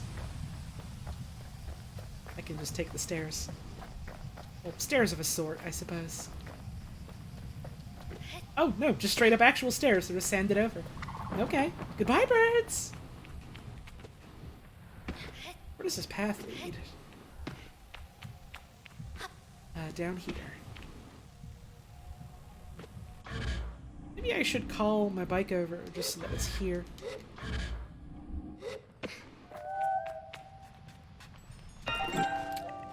The sunshine butterfly.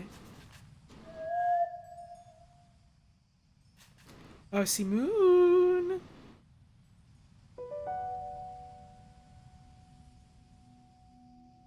Man, this place is pretty. Look at that.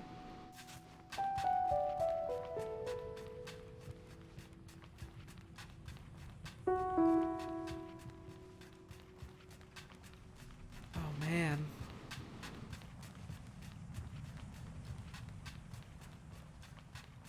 The, like, super stark change in shading here. Oh, that's really cool.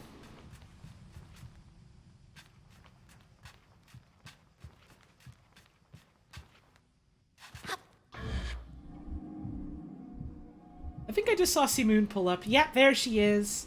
Hey, old girl.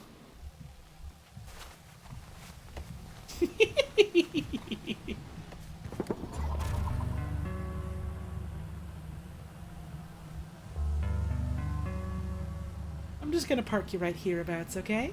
I do like her little dance that she does for us. Yeah, it's wonderful. I love our bike. I love her so much. I'll be back for you, okay?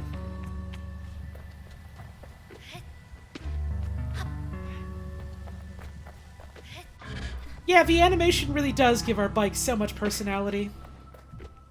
She's great. She's such a character.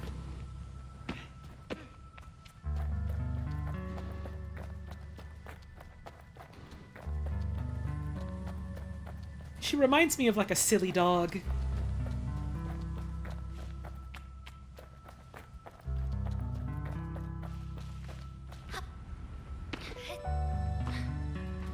Up we go.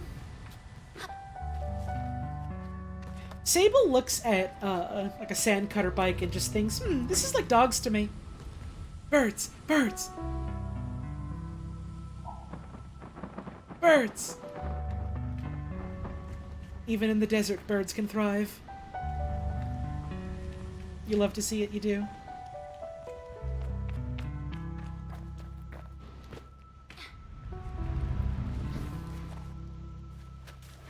Just a bit of exposed brick. Okay. We've got our Dark Souls bonfire here. I found a nice place to sit while on the way to the wind tower. I can see all of the eastern dunes from here. Oh, cute! It literally is just like, oh, I found this nice place to hang out. That's it. That's a cute little bit of dialogue.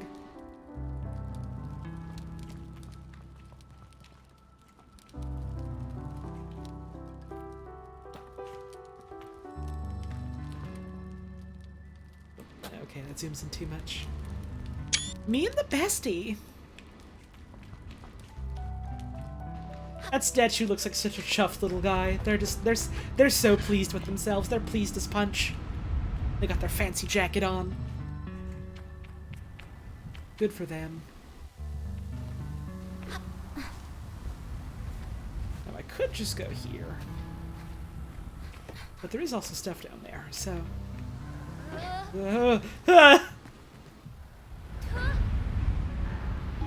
Yeah, you and me both, Sable.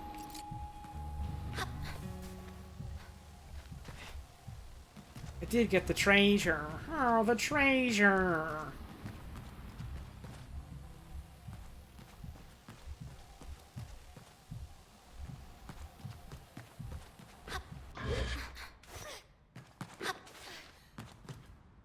Here we are. And that's just about where the stairs would have taken us, too.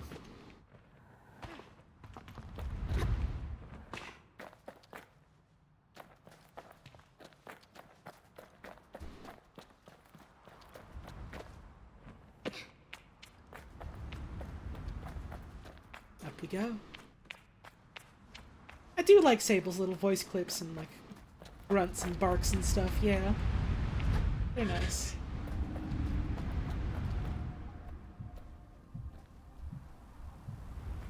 Have we been to this bit yet? We have not. Here's some cuts for us. There's some smoke coming through here.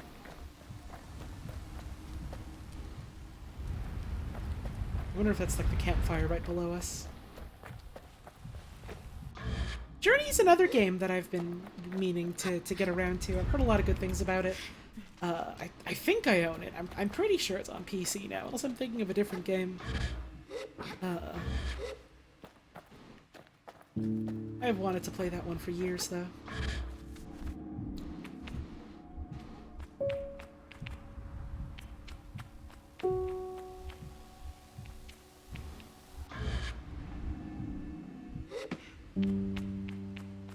I think Journey's one you can beat in like one sitting, right? That's what I seem to remember hearing. I might consider it. Oh, you do have to go on top there. Okay, I see, I see.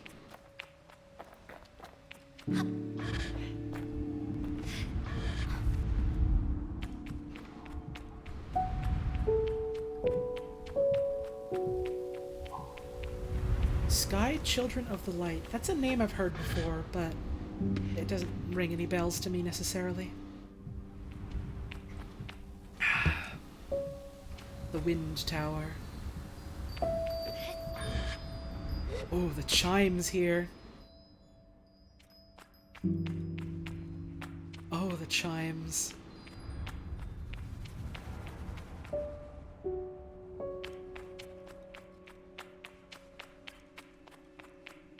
Sky is the latest game from that game company. Oh, what game company? I look to the camera smiling.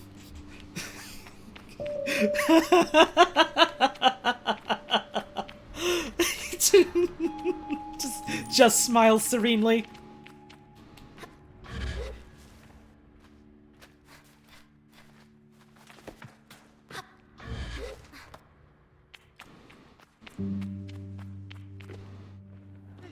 A real who's on first of game developers. You don't know the joke? The name of the developers is that game company.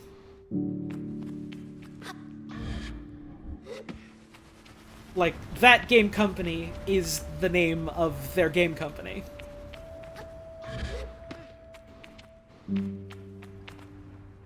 So it's like, hey, we're that game company. We made that game.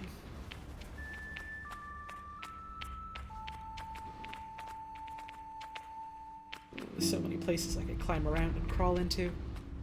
There's a hole here. Gotta peep through it. I think we might,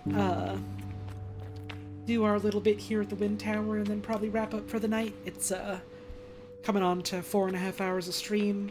My voice is starting to feel a little hoarse, which might be in part because of the stuff we recorded yesterday. Man, that was fun. This is also fun, though, so I don't know if I want to stop right away, but I do also have to think about, like, going to sleep and stuff like that, so... we'll go for a little bit more. We'll go for a little bit more. But probably wrap up soon after this. We accomplished a lot today. Like we got our gliding mask. We left our home. We saw a fucking like AI from a ship that crashed long years and years ago. We uncovered some kind of secret artifact. We got our bike. We named our bike, by which I mean the bike named itself, or herself. We've done a lot today. We did see Beetlestack. We did also see Beetlestack. Crucially important to see Beetlestack. What a magnificent, wonderful thing it is. Whoop!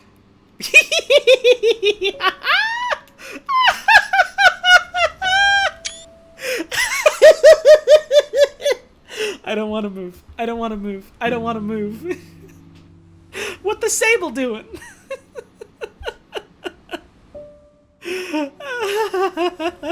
This is that planking I've heard so much about in the ancient records.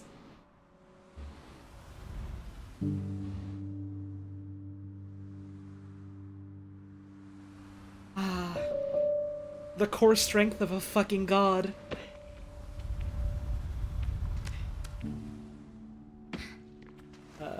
For any of you that are watching the stream and thinking, oh, that was a weird thing that happened in the game at like any point, not necessarily just this one, I should report that to the devs. Or if you happen to be one of the developers watching my stream of this game, please do not, unless it somehow breaks the game in some way I can't even begin to imagine, please don't fix this. This is awesome. This is awesome. This fucking rules. This is one of my favorite things to do in video games. This makes me so happy.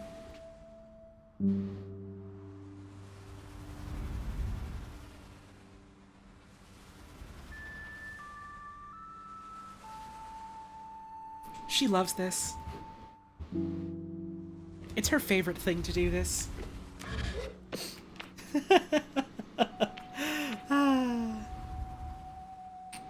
There's a chest. I want the chest.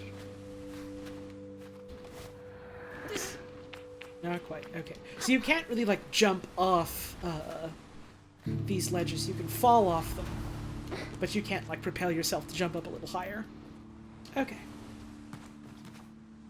Oh, and there's a ladder up there. Ooh. What's out the window? It fucking would. It would. It fucking would. Oh, yeah. Let's go back.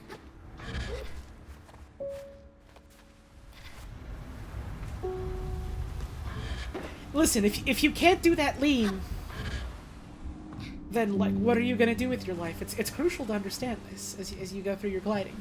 Oh, I have to get to the ladder from the other way. I see. I see. Oh yeah, Fanner. I forgot. That's a thing that people like to do for the streams. We're gonna have to do that as well when I wrap up. So maybe I should wrap up soon, sooner than later.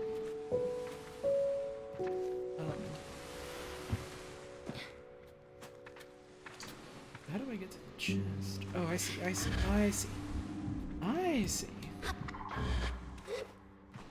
Like this. Just like this. Although... no, because then that's still locked, isn't it?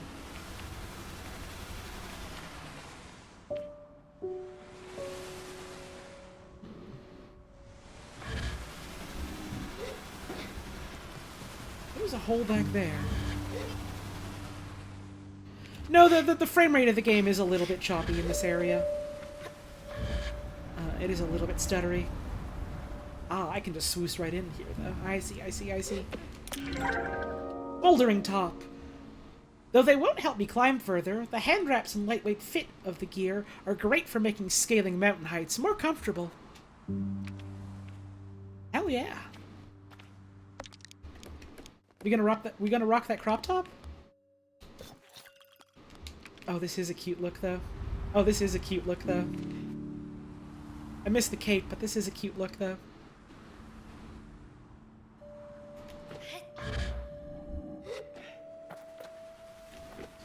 I like the way the little wraps are like blowing in the breeze. That's so cute.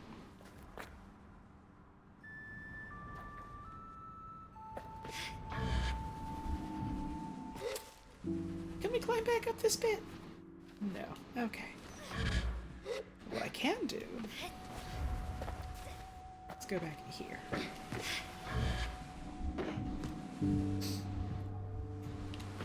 We do give up the cape for hand wraps, but here's the thing, is that hand wraps are fucking awesome. So...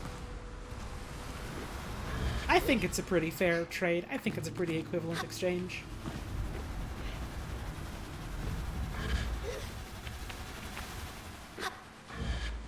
Hee hee, I knocked something over. Hee hee.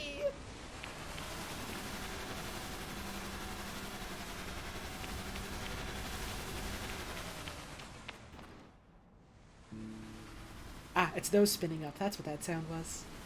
I see. And that's our destination.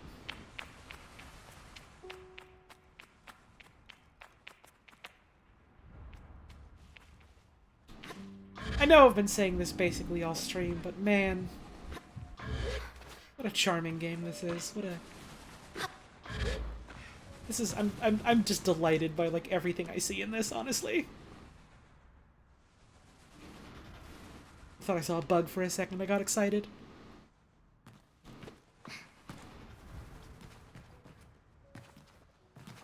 Climb up here. Yeah. Yeah. Yeah. And then we can go around here.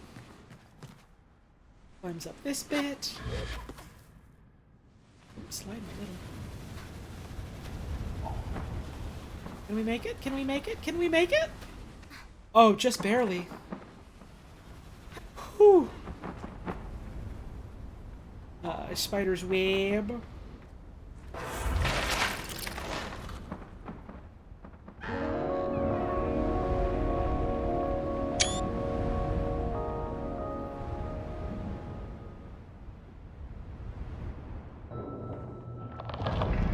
And now the door is powered. Ho ho! Oh ho ho! Oh, this also does push us around. Wee! Wee! Wee!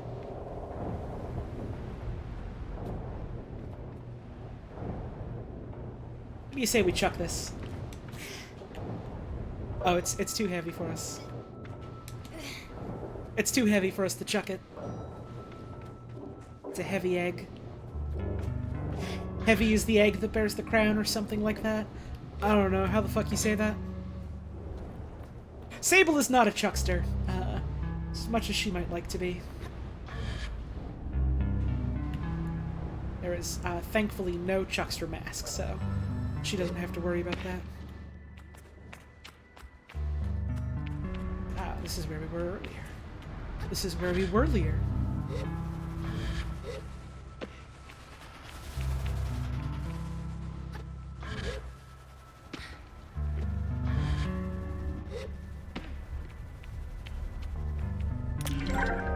Machinist top!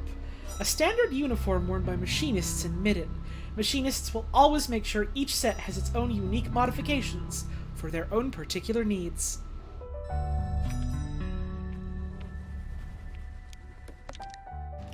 But how's it look? Oh, that does look good, it does. I think I'm gonna go back to the Ibexi glider top for now, though. I do like the look of it. I do like the cape and the hood.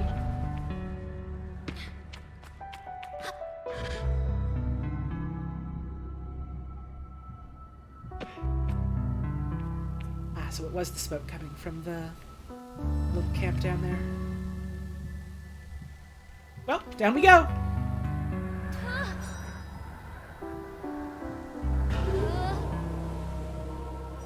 Yippee!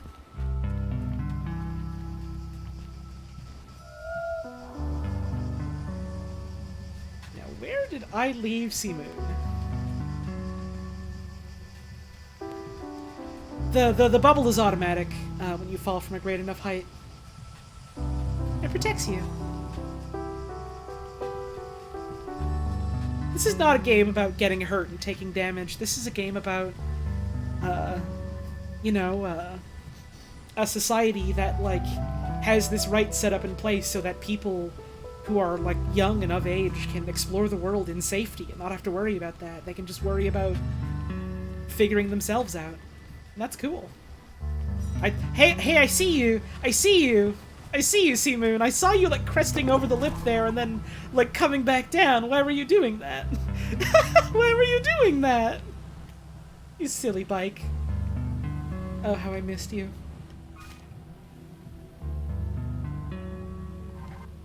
Let's head back. Oh, hang on. Hang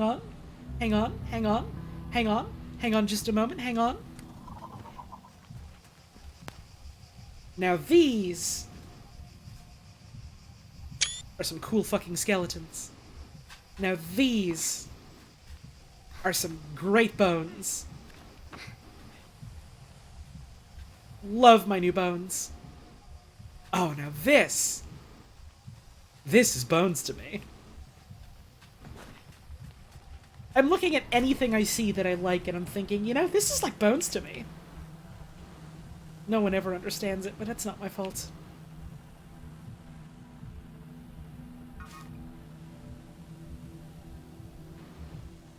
Wish you could keep the bones and add them to your bike. I mean, I get the pull for that, but they're not my bones. I don't want to disturb them.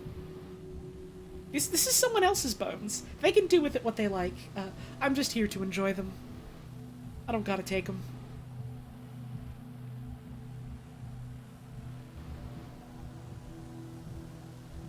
Oh man, it seriously smells like bones in here.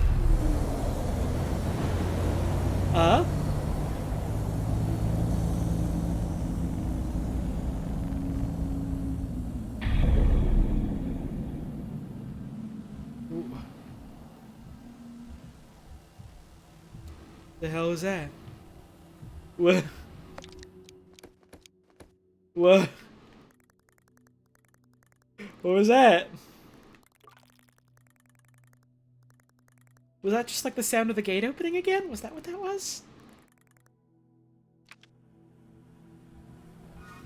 Might have been that.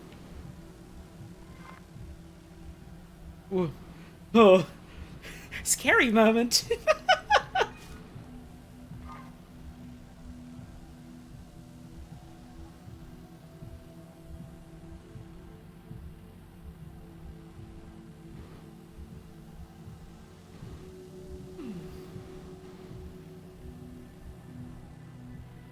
Glitch that happens when you enter an area of the map. It replays an audio cue that you did before. Ah, I see. And it just so happens that the audio cue I did before was like unsticking the tower, I suppose. And so it was the creaking and groaning of the wind tower, wasn't it? That's funny. That's funny. Good to know that it's not some secret scary thing that I triggered and is just, you know, something that happens. And will evidently probably happen again. It's totally gonna scare me next time as well. I'm looking forward to it.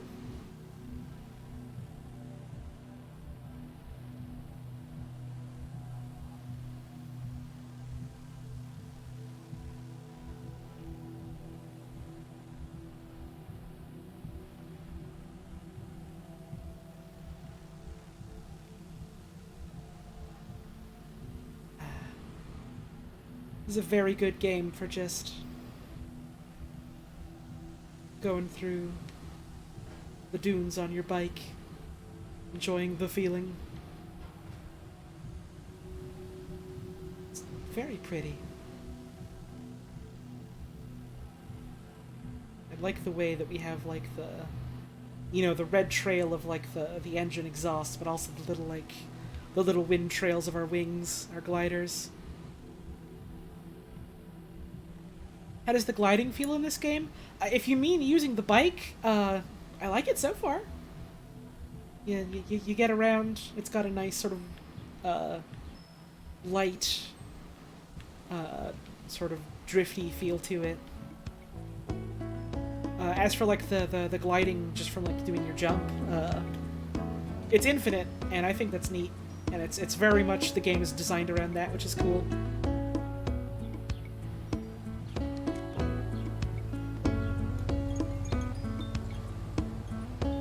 I saw a couple folks in like reviews and stuff talk about like how, you know, they loved the game, but one of the things that kind of stood out to them is they were never keen on like riding the bike, which I don't know. I don't know if it's a case of like something changes later, or if like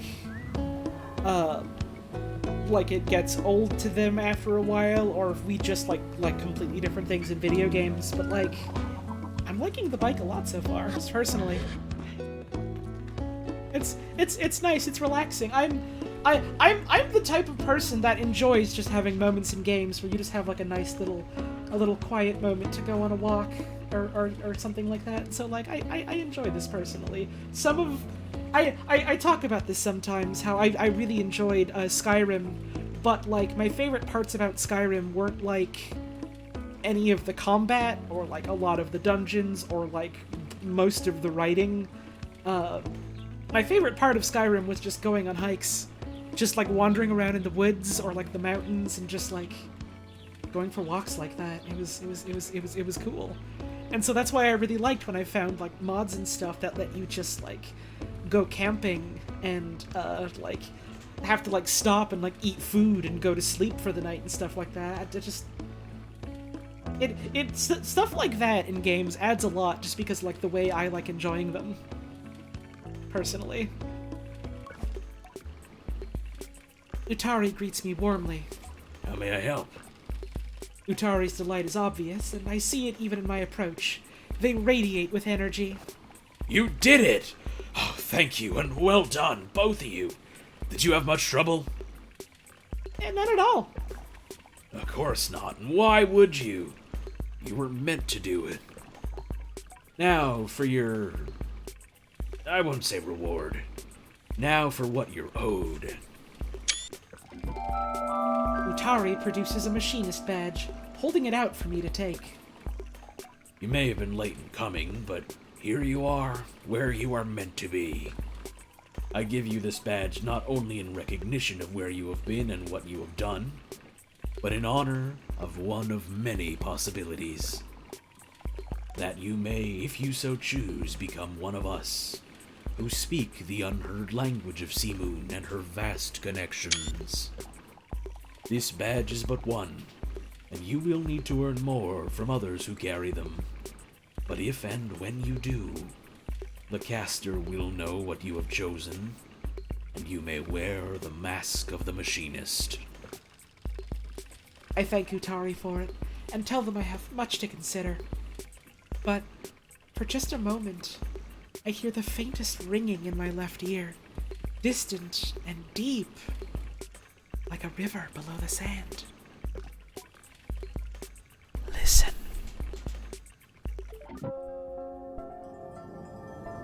Oh man. I wonder if Sable might be keen on becoming a machinist.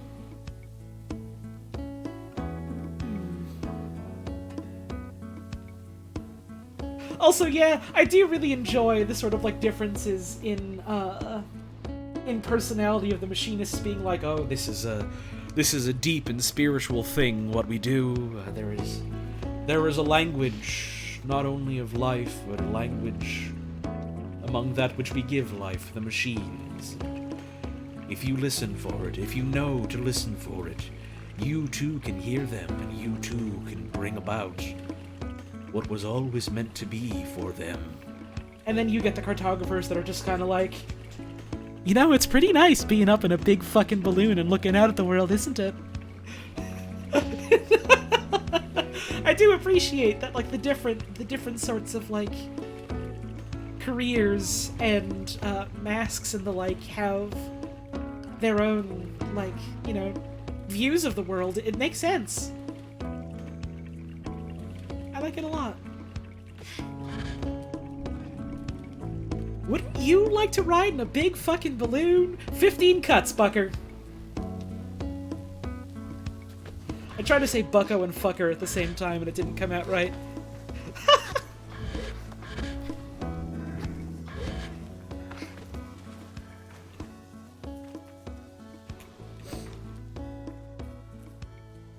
I think this is a pretty good place to call it for now. We got any new mail? No, we don't. Yeah, that was an extremely an are you fucking sorry kind of moment. I like this person's visor on their mask. That's cool.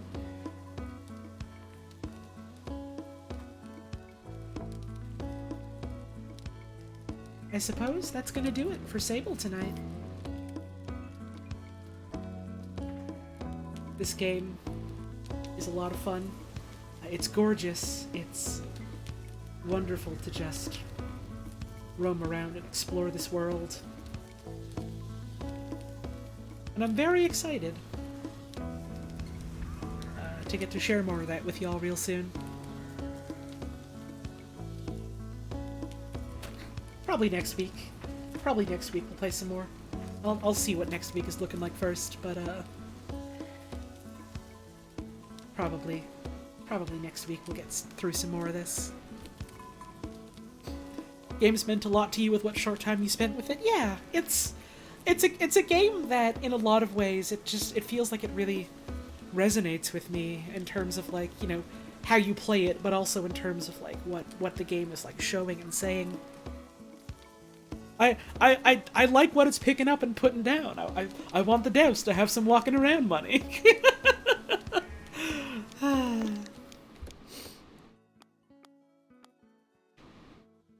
Let's save our game.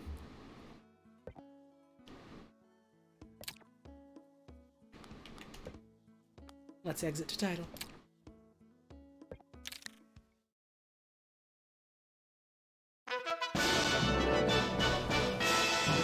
Thank you, Hubris Unleashed, for the 3-month resub. Poggers champion.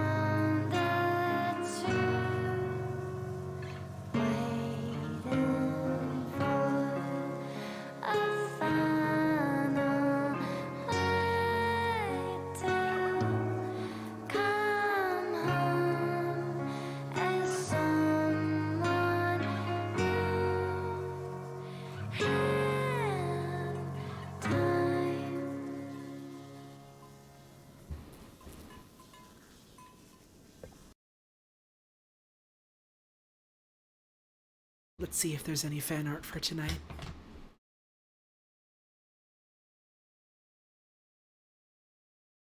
Man, I love that track. Man, I love that track.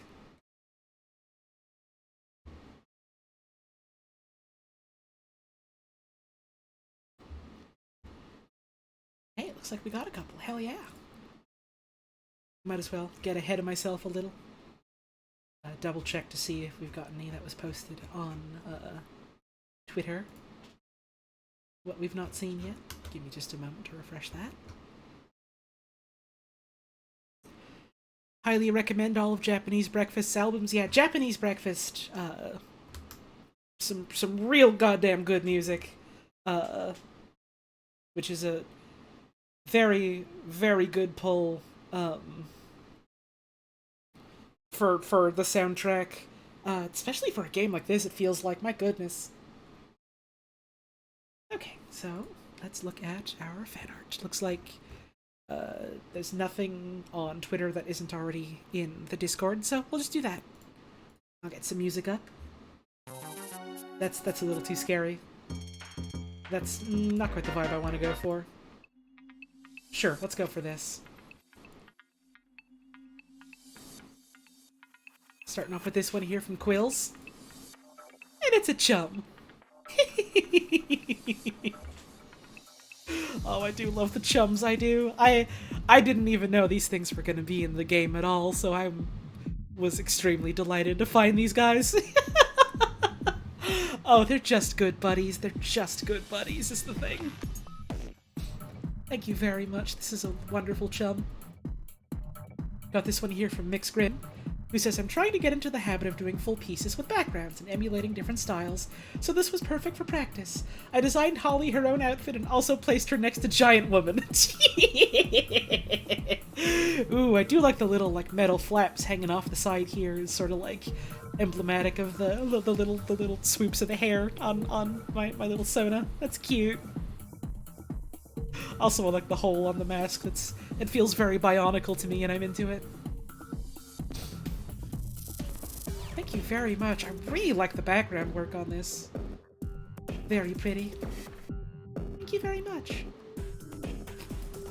This one here from Moth Critter, who says, very quick doodle of her talent. Yes! This is it! She's doing it. She's fucking doing it. Oh man, you must have whipped that up real fast, because we just kind of did that right near the end. This is real good. Thank you very much. And I'll double check Twitter again just to be sure. Nope, looks like that is gonna be it for our fan art showcase tonight.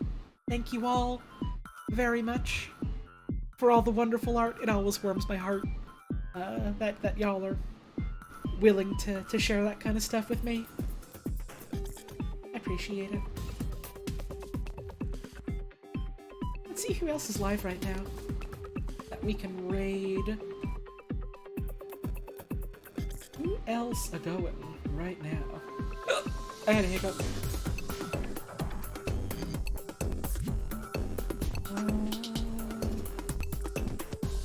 Socks is still going. I guess Socks is still going. I think. Wait, I think Socks just ended. I think Socks literally just ended. Because I no longer see Minecraft on my list. I think Socks literally just ended. That's funny.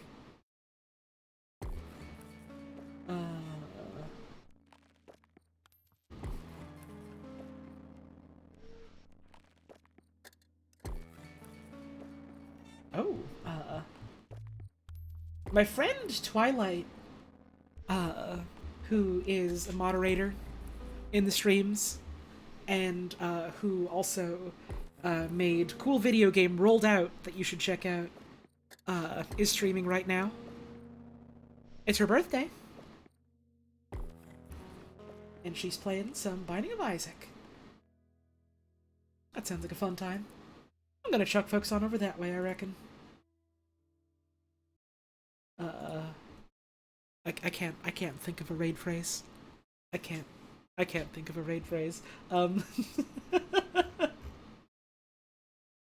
What's a one we could use? We could just go for chum. I think she might get a kick out of chum. So let's go for that then. All right, well.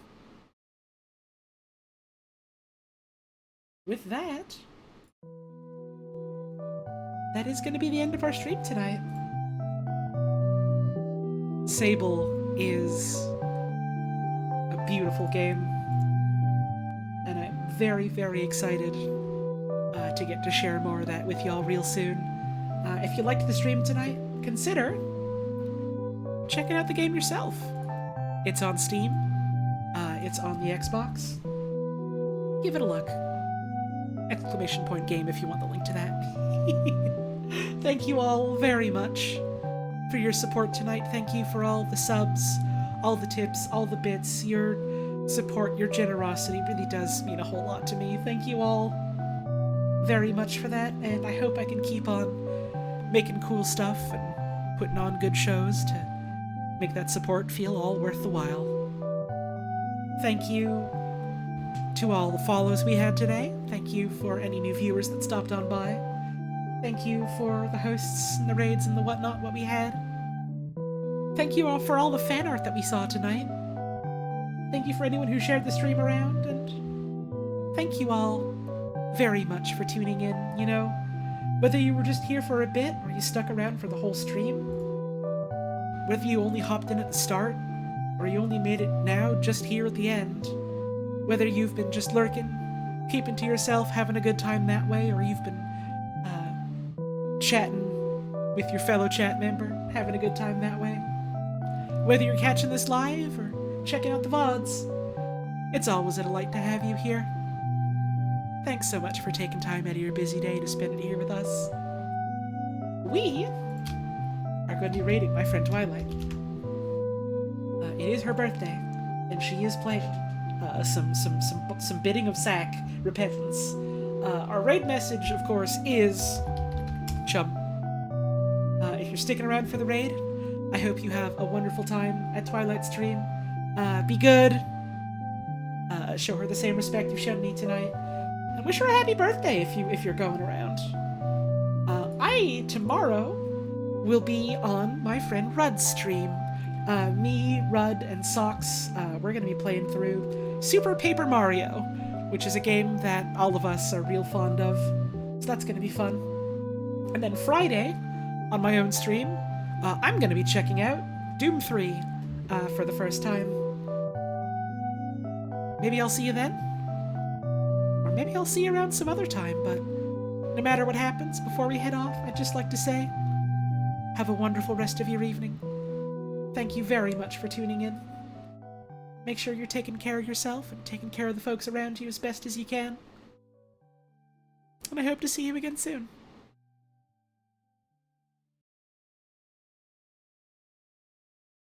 Nope, that's hell. That's hell. We're not going to hell. We're ending the stream. We're gonna...